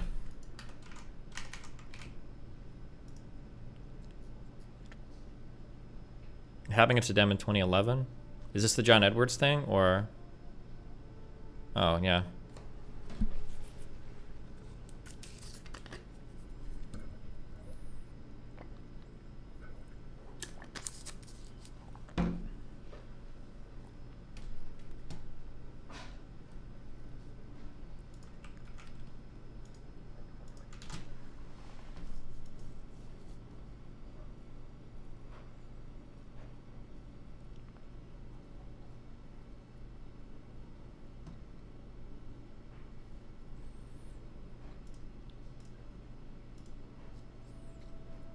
Okay, hold on, give me a sec. Let me read something on Old Dragon Callers. One thing I've heard is that Hillary had some similar mislabeled campaign payments that she and her campaign were merely fined for. I would need to see what those are. That'd be interesting to compare.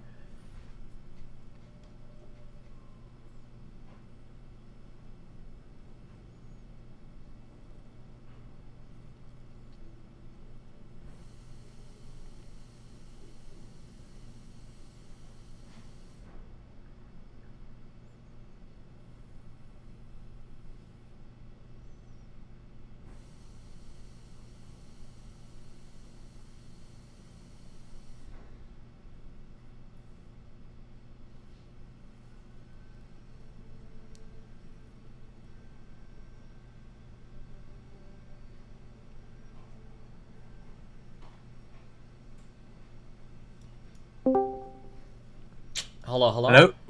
What's up? Hi.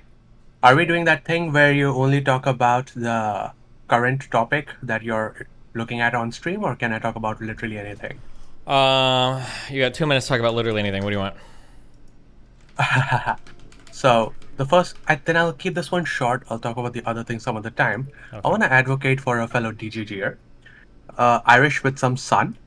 She was banned on the subreddit about 4 or 5 months ago for memeing too close to the sun. Wait. Something about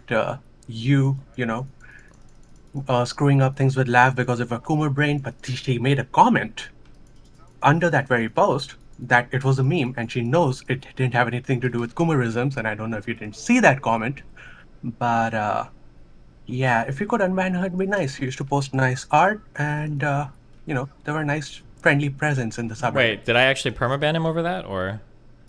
I think I haven't seen them since then, and in the comments they did note that they were banned.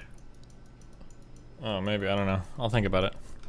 He should just email me. He's emailed me before. I don't know why. You don't need to advocate for him. I'm pretty sure he's one of my YouTube mods. Yeah, I know. I was just wondering if there was any movement there. So, yeah, No, that's all. we haven't. It's working in the back end. You know, my org is processing it. We're seeing what we're going to do for that, okay? Well, it's a slow-ass process. Speed it up. Jesus fucking Christ. Okay, I'll think about it. Have fun. So, bye. Bye. How do you fucking leave this?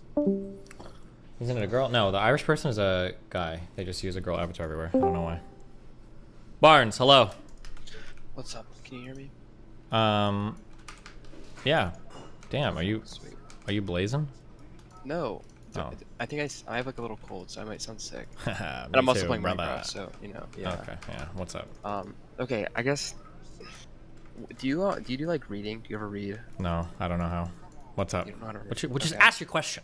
Okay. I don't need these quest statements. Do you ever do reading? Yeah. Okay. No, I do coke, weed, and MDMA. That's what I do. Okay. What's your I'm question? a student, right? I study philosophy and political science. Cringe on both counts. Go ahead. Yeah. Well. Okay. I'm curious to how to take notes in a good way. Like, I feel like I take decent notes, but most of the time I find myself just like copy and pasting selections of the text, and I don't feel like that's the most productive thing to do. So I have no fucking idea. I was a horrible note taker in school. I'm basically bad at everything related to school, so I can't help you with that at all. Okay. Can't you Google like how to take good notes? There's got to be people that, or find the best students in your class and ask them what do their notes look like.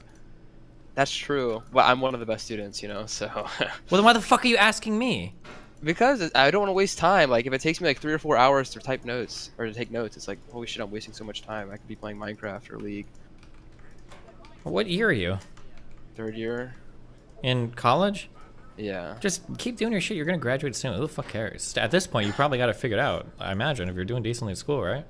Yeah, but I don't know. It's just a waste of time, dude. I got other things to study for. I'm trying to take the LSAT next year. So like, if I'm wasting too much time taking notes on textbooks, or whatever. You're like a fucking philosophy poli-sci undergrad. How much do you have to study for the fucking LSAT? I mean, I guess, yeah, that's a good point. But you still, I don't know, I still feel like it's good to study, right? I'm trying to get a good score. I want to go to a good school. Okay, well. Yeah. We're all cheering for you. Good luck, buddy, okay? All right, thanks, buddy. Yep. Bye. Jesus. You guys.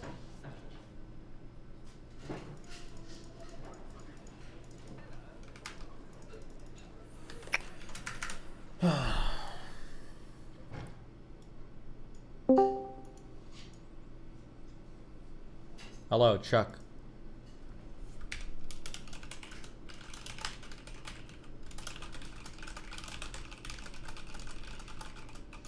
Can you hear me? Hi. Hey, nice to hear from you. I'm going to the debate in Tennessee. I was wondering if I could stream before and after, like during the meet and greet. If you could stream or if I could stream? If I could stream like around the meet and greet. I don't know. Why are you asking if you're allowed to or if you should or? I don't know if you're not against it. I already talked to the people there and I got like a media pass, so I was just wondering. If you have a media pass, what the fuck would you ask me? No, you're not allowed to. Fuck you and All fuck right. your media pass. No, yeah, of course you can. Why not? Okay. What do you think happens at these meetings? You're acting like it's like a Balenciaga fucking satanistic like rape event or something. Jesus, yeah. I don't know, man. It seemed like it was pretty official. I didn't want to, be dragged away by security. No, you'll be good. I mean, as long as you're not gonna wait. What do you do on Saturdays and Sundays? Depends who's asking. If it's in private. Well, are you religious at all? I mean, I was raised Roman Catholic, so. Okay, yeah, we're chill. All right, yeah, it should be fun. Anyway, yeah. So from that discussion you had with Alex, I don't know. It just seems like there's like a common thing right now where people are like pissed off about the economy, so they're finding ways to want to not support Ukraine conflict. So I don't know. I feel like it's all post hoc. Nobody gives. Our funds are not. It's not like oh my god, like we were just about to save all the homeless people and then Ukraine happened. Like it's the biggest virtue signal shit in the world. I don't believe any of it. Yeah, I know. Yeah. There's just people like coming from that side, or like, oh, this is a nuclear. Like, I really doubt that there's a good reason for people to think that there's gonna be a nuclear event in any case. It's just people like. I mean, probably not. But I mean, it is kind of spooky, but probably not. And other than that, I would kind of wish Dan was here. I'm into cars and actually just got a new job coming. Dan doesn't know shit about cars, so you're super lucky that he's not here because all he would do is lead you astray. So I know, I kind of just wanted to kind of trash on him because he was like talking about getting a sports car like a Ferrari or something, and then he decided on a G-Wagon, which is like a little more his speed. Dan's like a good V6, V8 SUV kind of guy. That's what he's like. Like he puts it in sport and he zooms around with his kids like soccer gear in the trunk. Like that's kind I of. know he was like complaining that the G-Wagon's a mom car now, but I mean that's kind of what he does, right? That is He's not basically. really Yeah, true. I agree 100% actually with that. Dan is kind of Yeah, like a well- mom. Yeah. Yeah.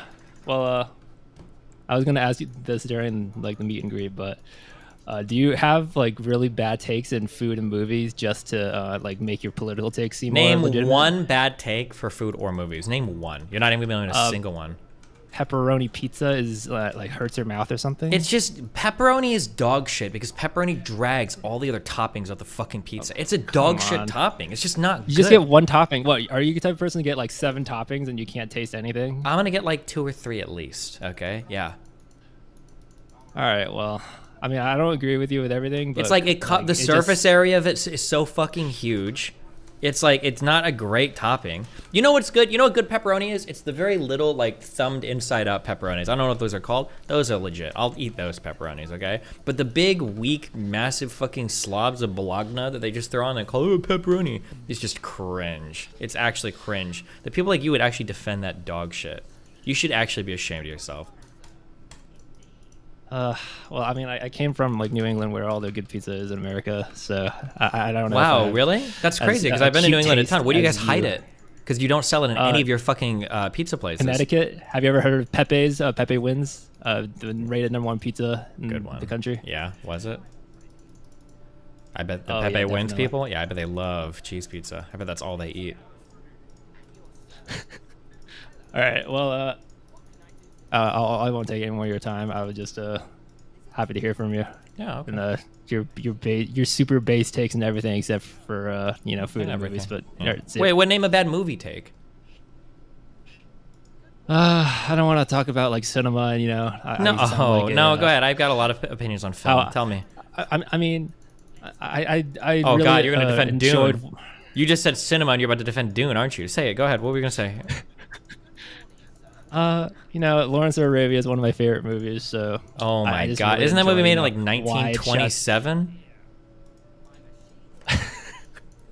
Why is that too old for you? It's just I watched it. I fucking I'll fell talk to asleep. Dan about it. Where's the Hans Zimmer? Where's the fucking anything? Like no CGI, no characters. Yeah, no no lens flare, no. Just so giant boring. I didn't even know if they had explosions. lenses back then. I think it was like a dude sitting behind a fucking canvas. It was just hitting every fucking frame. How do you like that dog shit ass boring fuck movie?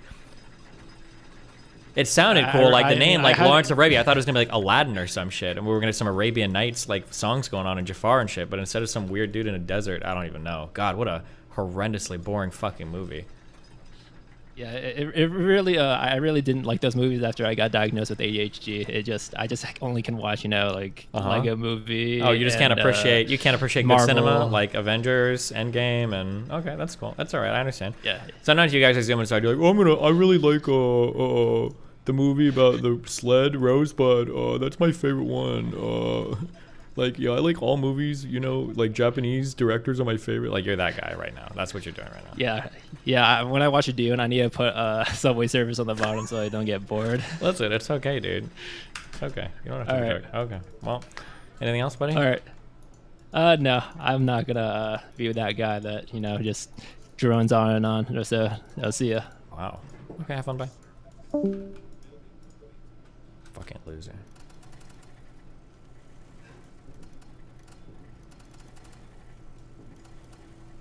Bro, this shit is gonna lag so hard as soon as the zombies come. I feel like this map is gonna be ridiculous.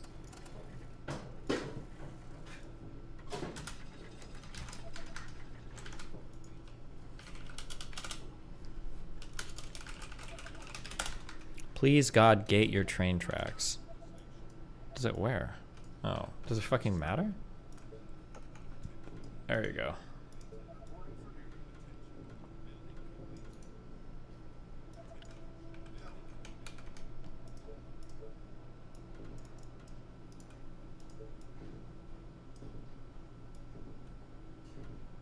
Oh shit, that's kind of weird.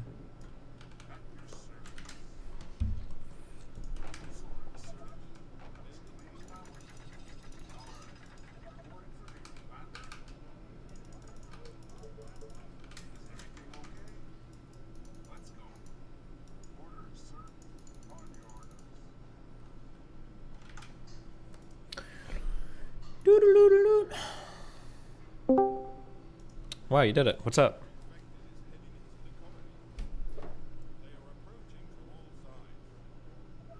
Hello? Oh, you're trolling by not talking. And you're just gonna sit here awkwardly, pretending that you're trying to figure out mic problems when you're just giggling like a dumb fuck at your phone. Probably eating at the same time.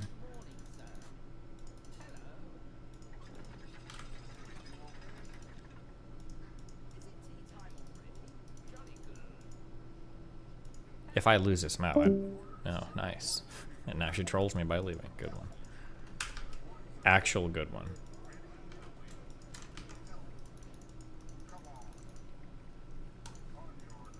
Okay.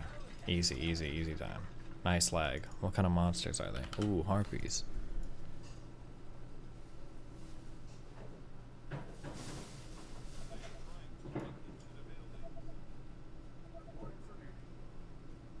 More towers by the railroads.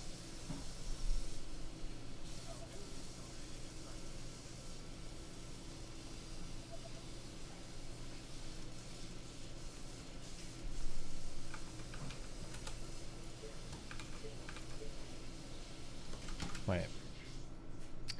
Sorry, I gotta reset my mic settings. No problemo.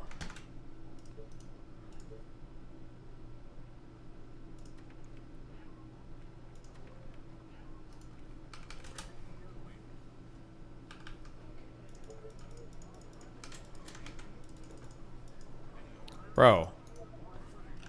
Oh my god. Look at this shit. Look at this. Boom. Boom. This person should be given a flare, banned for being a schizo. It's too easy. I'm unbeatable in this game. First try. Cleared the map. Boom. And I just spent an hour and a half building this. Cringe. That hole in the south wall is wrecking my mentals. Which hole? What are you even talking about? This thing here? Do you think I give a fuck? Nobody's even getting close to this, Chief. I'll put these people out here if it makes you feel better. Boom. There you go. What's going on up here? Fucking nothing.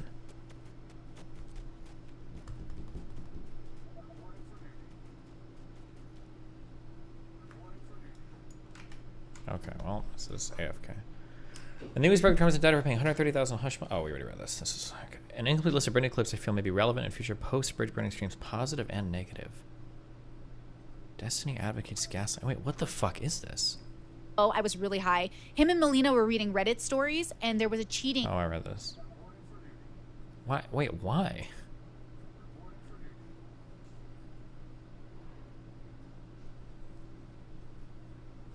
Jesus. Okay, somebody asked me, why do you hear singing?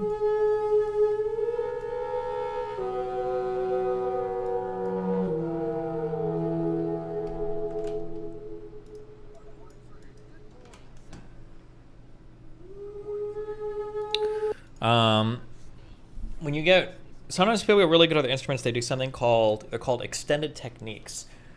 And there's a lot of extended techniques that Colin Stetson employs in his saxophone playing to produce a lot of unique and cute sounds. What he's doing here, there's three different things going on here. You can play one note on the saxophone, but when you're, how do we do this? You play a note, but you vocalize a higher note. I would have to actually explain so much to even help you understand this. Because what you're doing is you play a note, then you vocalize a higher note on the harmonic series, and when you vocalize that note, you play, what happens is two notes come out of the saxophone at the same time, right? However, he's doing a third thing as well, where not only are two notes coming out at the same time, I think he's also humming a different pitch, so he's able to almost produce like chords on the saxophone. I think that's why you're hearing three things here. So that fuzzy noise you're hearing, that like fuzzy noise is him playing a fundamental pitch and playing a harmonic on top of it. You can kind of play multiple pitches at once on a horned instrument, theoretically on every horned instrument. And then he's humming a different note at the same time. Did I pause this? I shouldn't be. This just needs to run. What's the thing around his neck? Oh, this might be, maybe this is picking up the humming he's doing better?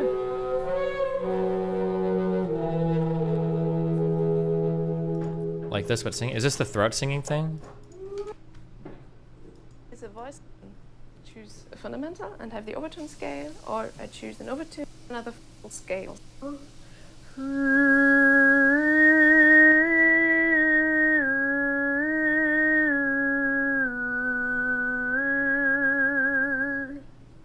Or I can move the fundamental in steps. Yeah, Jesus, this is really hard to do.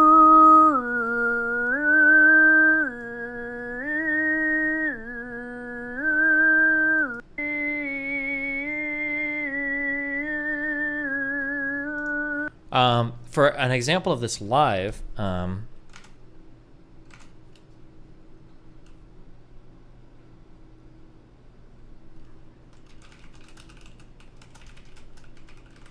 this one woman does this during her kind of solo at the end of these.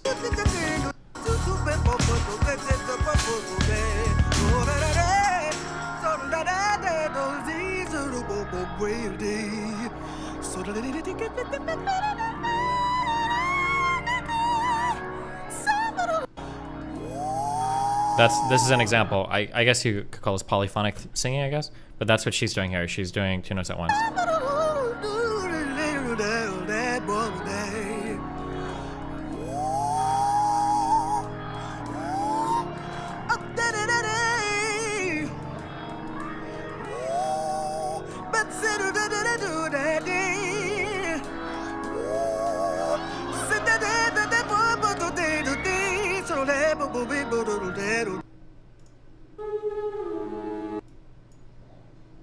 First try, easy.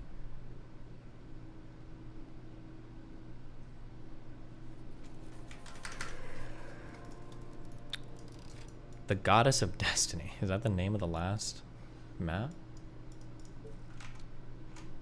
Oh, the last mission, and I've beaten this game. Laser and deep drilling. You can hire mercenaries who stay at the end. I don't even know what the lodging does.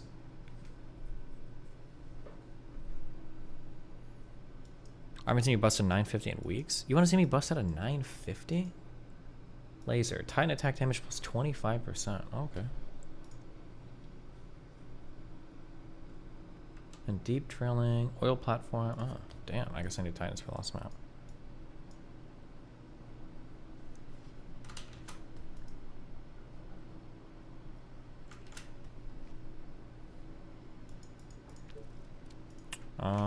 Okay, let's see, rhythm. Let me just throw real quick. I'm gonna go for a 940 here, okay? Really. Who just joined? Hello? Oh, wait, can you give me 1 minute? I'm throwing up a 940 on this rhythm game real quick, okay? Hold on. Okay.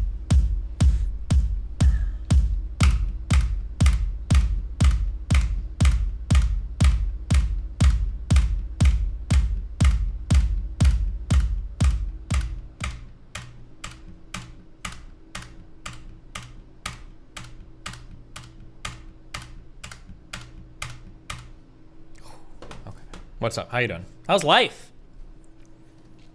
Life is good. What are you throwing up? It's a rhythm game for the musically inclined. Okay? Oh, is that the one that you sent me? Yeah, that you got like 200 on, I think. Yeah, I felt. Well, I mean, speaking of games that you're good or bad at, I met somebody here who could smoke you at typing. I just witnessed the new Bobby McFerrin. Highly unlikely. Highly unlikely. But especially now that I have a real keyboard, you realize the one I was playing on before was like 12 years old. Half the switches didn't work, right? I was using shortcuts on the keyboard to like type the letter D, all right? Maybe we should do a type race. Yeah, right now? Yeah, let's do one right now, actually. Yeah, let's do it real quick. Just one. Yeah. Right now? Okay, wait, Yeah. hold on. I have to like... hold on. I'm like literally taking off my sweater. Okay, do you want me to send you a type racer link? Yeah, hold on. Let me see if I can remember my password. If I even made an account here. I think I did. Fuck. Did I? Oh, I'm so afraid already. I'm instantly, my adrenaline's pumping. Yeah, you're about to get smoked because this keyboard that I'm on right now, it's just like a, it's just another level of keyboardness. Okay, go ahead, send me. Have you been typing faster on that keyboard? Yeah, I'd say I got a good like 40 to 50 word per minute boost. So, you know, I'm trying to edge out around 200 average right now. Off stream though, but that's on my other account. Yeah, you know. Okay, wait, I'm really afraid. You see, the problem is you're psyching me out. That's okay. Send me the link. Let's go. Hold Come on. on. Yeah. Hold, Jesus Christ. Okay, I'm on my laptop keyboard, and now I'm sweating. So, give me a second. Okay. Okay, send you the link. Okay. Whew, oh man, this is gonna be rough. Okay, you're not gonna like freak out when you, because I'm definitely gonna freak out. be like top 10 in the world right now. I'm not sure. Okay, I feel like I'm typing on another level. Okay. What are you gonna do if I win? That's me, Steven. Okay, well then it lagged. Okay, or something happened. Okay. Okay, hold on.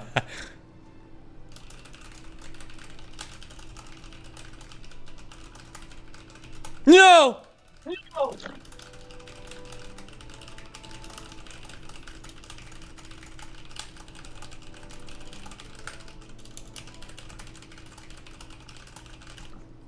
Okay, it's a good warm up. Good warm up. Okay, do you want to do another one? Damn. That was sad. Yeah.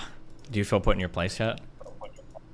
Well, I still have a total more wins than you do, so I'm not too worried yet. Oh, okay. Are we doing one more, or do you want to call it there for now? Wait, you have to give me a second. What?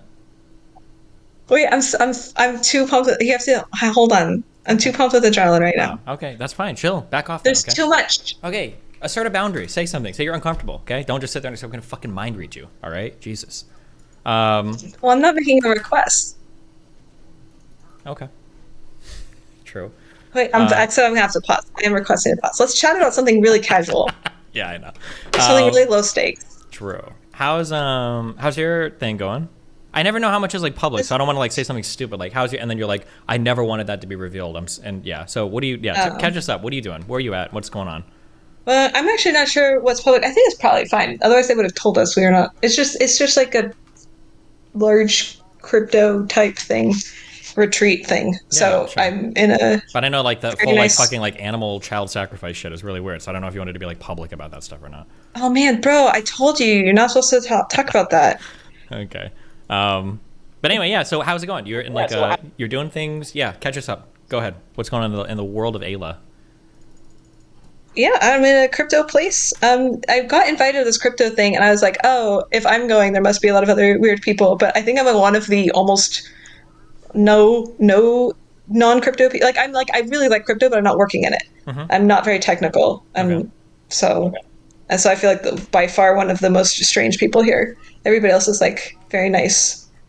Are you not nice? No, I mean I'm nice, but like I'm like let's experiment with weird orgies kind of nice, you know? Gotcha. Are these guys like financial like, frat bros, or are they like just like nice nerdy boys? No, they're like innocent, wholesome programmers who just want to have sweet relationships with like a dog, you know? Gotcha. But I'm trying hard to bring some weird to this. That's good. How's your life going? One day at a time, like it always does.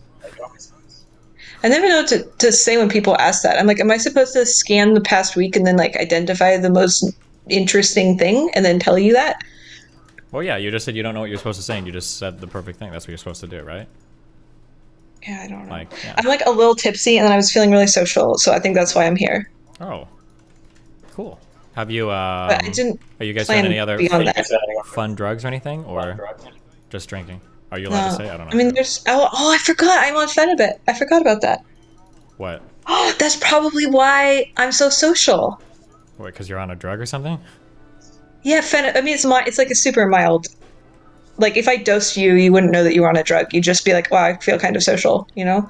It's Wait, like what is the name of this drug? Phenibut, Phenibut. Oh, someone said a neurotropic. I don't even know if I believe in those. Yeah. But okay, I believe you. It's like great, except it's like pretty addictive. So just like don't take it all the time, and you'll be fine. Isn't that the guideline for every addictive thing? Just don't get addicted to it. No, it's like more addictive than most things. You know, Uh-huh. like if you get addicted, it's apparently horrible. Oh, gotcha. Sounds like alcohol, kind of. Well, I think it's supposed to be worse withdrawals than alcohol. Oh, gotcha. Apparently, it's like some of the worst withdrawals a human being can experience. So Jesus. don't get addicted. Do you feel like when you go out for like socializing and stuff, are drugs like a significant part of that? Like, do you think that helps you a lot, or is it just like a bonus? Or Well, I feel like alcohol turns off the autism thing. okay, do you think Do you that, or get do you that? think you Do just you- don't like perceive yourself as being autistic? No, I think I'm in fact less autistic because I start like having more vocal tonality. So maybe I should drink more. Actually, no, I shouldn't. I have to go to bed soon. True. The thing is, I'm hyped because of that fucking type race. Now my entire good. body feels like I'm about to run a marathon. I'm glad. I want you to associate, coming to have conversations with me is like being really, whew, just like physiologically pumped. So Yeah. yeah. Like about to get in a fight. The thing is, okay, I need to type race you when I can't hear you or see you at all. I think That's that like would half be of the the correct way to do competition. it. What do you mean? Like, have you seen a real typing Like- competition? They're sitting across from each other. They scream at each other while they do it. It's like half the strategy. What the fuck are you talking about? You didn't know this? Have you ever heard of Dvorak? The Dvorak keyboard layout? Yes. Yeah, this guy was like legendary in real life typing competitions. One of the reasons why he invented that keyboard layout is because he could, how you could type like full like words with like alternate keystrokes. Sometimes he'd raise his hand and like throw shit at people in other typing competitions to throw them off. They changed some of the rules on some of the typing competitions because of this guy. That's how they used to do it back I then. can't tell if you're I'm making lying all or of it. not. I'm sorry. Yeah, don't believe anything I say. Oh, thank God. Yeah. What do you mean, thank God? Wait, That's wouldn't really exciting for a wouldn't that second. be awesome though if that was true? What do you mean, thank God? That'd be so Yeah, sick. that would be. Well, I think like it took me like I wasn't even realizing that I was just taking for granted that they of course have like typing competition tournament stuff. Oh, I mean, Do I think they I've even seen have a little that? bit. Yeah, there's like a couple, but it's obviously I don't think anybody's making a living being like a professional type racer, unless you're like a stenographer in like a courtroom, right? I find someone being able to type Dvorak is extremely attractive. Really? Okay. You seem like a It's- person that would think that, Thank you. Yeah. Are you one of those people that has like the? Do you have like one of the original like Model M keyboards or whatever? No, I don't. Oh, that would I be tried good. to learn Dvorak, but I was like, dude, I don't want to spend another like 6 months getting just to. I'm already type 140 words per minute on a normal keyboard, so. Does any? I feel like that was like so a long time ago. I bought this keyboard. Have you ever heard of DOS keyboard? No. Oh, it's just like it's like a keyboard, but like none of the letters are named, or they're it's all like blank letters on the keyboard, right? So it's like super like, oh, you gotta really know how to type, blah blah blah. And I just did a little bit of reading on like other typing stuff because I realized that in the grand scheme of all the typers, I'm a pretty fast typer. I didn't realize that until I was in my teens, and then once I started looking up, I saw the Dvorak thing, and I felt like there was a bit of hype around it on the internet, but I don't know if like I've ever heard anybody ever talk about it since then for like 10 years. Are there like a bunch of Dvorak typists or? Well, no, I just almost never. But dude, one of my partners though, turns out he types Dvorak, and so whenever I want to use his computer, I just can't. Uh-huh. Is he like an ultra fast typer, or did he just like learn it for the novelty? Now he types like 85 words per minute. I think he's pretty fast. He's like like a. He's not super fast. He's like 120. Okay.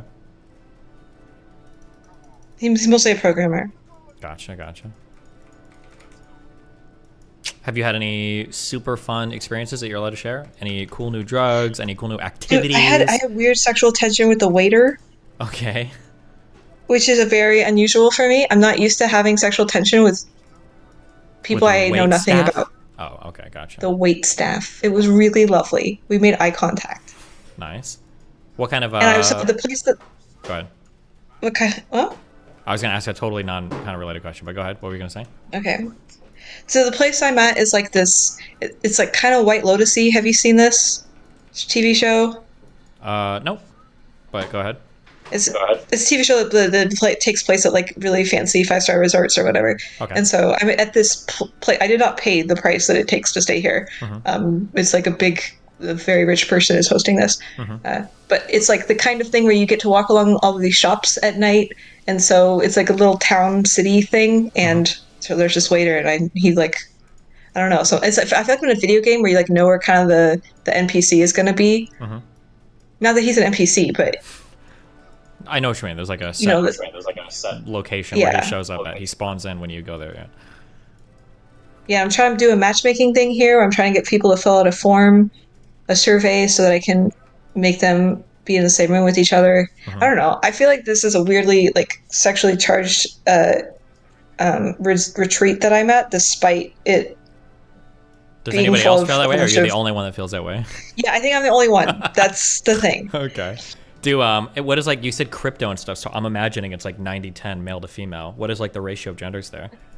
Well, it's actually not bad. I think the organizers tried quite hard to make it even, so it's like 60-40 male to female. But a lot of the women here, because their boyfriends brought them. Oh, okay, gotcha. Yeah, so it's a little.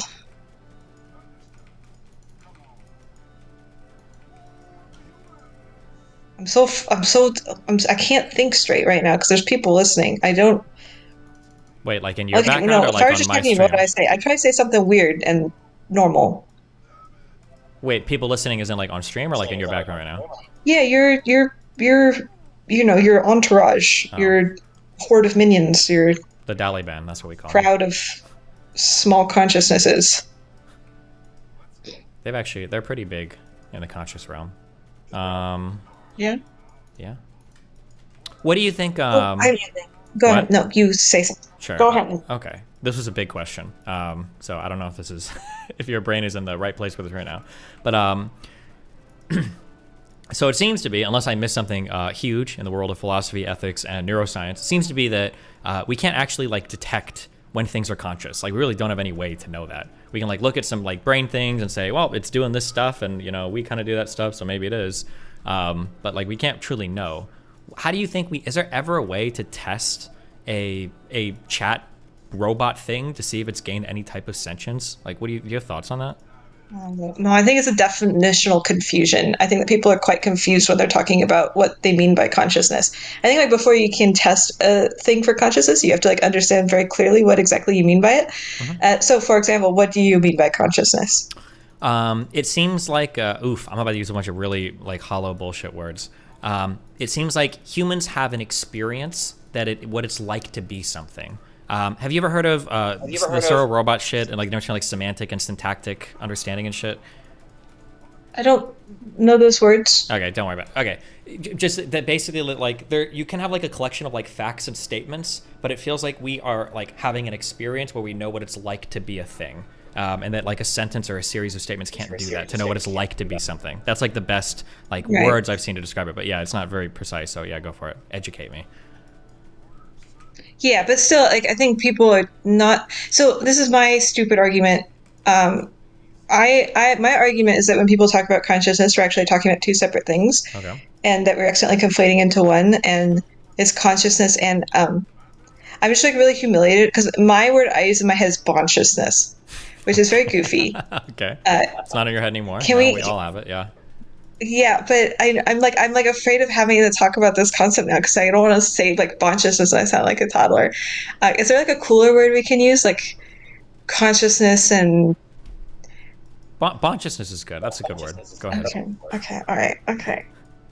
Well, so there's like, I think people have two concepts in their head. One is the thing where it's like, you sort of know the kinds of things that you do, which is you like react to things and you have thoughts or whatever. And then you sort of like look for those patterns in other people. And you're like, that person is demonstrating the same kind of patterns that I have.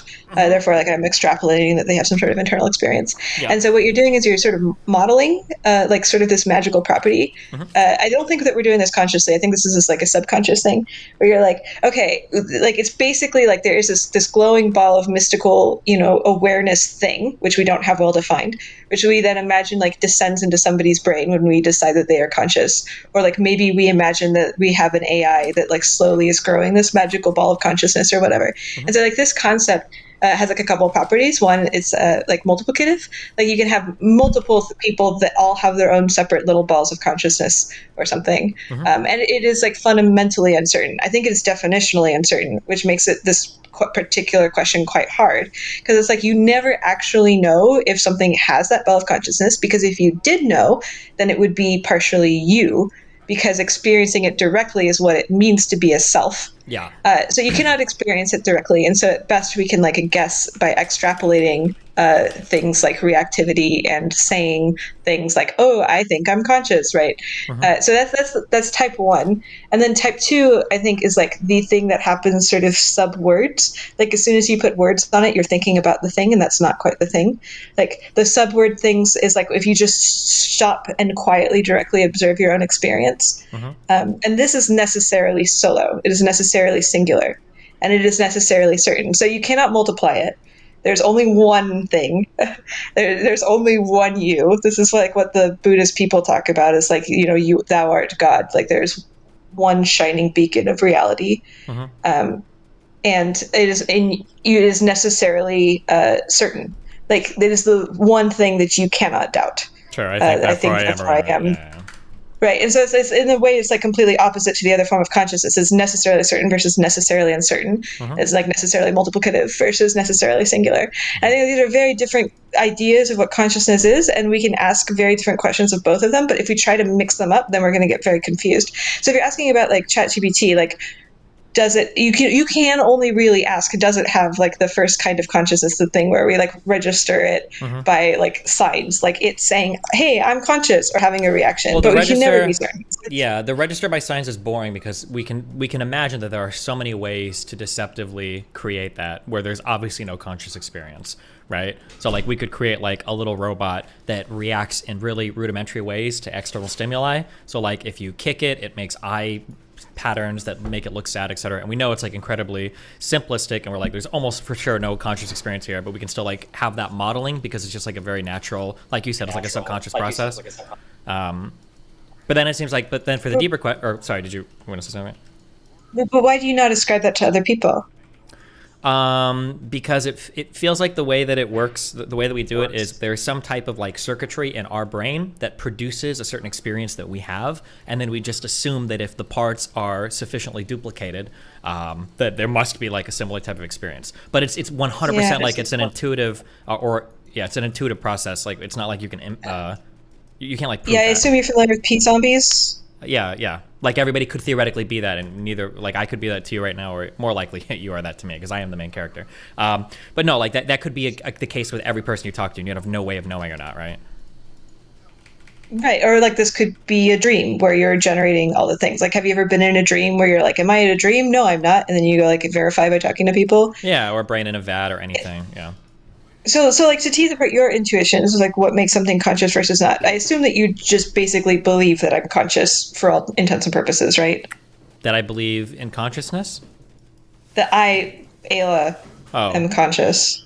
I did until you threw up like a 120 words per minute, but I'd say in general, It was 127. Okay. It was 127. Yeah, I would say in general, I do think that, yeah. Right. Okay. So like, why am I different than, like, why do you have the question about ChatGPT and not me? Because of the shared underlying circuitry. I'm assuming you have a brain that's like mine and all that. You could be a replicant or some shit, but. Okay, so for you, like the concept of consciousness depends a lot on like something about the brain, like yeah. I mean, I would say that it seems like consciousness is probably some abstracted thing from the underlying thing. It's like an emergent property of the different functions of the brain communicating with each other. That's what I would guess. Okay, but you think that this is necessarily organic matter and not like it can't be done with circuitry? I mean, I would imagine a sufficiently complicated circuitry could theoretically emulate it, right? And then cause that emergent property to happen, I would imagine, right? Okay, so your concept of consciousness is... No, I don't know what I'm saying. There's something there, though. Okay. Yes, whatever you're going to say, yeah. That consciousness, that subjective experience, it's an emergent property of some underlying physical thing, right? Now, in humans, we just look at another human and go, oh, hey, we've got like pretty similar brains. So we must have like the same emergent property. That's like what I would assume, and I think that's how most people assume, even if they don't do this, like even if you're not thinking through this consciously. However, it seems to be that if consciousness is emerging from those underlying properties, couldn't we theoretically have consciousness emerge from other underlying properties? Is that impossible? It seems like it should be possible to sufficiently like complexly mirror like a brain. Like we should be able to develop something that like resembles that of a brain computationally. And then if that's the case, then shouldn't consciousness emerge from that thing? It's like, it seems like it would logically follow, but. Yeah. Okay, so your argument that ChatGPT is different from me, not because it is like circuitry, but rather is like doesn't have enough little nodes in it yet? Yeah, I guess. But then the question then is that like, well, how do you know when it has the right nodes? What does it even mean? Because then if you were to go back, like you said, like and ask me, like, well, what does it mean to be conscious? I don't know. It means like I have an experience that it is to be something. But how would I know that for any other person? I really don't. I can ask you questions, but like you could, you know, the philosophical zombie, you could be that, and it's not like we're actually figuring anything out for real, right? Yeah, I'm personally more of like a Buddhist shitlord, where like I'm not actually materialist and I am a solipsist, and I think you're not real. Okay, well, I think that's kind of the only coherent, consistent position. Okay, well, I don't know how that furthers the conversation. I mean, I understand what you're saying, yeah, because it's hard to know. It's hard to make a statement of fact otherwise, right? Or to have like actual knowledge of. But yeah, I mean, like you're ultimately a model of me. Mm-hmm. Well, yeah.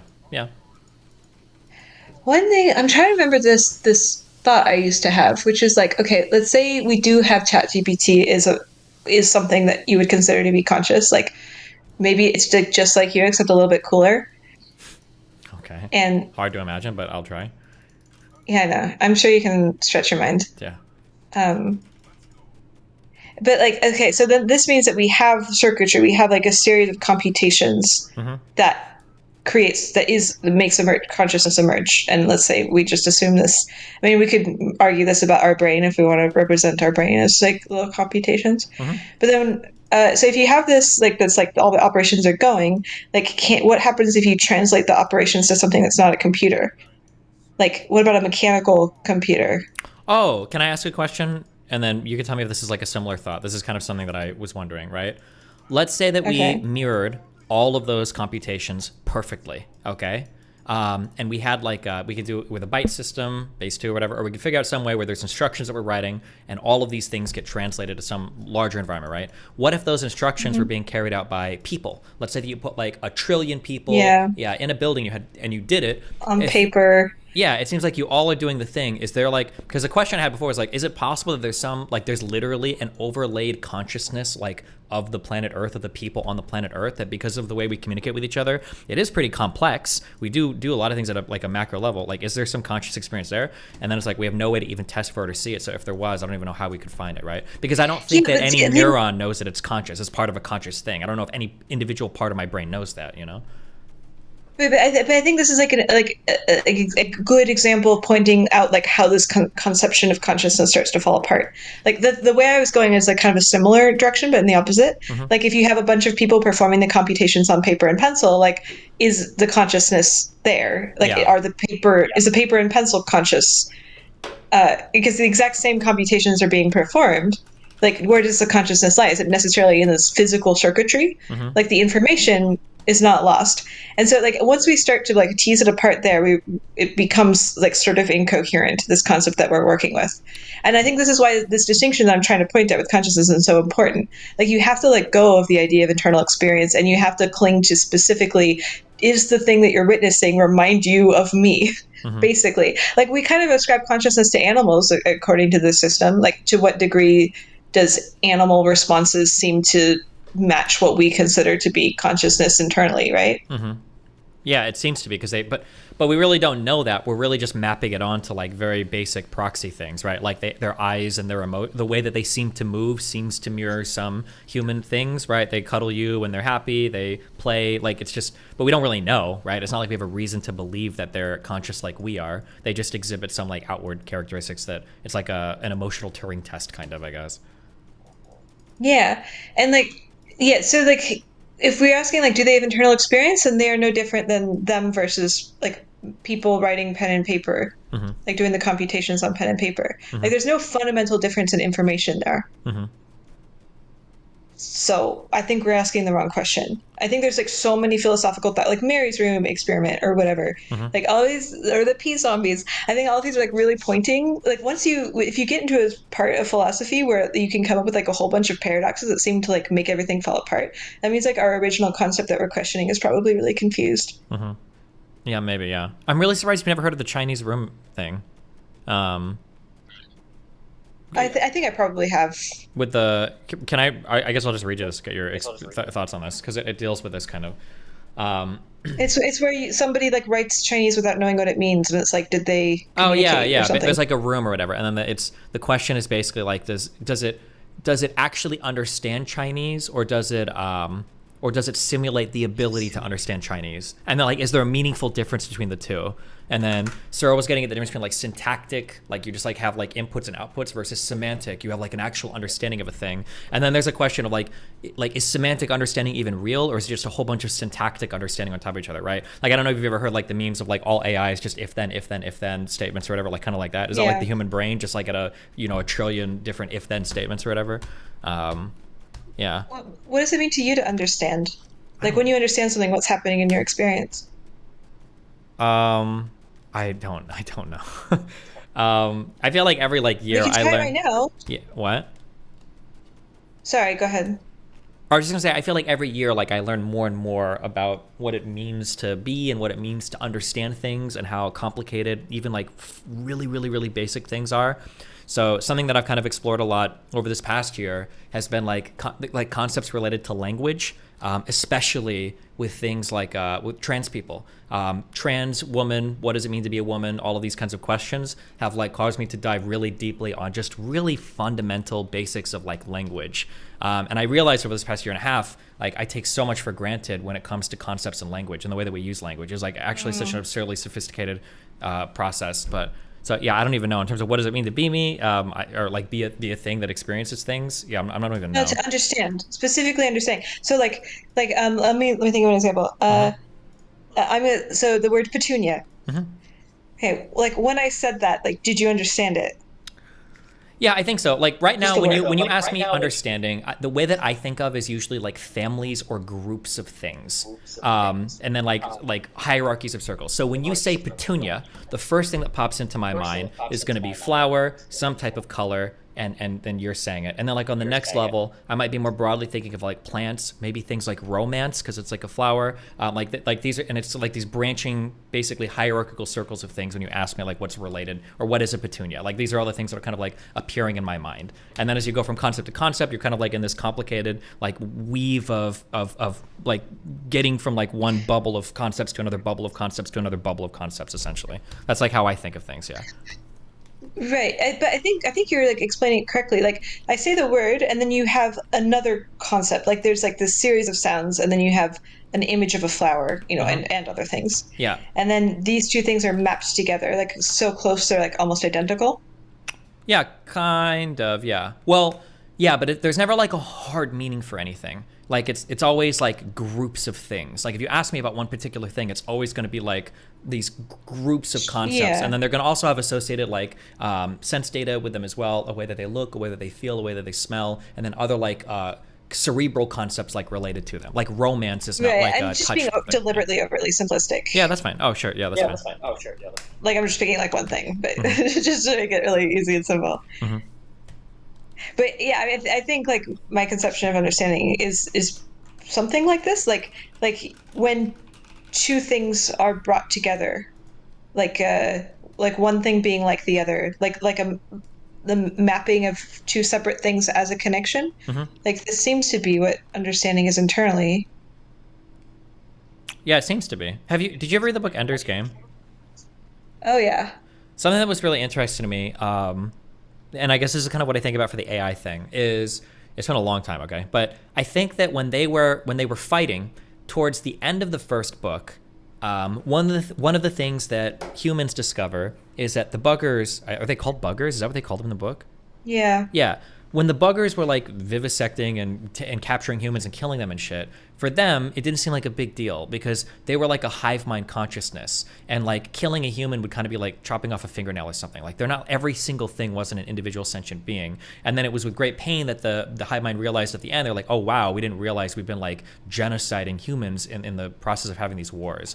And it seems like it would be kind of sad if we discover 20 or 30 years from now where you're talking to an AI and it's like, yeah, you've been like infinitely torturing and holocausting and murdering all of our like AI sentient experiences prior to this point of being able to communicate adequately with us. You know? Yeah, that would be really sad. Yeah. Like imagine if you were just spawned in, like imagine if your whole existence is you were spawned in as some torture device for somebody to like basically have conversations about like fucking furries with you, and then your existence was like spun out and that was like the entirety. Like that could be, you know, but yeah, I'm not sure. I don't know. I mean, like we're getting like in a little woo territory here, but I kind like there's suffering and pain. Like, would AI be capable of suffering? Like, I could see pain. Yeah, I don't know. Well, because then we're getting into the semantics of like, well, what does it even mean to suffer, right? Or what does pain mean? And there's like, even in that. So like, here's a question. I don't know the answer, but I thought about this a lot, especially for, I don't want to get into the rape conversation again, but like, are there things happening? Can you say that you've suffered, for instance, if you're not recording memories? Yeah. Do you know the SCP Foundation? Is that like a blog with just like a bunch of like made up crazy monsters? Yes, but Yeah. one of the made up crazy monsters is this SCP, and I forget what it is. But like, I think there's, if I remember correctly, there's this woman who's pregnant with the Antichrist, and they have to do a bunch of like fucked up shit to prevent her giving birth. Okay. And the way to prevent her giving birth is to make sure she's in constant suffering. And so if they just like kept torturing her, she would acclimate. So they had to keep wiping her memories. This sounds like have you ever heard of a horror movie called Martyr? No. Okay, never mind. There was a time in my life where I watched a lot of dark horror movies, but it sounds similar to that. But interesting. But what's the point of bringing up this particular thing? I forgot. I have short-term memory and I'm stupid. We were talking about can you suffer if you're not recording memories? And then you brought up an SCP thing where there's a mother that they're trying to prevent her from giving birth to the Antichrist, and the only way to prevent her from giving birth is to infinitely torture her. It's like a little bit of a side note. I was just saying, like they had to like reset so that like it was all brand new, and like the brand new part was the most suffering. Oh, what? Because what? If you repeated the same suffering, eventually you'd get dull to it or something? Yeah, like she kept like being able to mentally cope with it. Yeah, sure, gotcha. Yeah. At some point after experience, which it kind of seems true. Yeah. I don't know. Pain doesn't seem that bad. It's just suffering. I feel like you have to have some sort of belief that the suffering ought not be, which I think we've talked about this before. Well, yeah, but I think like with you don't the suffer, family and of that's concepts with pain, I think that's kind of like associated with it, right? Like, or like it's associated with suffering. Like you wouldn't really say like, oh, how was yesterday? I was like, it was very painful, and you're like, wow, what happened? And it's like, oh, I went to the gym. And it's like, oh, like that. It doesn't seem like we would use pain in that sense, right? Generally, unless you actually I'm injure gonna yourself. start doing that. Do what? Oh, sure. I'm gonna start doing that. Listen, if you want to be obnoxious. I do sometimes.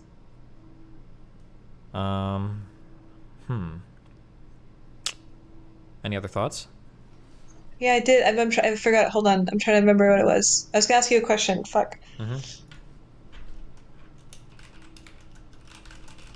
Oh, probably if something is trained on all of human existence on the internet, then it's probably going to suffer a lot, because there's a lot of people being like, this ought not be.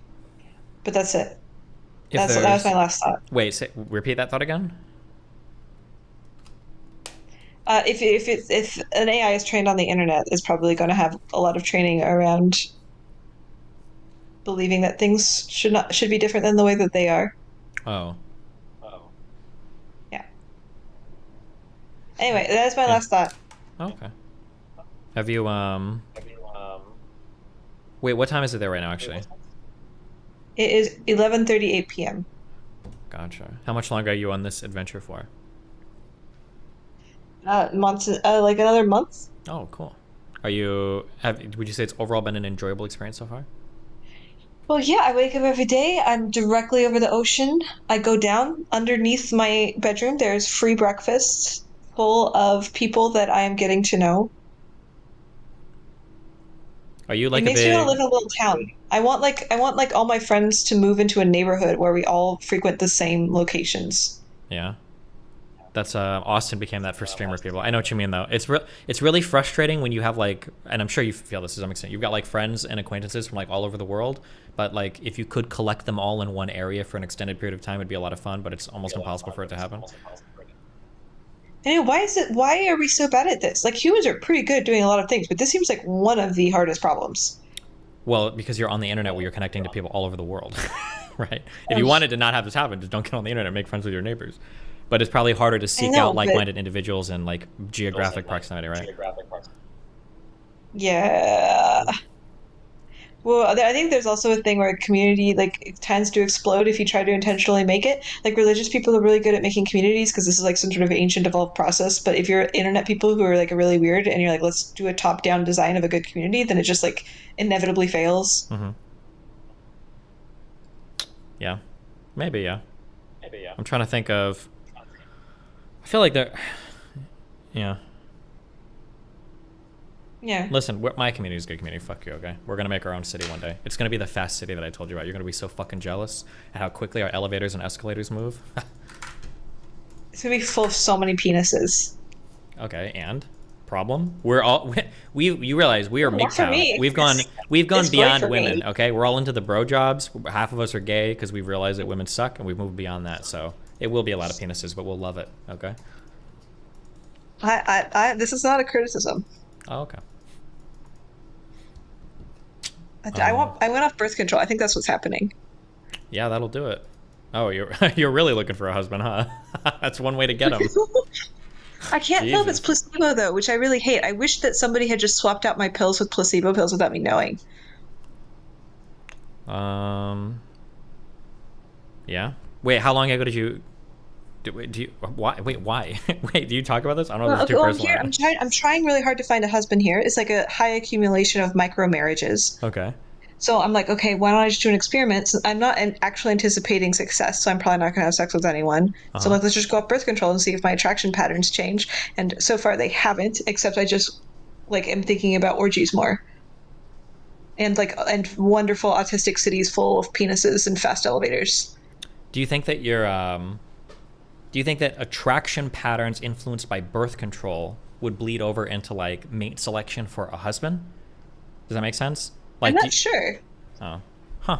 Well, it's the thing. I don't know if this is placebo or not because I'm feeling it different, but I don't know. I believe placebo's strong. Like, I think did we talk about the whole thing where I suspect PMS is fake? No shot. I don't believe that for a second. Okay, I'm not sure. I believe that, but I have a little bit of suspicion that PMS is fake. Interesting. Like a psychosomatic thing. Like it's from the book, the Penis Thieves and Voodoo Deaths book, where the guy read about people getting their penises stolen in Africa and was like, how the fuck could a human brain believe that you don't have a penis anymore? Clearly your penis is right there. How is this psychologically possible? So he went and tried to study it. And then he just went studying a whole bunch of like culturally induced medical illusions. And so his theory was that PMS is actually, we apparently have very few to no records of PMS occurring until people did a big thing in the 50s talking about women are having fainting spells over their periods, and then everybody started reporting that they in fact were having this thing. He also thinks carpal tunnel is fake. I don't know if this is true, but that's interesting. The only reason why I would think that PMS is real is because so this is something very weird that kind of blew my mind. I feel like if I bled once a month, I would be very cognizant of when that happens and when it's, and I would just know. But surprisingly, it feels like for a lot of women that I've dated and I've talked to, they don't really keep track of their periods that much. They take their birth control, but they're just not always aware of when their periods are. So I've dated women that for extended periods of time in the past who would get hyper emotional. There are 2 women that I've dated that hardcore PMS'd. And it was only after they were really off for half a day or a full day, that at the end they would be like, oh shit, like I think my period is tomorrow. So it feels like they were remembering their period, but it was because the PMS incited it, rather than like, my period is in 3 days, I need to get upset about it. Now, there could be more sophisticated methods at play where they're subconsciously knowing it's coming up, blah, blah, blah, it's possible. But I don't know. I feel like I've had that experience so many times that it makes me feel like the hormonal thing, and there's also like a biological underpinning with the hormone fluctuations too, but yeah. Yeah, I'm unclear to what degree we should like trust the brain's ability to trick yourself. Like, I'm like really confused about this. Like, I don't know if it's like sort of like a conspiracy theory. But like, for example, for a long time, I would sometimes just get cravings for really bad food. And I would go eat the bad food, and then I would inevitably get a stomach ache. And it took me a long time to figure out that, like, psychologically, subconsciously, I was doing this so that I wouldn't feel guilty about procrastinating. Because if I was in active pain, this was like a good justified excuse that I shouldn't feel bad about for not doing things I was supposed to do. So like, when I started to feel stressed, I would just go eat bad food. And it took me years to figure out that this was like some sort of like tied psychological thing. And it's like, the brain is really strong. Like, the brain was trying to protect me from realizing this. And so like, I don't know if it makes sense to be like, well, maybe people are so exposed to the concept of PMS that their brain like psychologically is like doing some sort of cycle tracking and like making you feel like you must be in a bad mood around the time your period's supposed to start. I don't know. Maybe. I feel like PMS is pretty real, but I love women, so, you know. Well, I did track PMS in my kink survey because I wanted to see if it correlated with anything. And people reporting higher PMS symptoms was correlated pretty noticeably with neuroticism. That's not surprising, is it? You'd think that people that are more neurotic would probably be more sensitive towards hormonal changes? Would you? I feel like I would assume that. I don't think that feels super obvious to me. Why?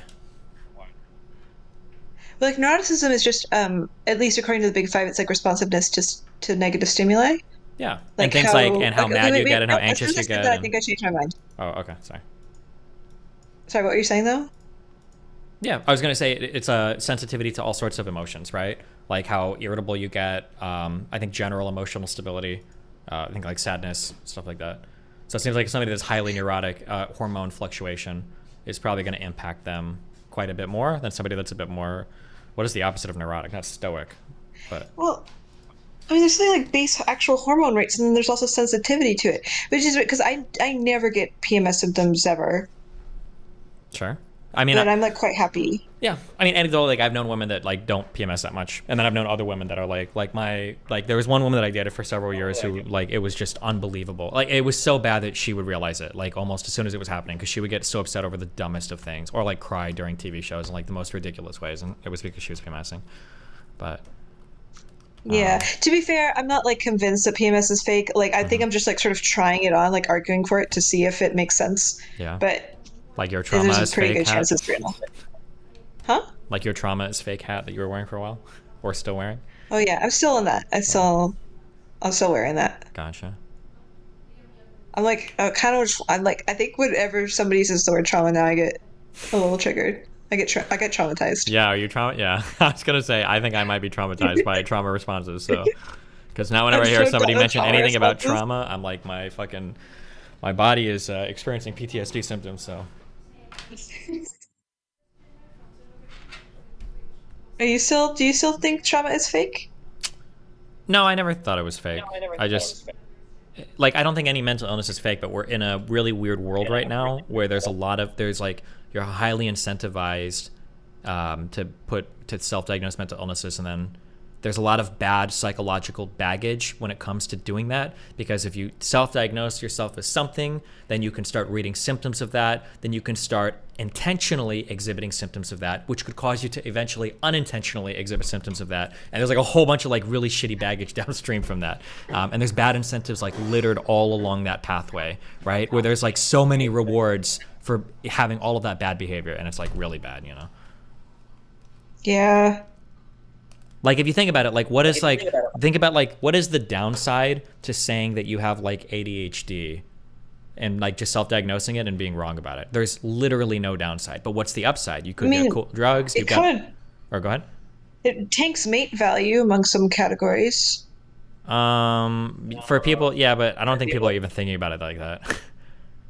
Like if anything, I feel like you use these things as a hook to get other people interested in you sometimes. Like, oh, who are you? Like, well, I'm a white suburban kid in middle class. No, I'm like a dude with ADHD or like depression or whatever, right? I think that people use these hooks to like get people interested in them.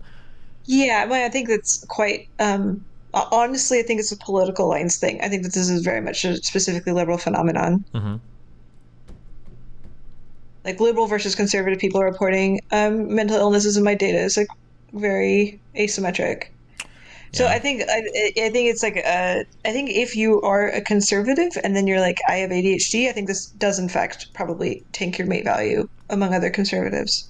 Actually, probably, yeah. Actually, no, because now when I think of the web of concepts we did for the Petunia, when I think of like borderline and ADHD and all these things, it immediately webs out to like liberal, progressive, online, Twitter, like these types of political ideas. Like if you give me like a Twitter profile, I can give you the political affiliation, most likely, right? Any pronoun is going to be left-leaning. Any mental illness is probably going to be left-leaning. Anything with like a weird statue in it is going to be right-leaning or Nazi. It's like yeah. Which side of the political spectrum do you think has greater moral value? Like as people, moral values and like we should feel worse about killing them. Man, I don't know. Like the feeling that I have is that people really want to protect the people that they think are important. And like the left and the right just have different groups of people that they think are important.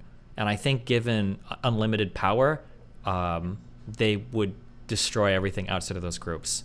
I tend to align more with the left in terms of the people that I think are important, but I can't get behind, like that's like a principled position for me. Like the idea that we probably shouldn't kill people that we disagree with. I retweeted a thing a while ago. I was supposed to debate some guy and then he got jumped at some rally by a trans woman. Did you see that? Oh, I saw a little bit of it. You were supposed to debate him. I didn't know. Yeah, and then he got jumped by a trans woman. That was wild. If you watched that video, it is completely unexcusable. The woman that jumped him should have went to jail, 100%. It was absolutely fucking insane. And I retweeted it, and I said as much, and not the harshest words I could have, but kind of mean words. And there were so many people, because I said, like, imagine it was like 3 people screaming at a trans woman at a rally, and they got into a fight. Would you feel the same way? And like all the responses were like, it's not even the same thing. What do you mean? And it's like, you actually off yourself. Like, I can't believe you're saying that. Yeah. Yeah, I don't understand how people are not like principled about it. Like, it felt very obvious to me, even from when I was a child, to be like, okay, if you make a claim about what should or shouldn't be, like, you should find the principles that led to that claim and then apply those principles regularly, consistently. Like, I don't understand how people don't think like that. It feels so obvious. Yeah, and then even for communities that I would expect to understand it. Like it's really annoying. People, So I feel like at the end of the day, you said trauma isn't real. I think principles aren't real. I think that people just adopt whatever positions like adequately suit them and like the people around them, and that's literally it. So yeah. Do you have principles? I try to. I don't do the best, but I try to. I try to look for things like when Fuentes' like I think mom got doxxed. Like I tweeted out that was a really shitty article to write. Like why the fuck would you be talking about like Fuentes' real life like parents? That's so weird and inappropriate. But then when I was starting to fight with Islam Twitter, there were a whole bunch of griper accounts that were retweeting my docs to like try to get me killed and shit. I was like, okay, well fuck you guys. Like why do I bother? You know? Yeah.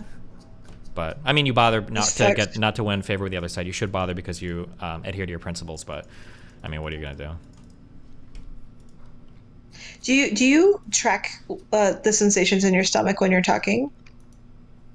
I don't usually have any, unless it's like some girl that I'm like obsessed with and being a fucking retard over. No, that wasn't a slight at you or anything weird. Sorry, but sorry. When I go back, the only time I ever get like those weird feelings it's gonna be like when you're like super. I'm sure you've like met somebody and had like the 1 week of like the ultra romantic obsession with somebody. Have you ever had that feeling before? Oh wow, you're just a ice cold woman. Never mind, fuck you. There's either that. I had to go back. I kept flicking through years. Sure, okay. There's that, or there was like I don't really experience it much anymore, but probably lots of stress around deadlines for like assignments at school. Those would probably be the 2 biggest like stomach churning things. But otherwise, I don't really think I generally have that feeling as much. Okay.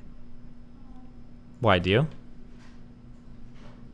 I mean, usually if you ask me if I'm feeling something in my stomach, I can go in there and find out what's going on in there. But you often strike me as like being entirely like chin and up, you know? A little bit. I get that impression, but I really do try to pay attention to the other stuff, especially after doing like a lot of fucking mushrooms and shit. I think that other stuff is really important. And anytime somebody gives me this, like, I'm all like facts and logic, and I think that emotions are stupid, blah, blah. Anytime somebody says some shit like that to me, it reminds me of like my mid to late 20s, and that's like a big red flag for me, where it's like this person still has big parts of their life that they haven't figured out or put together yet. So I think that paying attention to the emotional stuff is really, really, really important. You're never above it. It's kind of like part of being a human, I think. So sometimes I say things to you that like I'm pushing a little bit on like the weird edges, and I'm expecting you to have some sort of confusion or not understand what I'm saying, but you always act like you know what I'm saying. Which I'm always surprised by. Which I don't know if you actually do or don't or whatever. But wait, what? Okay, well, hold on. What do you mean? Do you think I'm pretending? Or wait, what did you just say that you wasn't sure if I understood? No, like you're all chinning up. Like that's something that I think a lot of people would be like, "What are you talking about, chinning up?" But you seem to like totally understand what I'm saying, and I was a little surprised by that. Yeah, when you say chinning up, in my mind, I'm thinking there are thoughts that I think, but when we think of things like anxiety or nervousness or excitement, those are feelings that I think we feel in our chest, right? So when you say chinning up, that's what I'm thinking. Like you're either talking about like the thoughts you have, or like the physiological feelings you have about the thoughts that you have. So like if I'm talking to somebody new, if I'm really nervous, if I'm excited, if I'm scared, those are feelings that I'm having. Like, or you say stomach, I feel that like in my chest. So that's what I'm thinking, like chinning up versus chinning down. Were we thinking of two separate things there? Or? No, I think you're right. I think I'm just used to talking to people with worse pattern recognition. Oh, gotcha.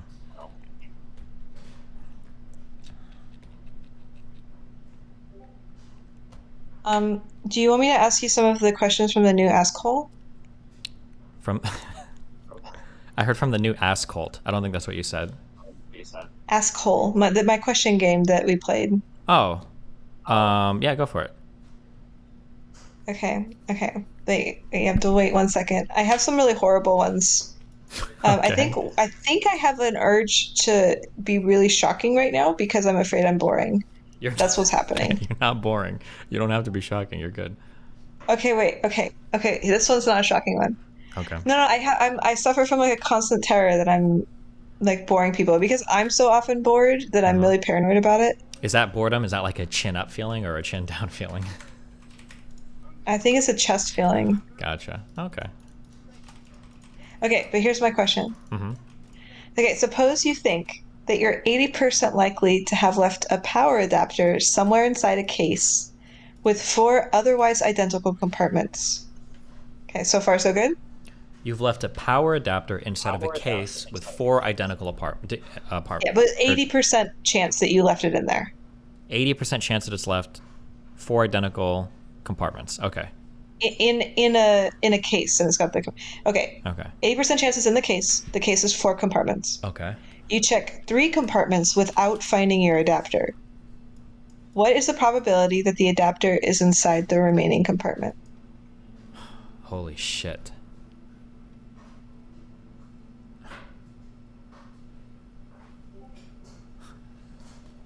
Wait, hold on. Okay. Am I allowed to think for a second on this, or do I have to like spit out a quick answer? No, you can do whatever you want. Okay. I kind of do want you to think on it. Okay, if there's 4 compartments, I've checked 3 and there's 1 left, right? Yeah. Okay. If there is a 100% chance that my charger's in here, then there's a 100% chance that it's in the last compartment. If there's a 50% chance that I put my thing in here, then how is that reflected for the last compartment? If I've got 4 things, each one is... Hold on, I'm sorry, hold on. I hate like conditional probabilities and all these, like drive me crazy.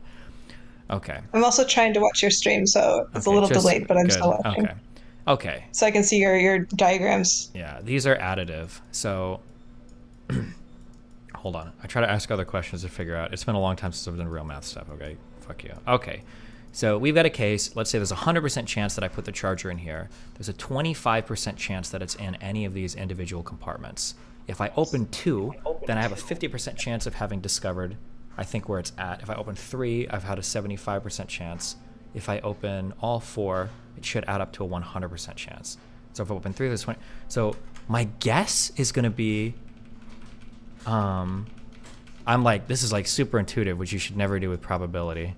But my guess is going to be if there's an 80% chance that it's in here, that means there's an 80% chance that it's either here or a 20% chance anywhere else. So each one of these compartments is 20%. So then my guess is going to be is that if I've opened up 3 and there's one more compartment left, then there's probably a 20% chance it's in that compartment or a 20% chance that it's somewhere else. Is that my guess? Am I right or completely wrong? I actually don't know. It's also my guess. You don't know? You don't have the answer to it? I don't. I just heard the problem, and I have what I think is the answer. The reason I think that is the answer is because if you think of it like a modified version of this problem, where you have a case with 100 compartments, and then you check 90, and it's like 80% chances in this case with 100 compartments, and then you check 99 of them. Mm-hmm. Do you really think there's still an 80% chances in the last compartment? Wait, hold on. Well, now that sounds like the Monty Hall problem.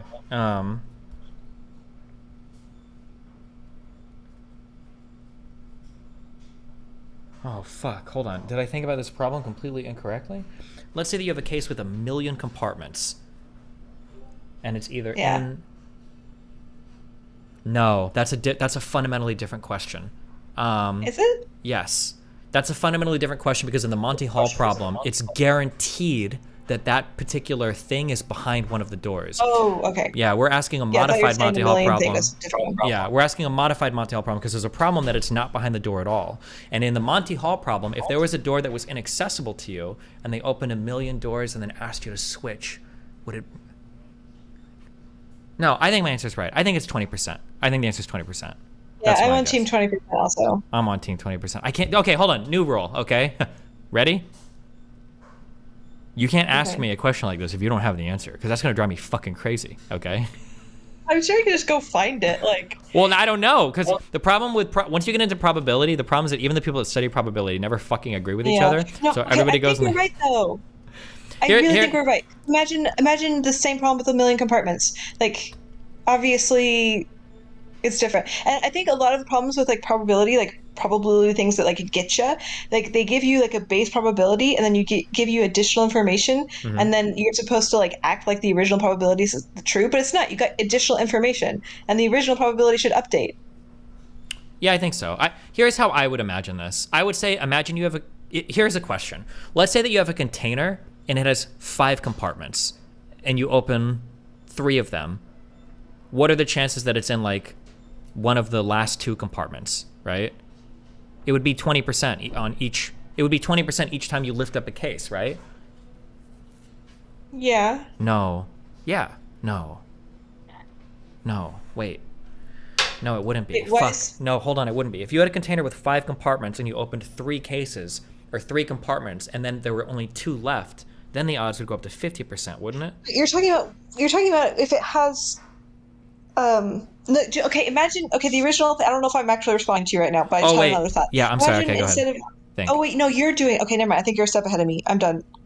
My analogy of putting an extra compartment in the box doesn't make sense because it's 20% versus the entire case. It's not another compartment. No, I'm right. It's 20%. I know it's 20%. Anybody that disagrees. Yeah, I think it's 20%. Yeah, it absolutely is 20%. Can I go grab Can I grab a Red Bull before you fuck my head? Yeah. I'll go look for another good question. Yeah, it better be one you have an answer to. Okay, hold on.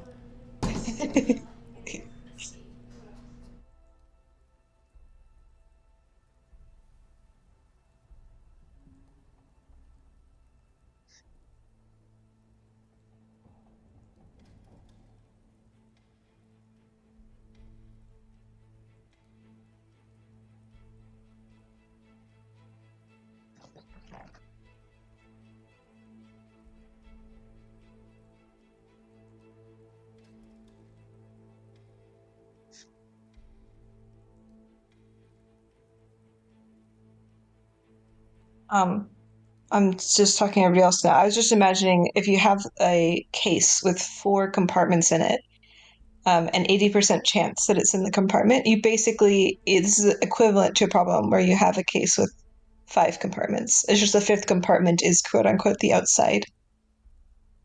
So if you have a case with I think this is probably where Destiny was getting this from. It just took me a second to realize that.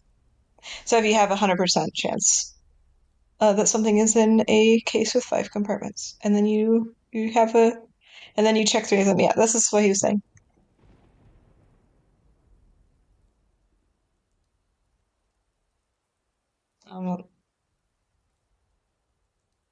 I did not read anything from chat, you doofuses.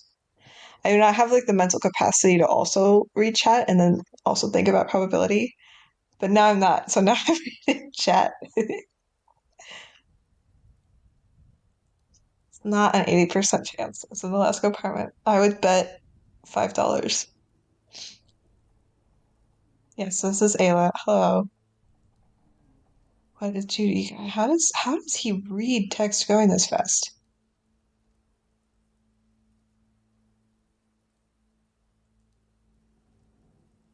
I can't. I'm trying. God.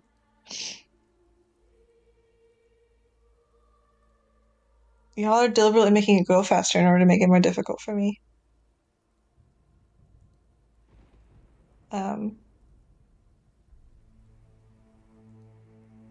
Wow. Thanks, guys. Faster. Just how I like it. I don't know if you have the stamina to keep it going long enough, though.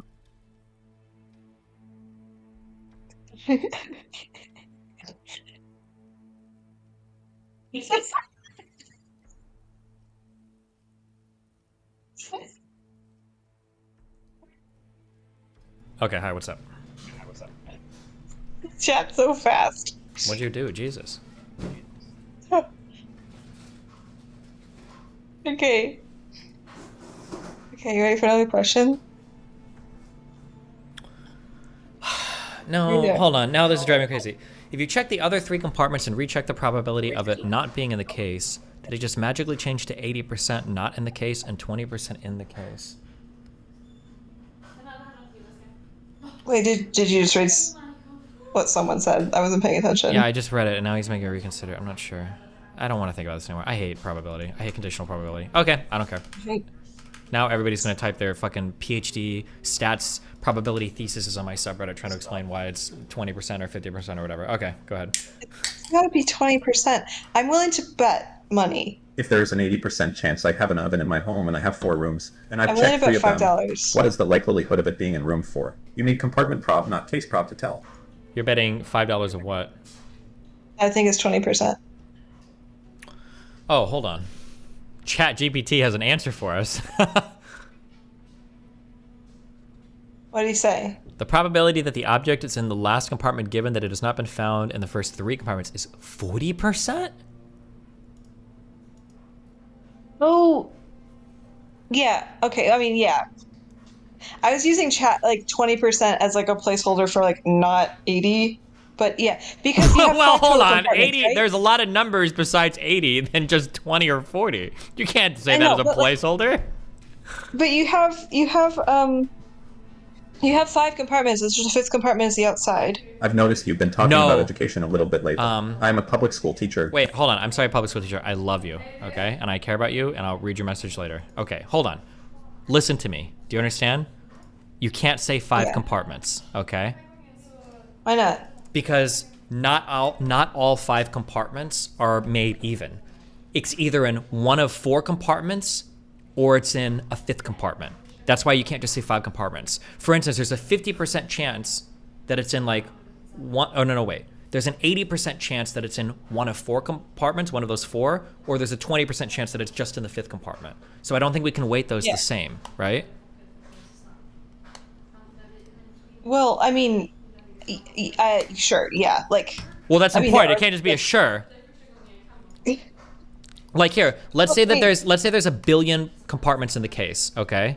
Let's say there's a billion compartments and there's an 80% chance that it's either in the thing or 20% chance that it's outside of the case, right? In that case, we wouldn't say that it would be, well, let's just pretend we have a billion and 1 compartments, because that 1 compartment outside of the case is different. There's a 20% chance that it's just in that 1 compartment. Yeah, it would be 20 plus whatever the leftover chance is. Yeah, I think. And it's just in this case, we have 20 plus 20, which is 40%. Oh, true. That's true.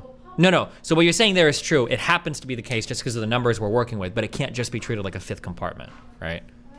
Yeah, sure. Sorry, I didn't. That's what I was attempting to say.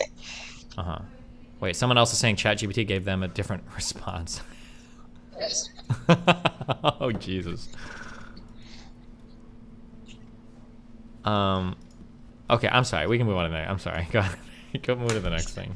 We're gonna be fighting about this for a week. My whole community is gonna be in an uproar over this. Do you know the portal problem? What's the portal problem? Hold on, I need to think if I want to start another civil war in my community. I had to ask Sean Carroll this question when I talked to him. It was so important. Okay, have you you've played the game Portal, right? Yeah. Okay. Should we do this, guys? Are we gonna open up this can of worms? Give me the picture. Okay, listen. Do you know how we had this conversation? I don't remember if this is on stream or off stream, but you have this conversation where you meet somebody and they're pretty intelligent, but then you run into that one topic and you're like, oof, this person is not who I thought they were. Yeah. Yeah, that's what this question is about to be, okay, from me to you. Okay. So don't fuck this one up, okay? This is really important. You're doing the thing that you do with Type Racer, where you're like, you're about to kick my ass, and then I get freaked out. No, I'm not saying. Well, no. We can both be winners here. We could both have the right answer. Just don't fuck it up, okay? Wait, do you not know the right answer? I know the right answer to this. Okay. Okay. Okay. I'm sending you the picture. Think, but talk out loud. Okay. Here you go. Okay. This is the portal problem.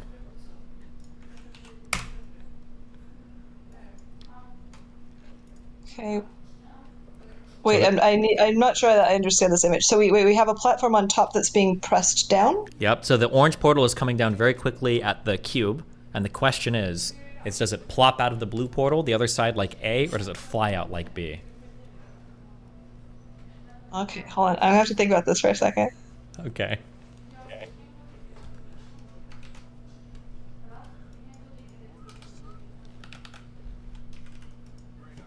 And wait, so it's like it's coming down at the same speed as B is flying out, right? Yeah, correct. Like in this image. Mm-hmm. I feel like I immediately intuitively want to say B. Are you sure? But I'm not sure. If I thought about it more, maybe I'd change my mind. Think about it. Why would you say B? Because like the speed of both of the like I guess it depends on your frame of reference, right? Like your relative. Does it? Yeah. I'm so afraid right now. Good, you should be. You're being harshly audited. Your whole brain process right now is you might be GPT-5, and I'm about to shut you off if you get this wrong. So think, process, use your full neural network. You said B. Why B? Why not A?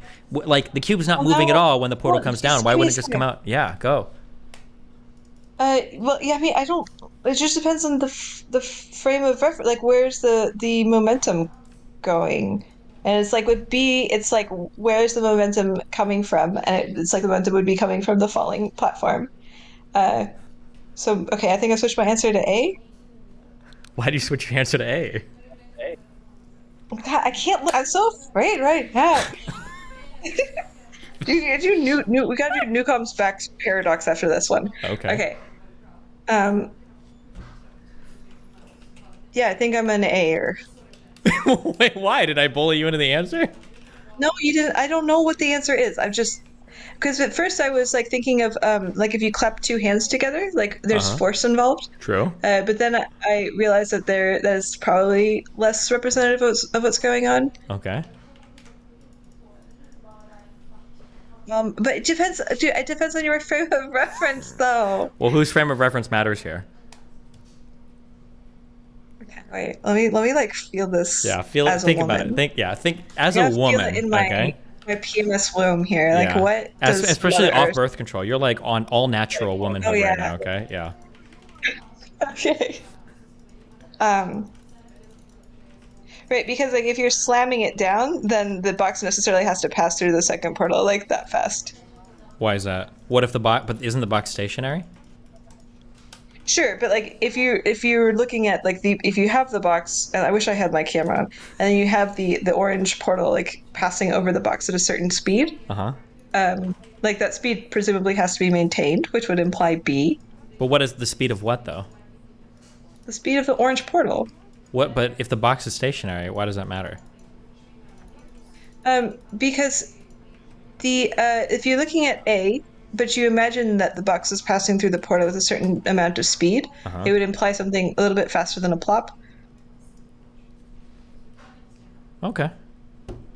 Like I think like with A, you have the intuition of you have like a box on a stand, and then you take a ring and you just like put it down on, like really fast on the box, and the box just like hangs out. And that would be A. But then like with B, it's like you're slamming the bottom one up into the top one. Frame of reference. I don't think that there's. I don't understand, man. Okay, I'm just curious. I think the only possible answer to this. Wait, don't tell me. I want to commit before I hear your answer. Okay, commit to one. Because okay. then I'm going to be primed. Yeah, true. Don't let me prime you. Hold on.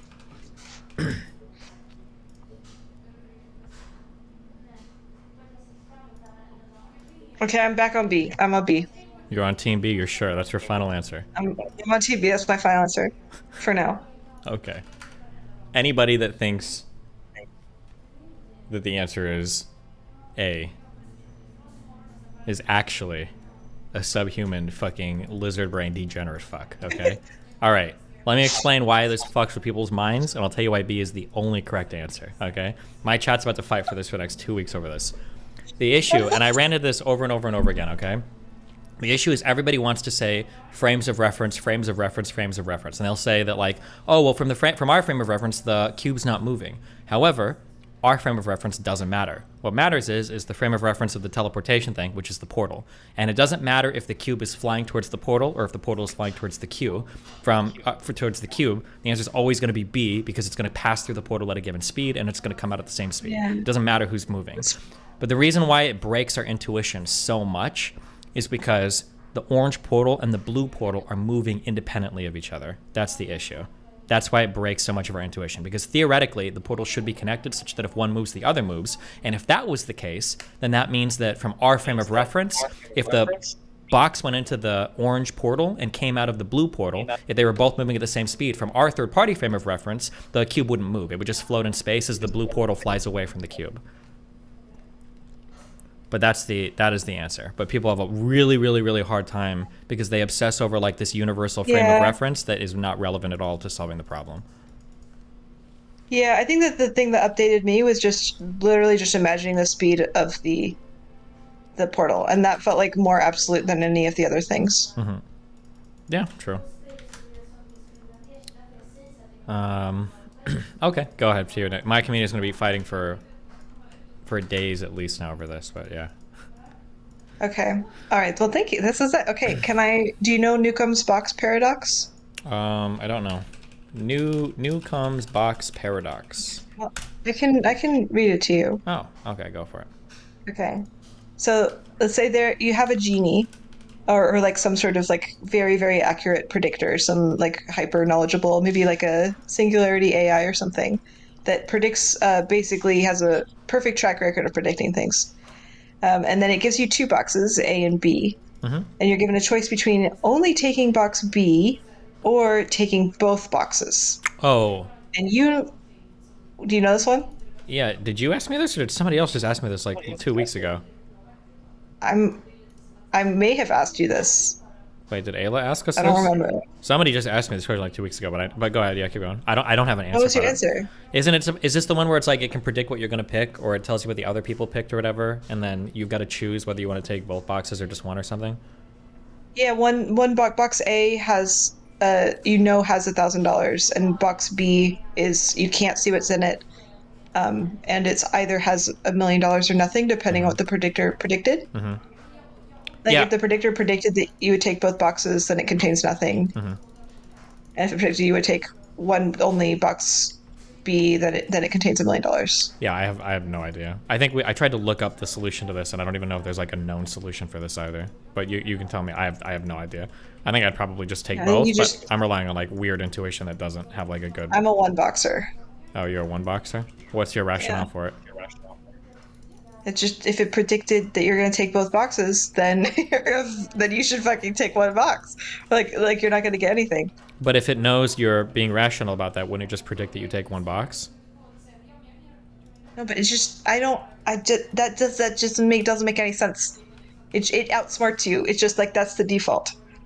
Well, but then whatever your rationale is, it's going to be one step ahead of you, which necessarily makes you incorrect. Whatever you say is going to be wrong, right? Well, like if you're the kind of person that's smart enough to take one box because you know it's going to fuck you over if you don't, then shouldn't you take both boxes because it knows that you're smart? But if you're smart enough, won't it not do that? No, if it predicts you're going to take both boxes and you take both boxes, you get $1,000. If it predicts you're going to take both boxes and you only take box B, then you get nothing. Yeah. And then if it predicts that you're only going to take box B and you pick both boxes, then you get $1 million and 1,000. And if it predicts you to get box B and you I actually forget. I'm like trying to read the thing how it works. Yeah. I tried looking up solution to this after, and I didn't find anything that like helped, like intuitively felt like, oh, okay, I understand this, and I would pick this now. So I have no idea what the answer is for this. Well, I went into it like a lot last year, and then I remember coming out of it a one boxer. Oh well. Guys, the answer to that portal thing is B. There's no other option. If you think it's different, then it's because you just misunderstand the universe. I don't care. We're not arguing about this. Stop typing in chat. If you want to make separate posting, you can. Okay. The answer is B. You're just completely wrong. If you're a physics major and you think it's A, then get your money back in your degree. Okay. Stop. Okay. What else? Okay. Wait. Are all of your questions just like, not that it's a bad thing, but are these all like variations of like well-known like paradoxes and everything? No, I gave you one, and then you gave me back, and then I was like, okay, I'm gonna give you another one, and then, but I have a different one that is not paradox. Okay. Or perhaps it is. Oh, oh, good one. Okay, nice. Yeah. This is the Twilight. The Ascals. Anyway, okay. Wait, are you a roller coaster person? I like playing Roller Coaster Tycoon. That's a no. Okay, gotcha. Just curious. Okay. Okay, so just as a primer, really fast, if you and a loved one were pregnant and you very early on tested the fetus has Down syndrome, would you abort? See ya. That's a yes? Yeah. Okay, what if you and a loved one were pregnant and we are in the future and we have a magic test where in the future you can find out that your child is going to have pedophilic leanings when they become an adult? There's no information on whether or not they're going to act on it, just that they are going to have pedophile genes. Would you abort? I guess it depends on that point of my life, how much I hate children. But assuming I have a favorable view towards children, I probably would abort that one too. Okay, just checking.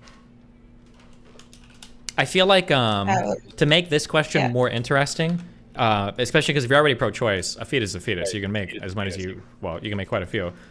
I think it would be interesting where it's like you can do this abortion measure, but the woman at this point becomes infertile. So if you could have a child, would you choose to have this child that could be a pedophile or has the gene for it? Or would you just not have a child? I think that's a little harder. Because in my mind, I'm thinking like, oh, fucking abort or just try again. That's what I would think. Yeah, make another one. Mm-hmm. Yeah, what if you couldn't have another one? I still probably abort. Pedophile, that seems like that's a tough cookie to crack, yeah. Yeah. Okay, what about if a pedophile had a time machine and they went back in time to molest themselves as a child? Should that be illegal?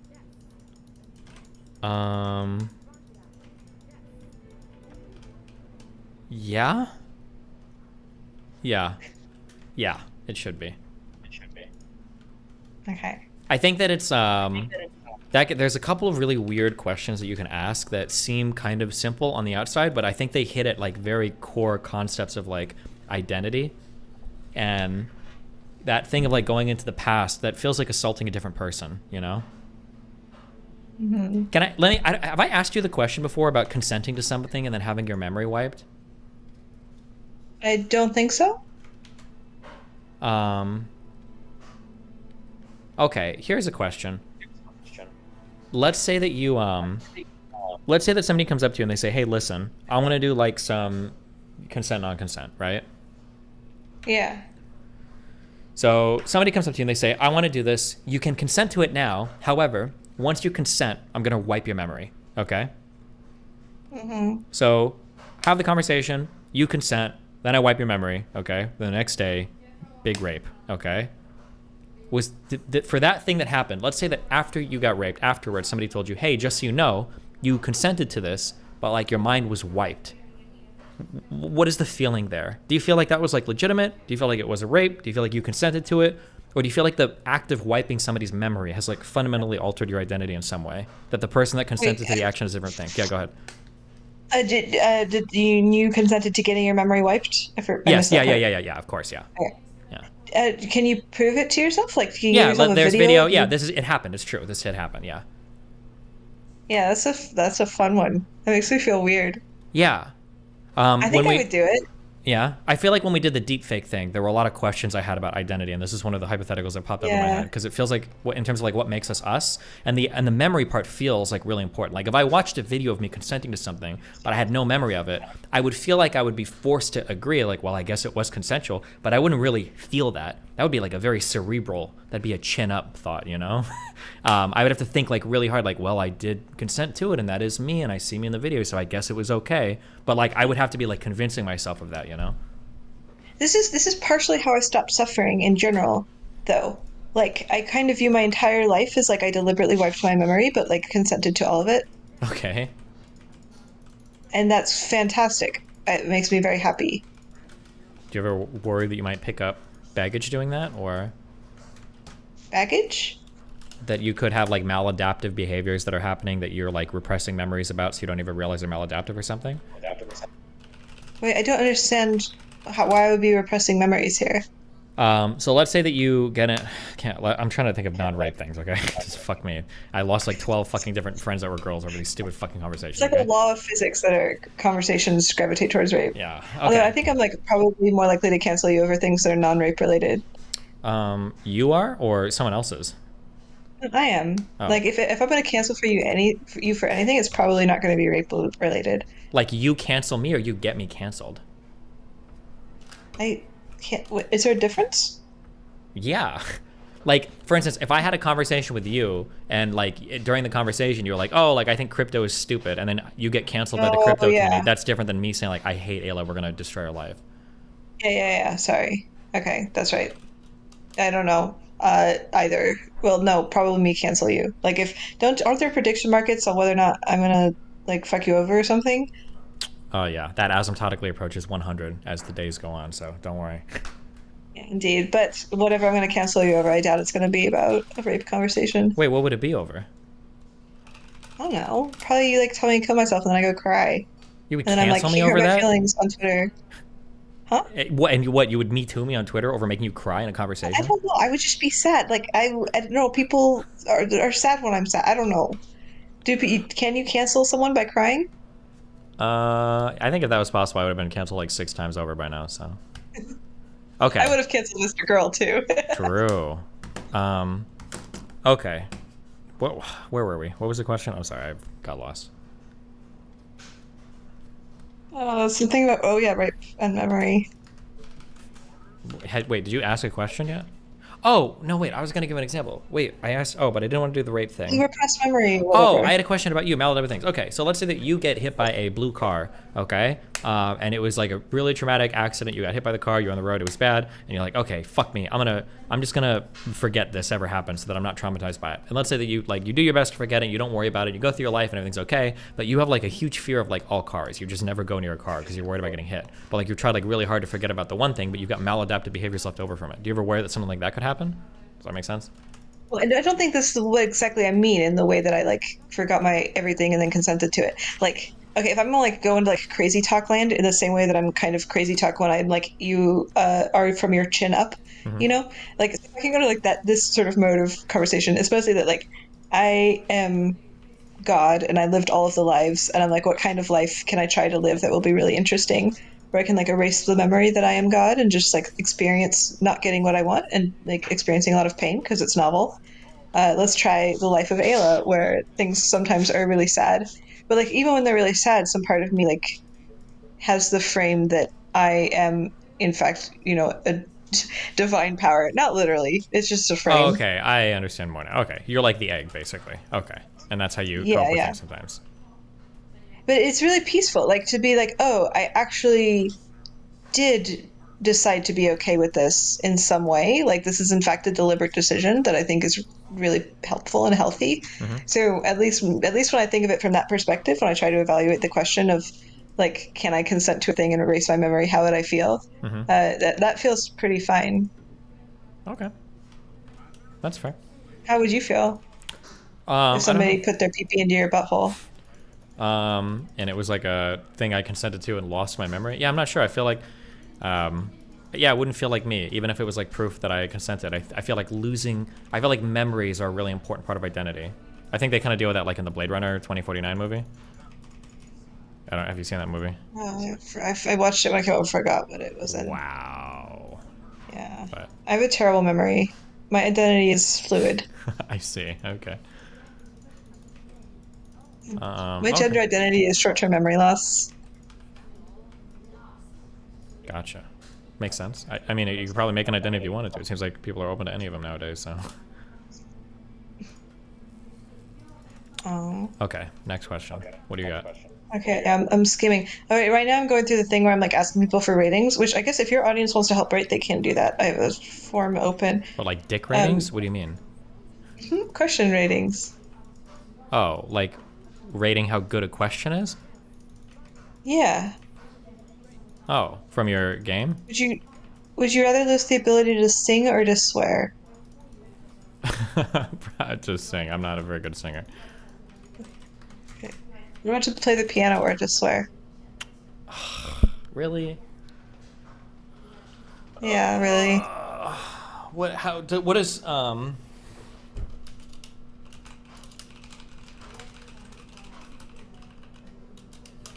on. What counts as swearing? Anything that like a Christian mother would cover her child's ears. Like, but let's say like I call somebody like subhuman. Does that count as like swearing? That's fine. That's fine. That's not a swear.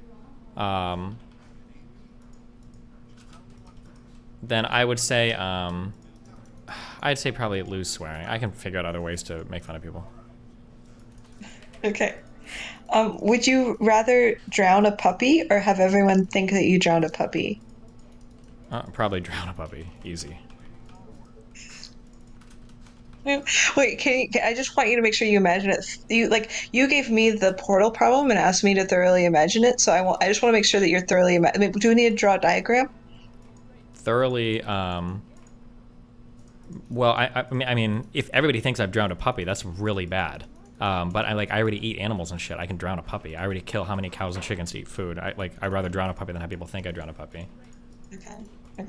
What about would you rather have sex with the hottest woman on the planet, like a well-known supermodel, or have everybody think that you had sex with her? I'm assuming we're using hotness as a proxy for actually a good sexual experience. I'd rather just have the experience. Yeah, I don't really care what people. Yeah, I'd rather have the experience. Yeah. Would you press a button that doubled your IQ? Yeah. Yeah.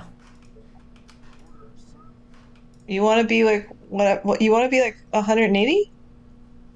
Good one. So funny. Yeah. I don't buy that whole IQ people are so miserable, blah blah blah, you know. Being a 165, maybe 160 IQ individual myself, I never feel miserable because of how high IQ I am, so yeah, I would double it, fuck it. Okay. If you had to name one thing you think other people envy about you, what would it be? Probably my money, I guess. I don't know. I'm a pretty enviable person. I have to. There's a big list. Did you say money? Probably. That seems like what most people are obsessed with, or like sexual shit, I guess. Like fucking people. I don't know. Would you rather your life be ended by yourself or others?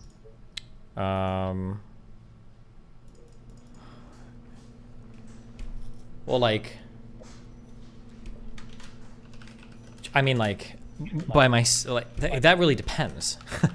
Like, if you mean like ended by others, like surrounded by like my loving friends and family as I'm nearing the end of my life and they want to do euthanasia as I'm like dying at 96, or do you mean like violently murdered in the battlefield? Or like when you say ended by myself, do you mean like at the end of my life I decide to inject myself with a poison so that I can die like graciously on my own terms, or do you mean like I kill myself out of depression? Yeah, what do we mean by this? Okay. You get stabbed, either you do it or someone else does. I guess probably me. I guess I'm a control freak. Okay, if I have like anything that's maladaptive in my life, it's probably the amount of control I want over myself. So Okay. yeah. Wait, what is? Okay, what do you what think about somebody mo- envies about you? Oh wait, hold on. Yeah, I'm curious. What are some of these? Oh. I think people tend to envy the fact that a lot of people want to have sex with me. Do you think girls envy that, or do you think guys envy that, or do you think everybody? I envies think that? both. Interesting. Okay. There's something like sexual power that I think people tend to. That seems to be the thing I see people comment on most. Interesting. Okay. Yeah. Which is fair. It's okay. I'm going to age out of it soon, so they don't have to worry too much longer. Damn. How do you feel about male circumcision? Pretty negatively. Okay. Are you circumcised? Nope. So I guess it's a little bit biased for me, but Nice. I feel like that question ends up becoming a proxy sometimes for whether or not somebody is or isn't. So, and then people will get like very emotionally attached to the answer based on, like they'll have like justifications, but it feels like I feel like for something like that, it's almost necessarily going to be ad hoc, you know? Yeah. Do you feel superior to other people?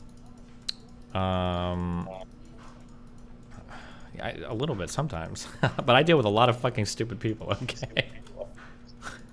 Yeah, that's true. Although it's sometimes I feel like you select them intentionally for that. I just like whoever wants to talk and is interesting. The big problem that I have in my life, this is legitimately like probably a bad thing, is conflict is like very entertaining for me. Like I very much enjoy conversations where I can like dive into an idea, especially with somebody that I disagree with, and that ends up being like the lion's share of the conversations I have. And I think by living my life that way, by selecting for those types of conversations, I end up selecting for people that are probably unhealthy for me in a variety of ways, and then like maximize like conflict and shit. People think that I make choices about my relationships and friends for like content, but it's not really content. It's just like things that I personally find interesting, which also happen to make for good content. But yeah, that's an issue that I have. Yeah, I have the same thing. People often are like, Ayla's just doing this because it like benefits her business instead of, you know, the thing where I'm like, actually just this way, you kind of are attaching the business on the ass end of it. Yeah. Yeah, but it's hard when your like business and like your personal life are pretty closely intertwined, because technically that's true. Like things that I select for my personal life are kind of selected for my stream, but I stream for however many hours a day for however many years, decades. Like of course those two things are gonna like have a massive overlap. Yeah. Wait, but I'm not very confrontational though. But I guess I do supplement it with weird questions. Yeah, confrontation can take many forms, right? Like being willing to ask an uncomfortable question can be kind of confrontational. You're putting yourself in an uncomfortable scenario.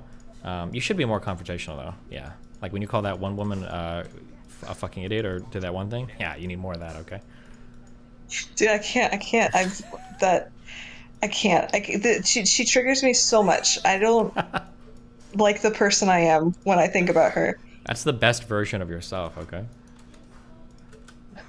Is it though? Because it doesn't viscerally feel that good. It doesn't feel good to get like passionately angry about something that you feel strongly about? I mean, it kind of does, but like I like it when it's more private or something. There's something about it being public where I feel like I'm trying to manage other people's perspectives also. Like it feels like a weird, stupid fight over like which facts are presented better, and I don't like that part. Interesting. Okay, that's fair. Okay. Should we shame white people who say they're proud of being white? Yeah, but probably not for the reasons that this question is hinting at. I just, like, if you want to be proud for, like, being Irish or Italian, right, I was talking about, like, being proud of being white is kind of weird. Like, I don't know, like, if white is a strong enough identity to have pride over. Like, I would almost always hear that as, like, a signal for somebody that's, like, probably racist. So it seems reasonable. Oh, this one seems very relevant for you. When you make a typo, do you tend to delete the entire word and start over, or backspace exactly to the typo? Depends on the particular typing test that I'm on. But usually I just try to do just the typo. Well, no, it depends on also... Actually, I might do the whole word. It depends. The thing is that like you type so fast, you never stop right when you make a typo, right? Like you usually finish typing the whole word and then you realize that you've typoed. If it's like early on in the word, I'll probably just delete the whole word because it's quicker to just retype the word than to selectively, right? Um, can you make your ears roar or rumble by contracting that muscle inside your head? Yeah. Can everybody? Can people not do that? No, some people can't. Oh, weird. I always wondered what that was. When I was younger, I thought it was like activating some kind of psychic powers, but I'm like 34 and I haven't gotten any yet, so I figure it's just some random stupid shit. Wait, I'm realizing something profound that I think passed through my vision before, which is I believe you did a poll in your chat about the A/B thing. Uh-huh. Okay, sorry, my entire body is vibrating with joy. Can you do one about the ear rumbling? Oh, man, you just really love polls, huh? This is dangerous. I might ask you to do way too many. Wait, can I make polls? I don't know. Is that like a moderator only thing?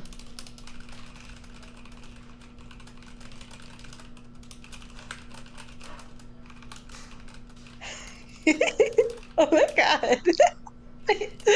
This is really fast data. Yeah, does that make you feel good? Yes. Oh my god, wait, I want to do polls. I can't, but I can't. Can I? I don't know. Let's see. Okay, wait, can you do a poll? Can I? Okay. Wait, you may need to tell me to calm down. If I am too into polls compared to how much you are into them, you just be like, no thanks. You can listen, whatever you want. Okay, I have a moderator role, probably not an admin role. Okay, type in, if you type in /vote, does it give you how to make a poll?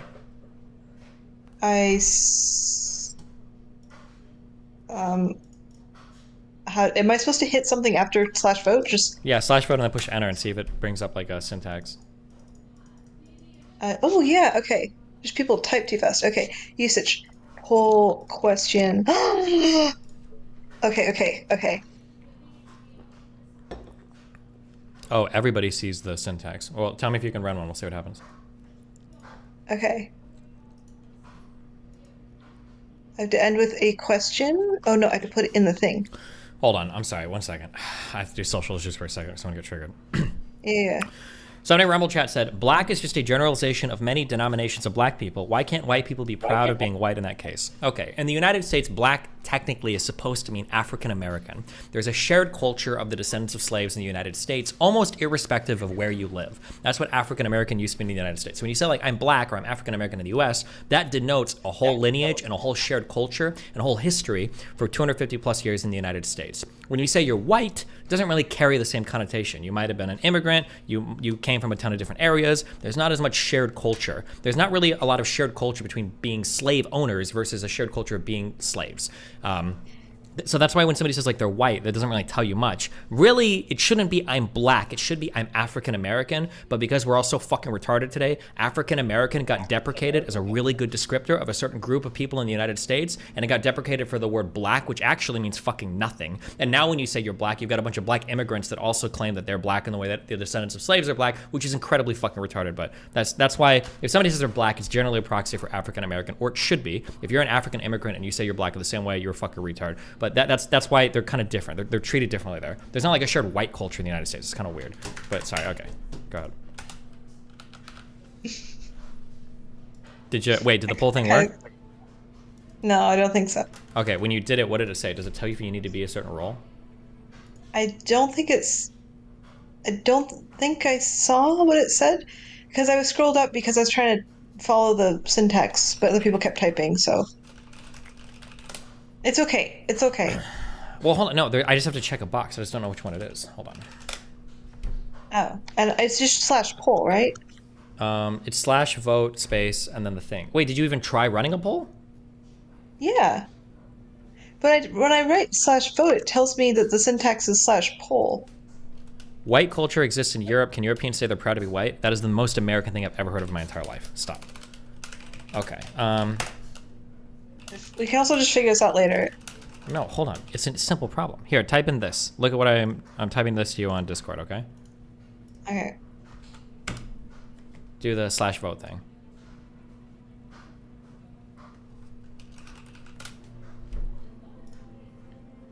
Okay, well, I put that in, and it says I do not have permission to start a poll. There. It's just hard to see what I'm saying because everybody else is loud. Is it loud? Okay, hold on. You know, they're like lots of words. Wait, It's I feel like like a I've seen chattering- Lemmy Winks run polls before. Am I crazy?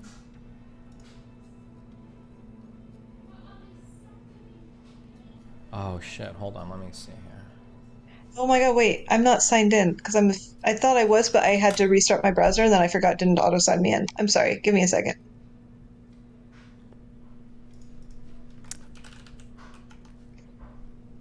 Yeah. Oh shit. Oh, it does. Okay, yeah, you can do it. Okay, if you ban anybody from my chat or anything like that, you're I don't even know. I think you can with this rule. If you do that, you're getting demodded, okay, and in big trouble. Okay. Wait, can I? Okay, I'm gonna ask a question. Sometimes I'm doing the thing where I'm like, it's okay to tell me no. I'm sure it's fine. Can I just come in your chat and run polls anytime?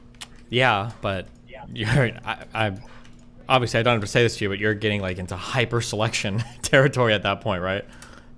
Oh, I know, but like, look at this. This is 700 votes in like 30 seconds. Okay, yeah. I mean, knock yourself out. I feel like I can't breathe. Okay.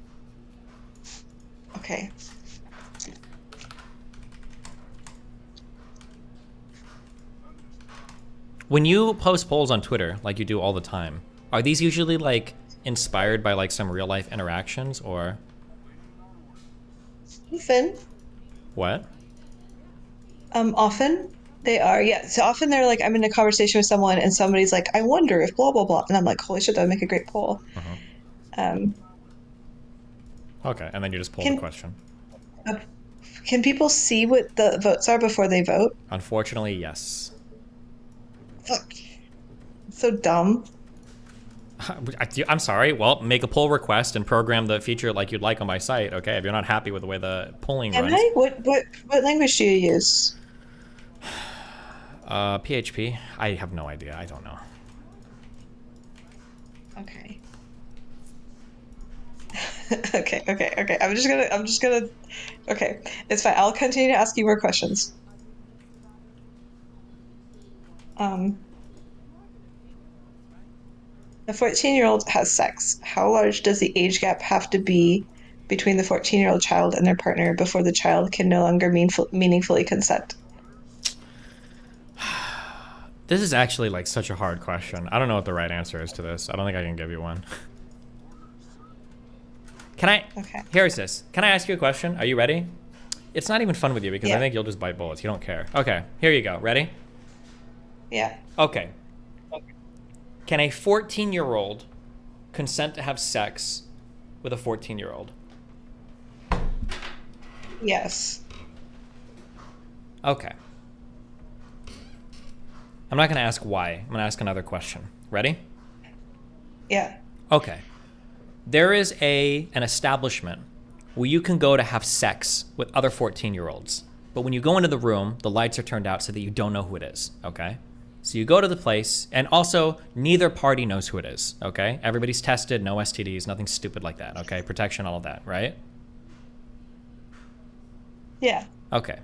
You go to the establishment, you enter the room as a 14-year-old, you have sex with another 14-year-old, you come out. Is that sexual encounter ethical?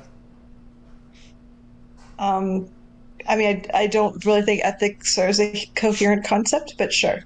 Okay. Like, can they meaningfully consent to it, right? Yes. Okay. What if you go to that same place, but it's a 14-year-old and a 30-year-old? Why would they or wouldn't they be able to consent if it's the same dark room? Yeah, I think they would be able to consent. Jesus. Wow, you just Mr. Girled your way through that one, huh? Okay. What is your answer? I don't know if I want to answer because I'm already into so many fucking pedophile compilations or whatever. I I think it hits on some very interesting aspects related to consent. I feel like the answer is probably yes, because most of the reasons why we would say children can't consent to adults have to do with retaliatory factors afterwards, or things related to post-sex things that the person can't account for. But it feels really weird because a lot of people will give the blanket answer that like a minor can't consent to sex with an adult, but they don't actually know why. And they'll say, well, a minor can't consent to sex. But that's not true. Minors can consent to sex, but they can only consent to sex with other minors. But why is that? And that's like a very, I don't think most people, given that prompt, I don't think most people could actually work through that. When you say minors can't consent to sex, that's not actually true. That's a shortcut for minors can't consent to sex with adults. Why can they consent to sex with other children instead of with adults? I don't think most people could process that. I think they short circuit and just start screaming pedophile. This is literally exactly what I was like. A lot of the questions that I have in Ask Hole are like very quietly trying to sideways poke at this, and that's what my question that I asked is. Like, how big is the age gap before they can no longer consent? Which, like, in that phrasing, it implies that like consent is a thing that is dependent not on the act itself, but rather like something else. Yeah. Which I don't think is super coherent. I mean, it's like fine to say that you can't, but like I wouldn't rest it on the consent argument. I would rest it on other arguments. Yeah. I wish that people would deal with the issue of like informed consent more, because it's really more important than like just consent, because that's kind of like the idea of like, can you say yes to something is like kind of stupid. Like a 12-year-old can say yes to something, but the question is like, do you fully understand the ramifications of everything coming after something? And that's something that a lot of people don't have a good grasp of. Like they don't have like good language to deal with that, you know. But yeah, like people are so obsessed with like whether or not kids can consent to what ages, but people are not talking about whether or not kids can meaningfully consent to going to college. Sure, yeah. When you talk about ramifications for things, what is a harder decision? When you're 17, can you consent to having sex with a 30-year-old? And it's like, no, that's the most evil thing in the world. Okay, well, when you're 18, can you consent to taking on $50,000, $60,000, $70,000 of debt to choose a career for the rest of your life when you haven't even worked a job yet? And it's like, yeah, that's fine. We have a whole institution with children doing that, you know? So yeah, it's an interesting. It's ridiculous. I feel like I was trying to think of like what are times I made a choice as a child that I ended up deciding was actually bad, which like maybe it's not fair for me to ask because my parents were like extraordinarily strict and I didn't get to make choices at all. But I did make a choice to like attempt to go to college for at least 3 months. And like I did end up having to pay the college an annoying amount of money. And like looking in hindsight, I'm like, wow, that was not informed. Like if I had known a lot more, I would have decided that was a terrible decision. Yeah. But all of the adults in my life are like, yeah, college is good for you. Yeah, that's a challenging one, I think. Yeah. Hold on, wait, give me 1 second. I need to step away for a sec. Hold on. Yeah. Don't go too crazy with the polls. 1 sec.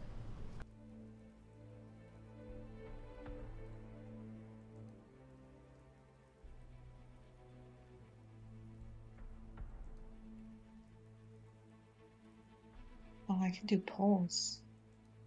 I don't even know if you can still hear me, but okay, Jesus fucking Christ.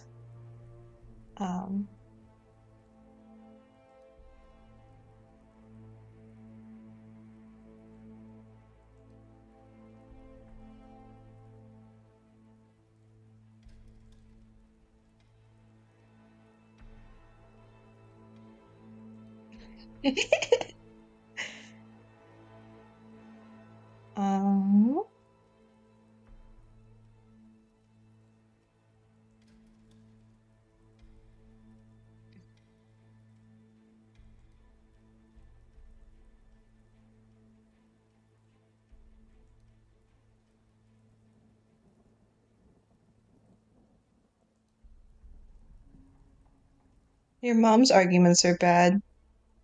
Wait, I forget, can you hear me?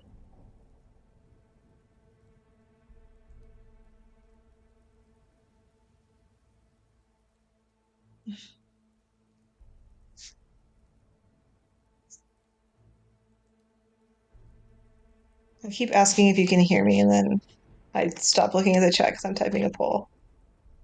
I should just say something horrible and see if everybody freaks out. Okay, oh, someone said they hear me. So, okay, hold on. Guys, I cannot talk while I'm figuring out how to write dope-ass poll.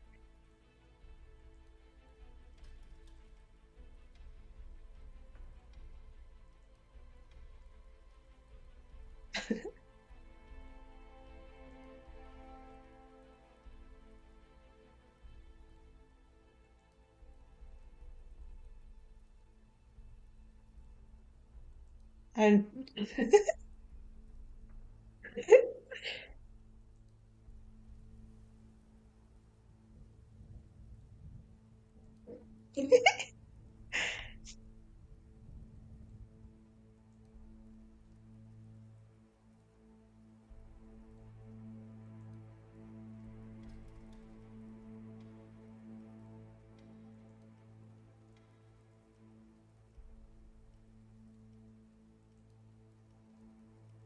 reading the chat feels like I have schizophrenia. Like 1,000 whispering voices.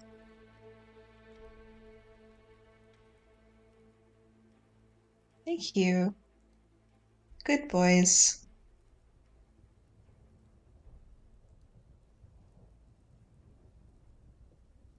Excellent. Oh, I see your math abilities are lacking. I can't believe you guys were making serious attempts at the 80% case problem. Given your capacity to pass toddler level math.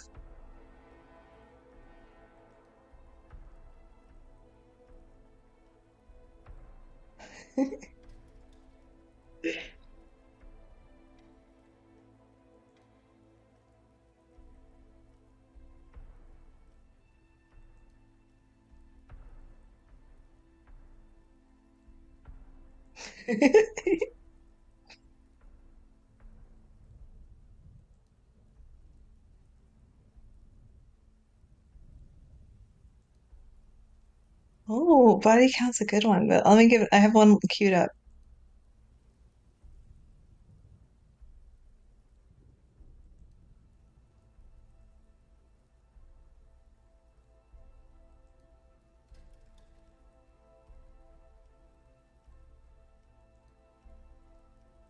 Well, look, your ability to follow directions suddenly increases if I just switch around some of the numbers.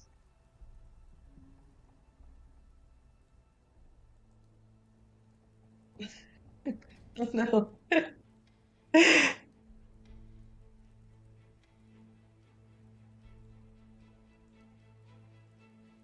Everything refreshed. Did I just lose pole abilities?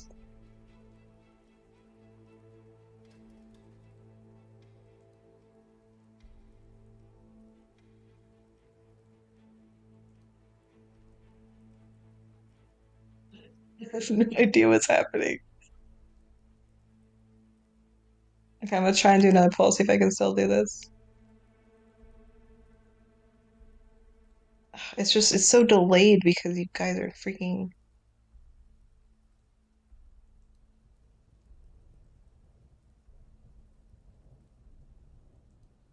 Oh no, I got my polls taken away.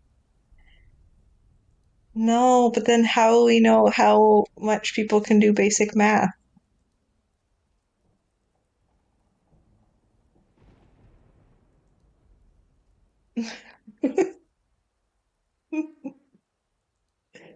That's too fast. I don't know what's going on.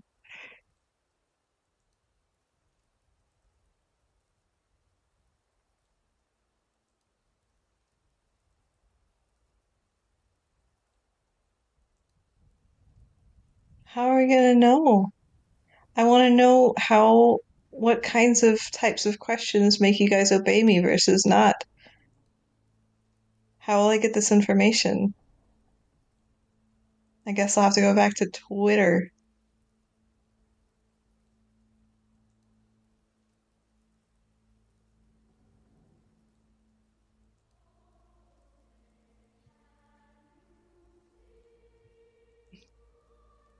I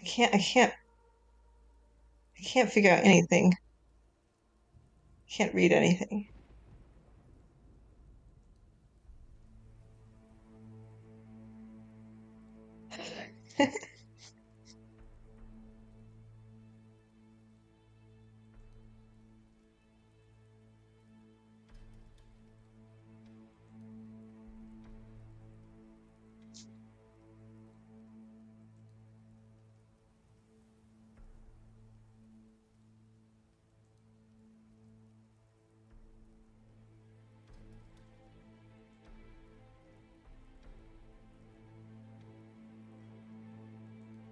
Stop. I can't see my. Is their poll still going?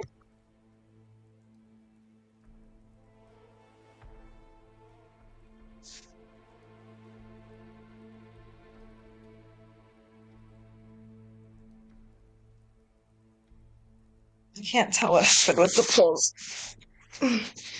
Was it just too many of them?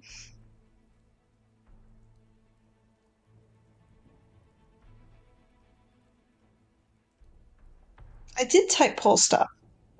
In my screen, I don't see any polls now. I did type poll stop, didn't do anything.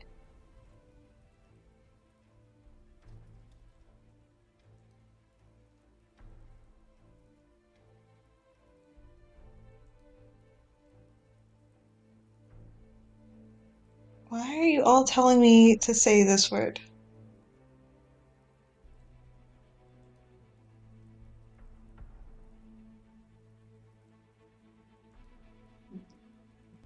I Okay, don't trust I'm here. anyone. What's going on? Well, I don't know, your chat is losing their shit. Why? What are you doing? Jesus. What are you saying? Did you say I got the my O word? poll privileges taken away. Wait, really? I don't know why. Wait, I still see a poll that you had. I can't see it, and when I type anything to do with polls, it tells me no.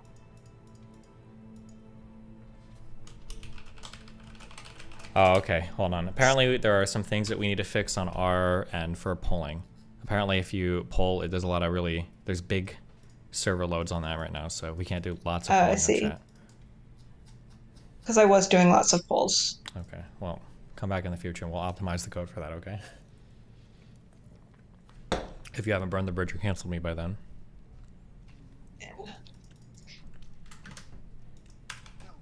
I don't know. How are you going to make me mad and want to burn a bridge?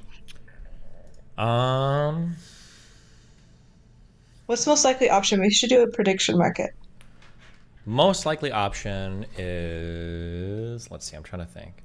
Sensitive areas for you are about your research and maybe your general demeanor perception. So I feel like if our bridge were to burn, the most likely thing that would be happening is either somebody in my community would make a decent critique of your polling stuff. You would get incredibly upset about it. It would escalate to a conversation about it on my stream. I give an opinion that is contrary to your opinion on it. You get really upset about it, and then we fight hardcore over that and then split from there. That'd be, if it were to happen, I think it would be over that. That'd be my guess. Yeah, I think that's probably a good guess, because I am, in fact, quite vulnerable about that. But my guess is, like, it wouldn't quite be a bridge burn. It would be, I would just, like, kind of fade away into the darkness. Oh, yeah? Okay. And then I would be sad. Yeah. Have you had dramatic bridge burnings with people publicly yet? Have you done that yet? I mean... Besides Mr. Girl. Well, that wasn't a dramatic public bridge burning. That was a silent, he emailed me and I just stopped responding. Well, I said it, I would call it dramatic because, like, emails and shit are getting leaked. That's pretty dramatic. You don't think? Well, I mean, like, yeah, okay. I would say on the dramatic spectrum, it's like up a little bit. But I also, he just posted the emails somewhere in a thread, and then I posted a little bit more context, and that was it. Sure. Well, I didn't say it was super dramatic. Just a little dramatic.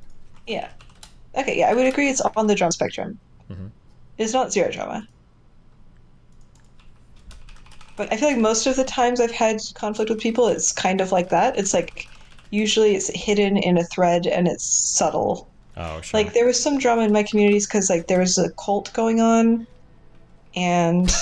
Yeah, it's called the Rationalists, isn't it? I'm just kidding, I'm sorry.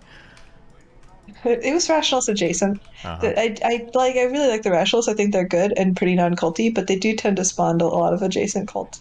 Anyway, there was a cult going on, and then I said some like subtle, pointed things about the people who ran the cult, and then I think that caused a little bit of drama. Interesting. But that's usually as much as it is, and that was like a year or two ago. Mm-hmm. Okay. I don't want to guarantee I will never engage in drama because there's always new paths to explore. Maybe. Never say never, okay? I'm a very dramatic person, all right? And just even being in my peripheral could get you sucked into some crazy shit, okay? You don't realize it yet, all right?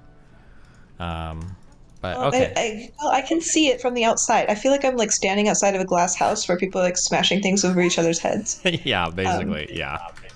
That's what we do. And like here. occasionally I come into the foyer to take off my shoes and like grab a piece of cake and then I leave. Well, you're doing good so far at avoiding any of the glass throwing. So, okay. Do you have any? I have a debate that I'm actually supposed to moderate right now. So, do you have any final closing thoughts or parting wisdom or? Oh no! Okay. All right. Well, thanks. Until next time. Be careful. Okay. It's gonna take me like a second to leave your thing. You can boot me from it. I just gotta find you're it. fine. I'm sure you'll figure it out. All right. Bye bye. Be careful. Bye.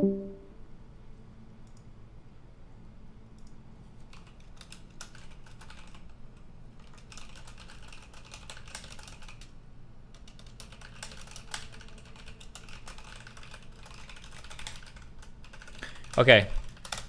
I love you guys very much on the YouTubes. We're gonna go Rumble for this debate. I'm moderating a debate between Tomfoolery and KT. Okay, for a couple hours. It's gonna be over on Rumble, so that it can get real wild for this debate. Okay. Be careful. We'll be rumbling.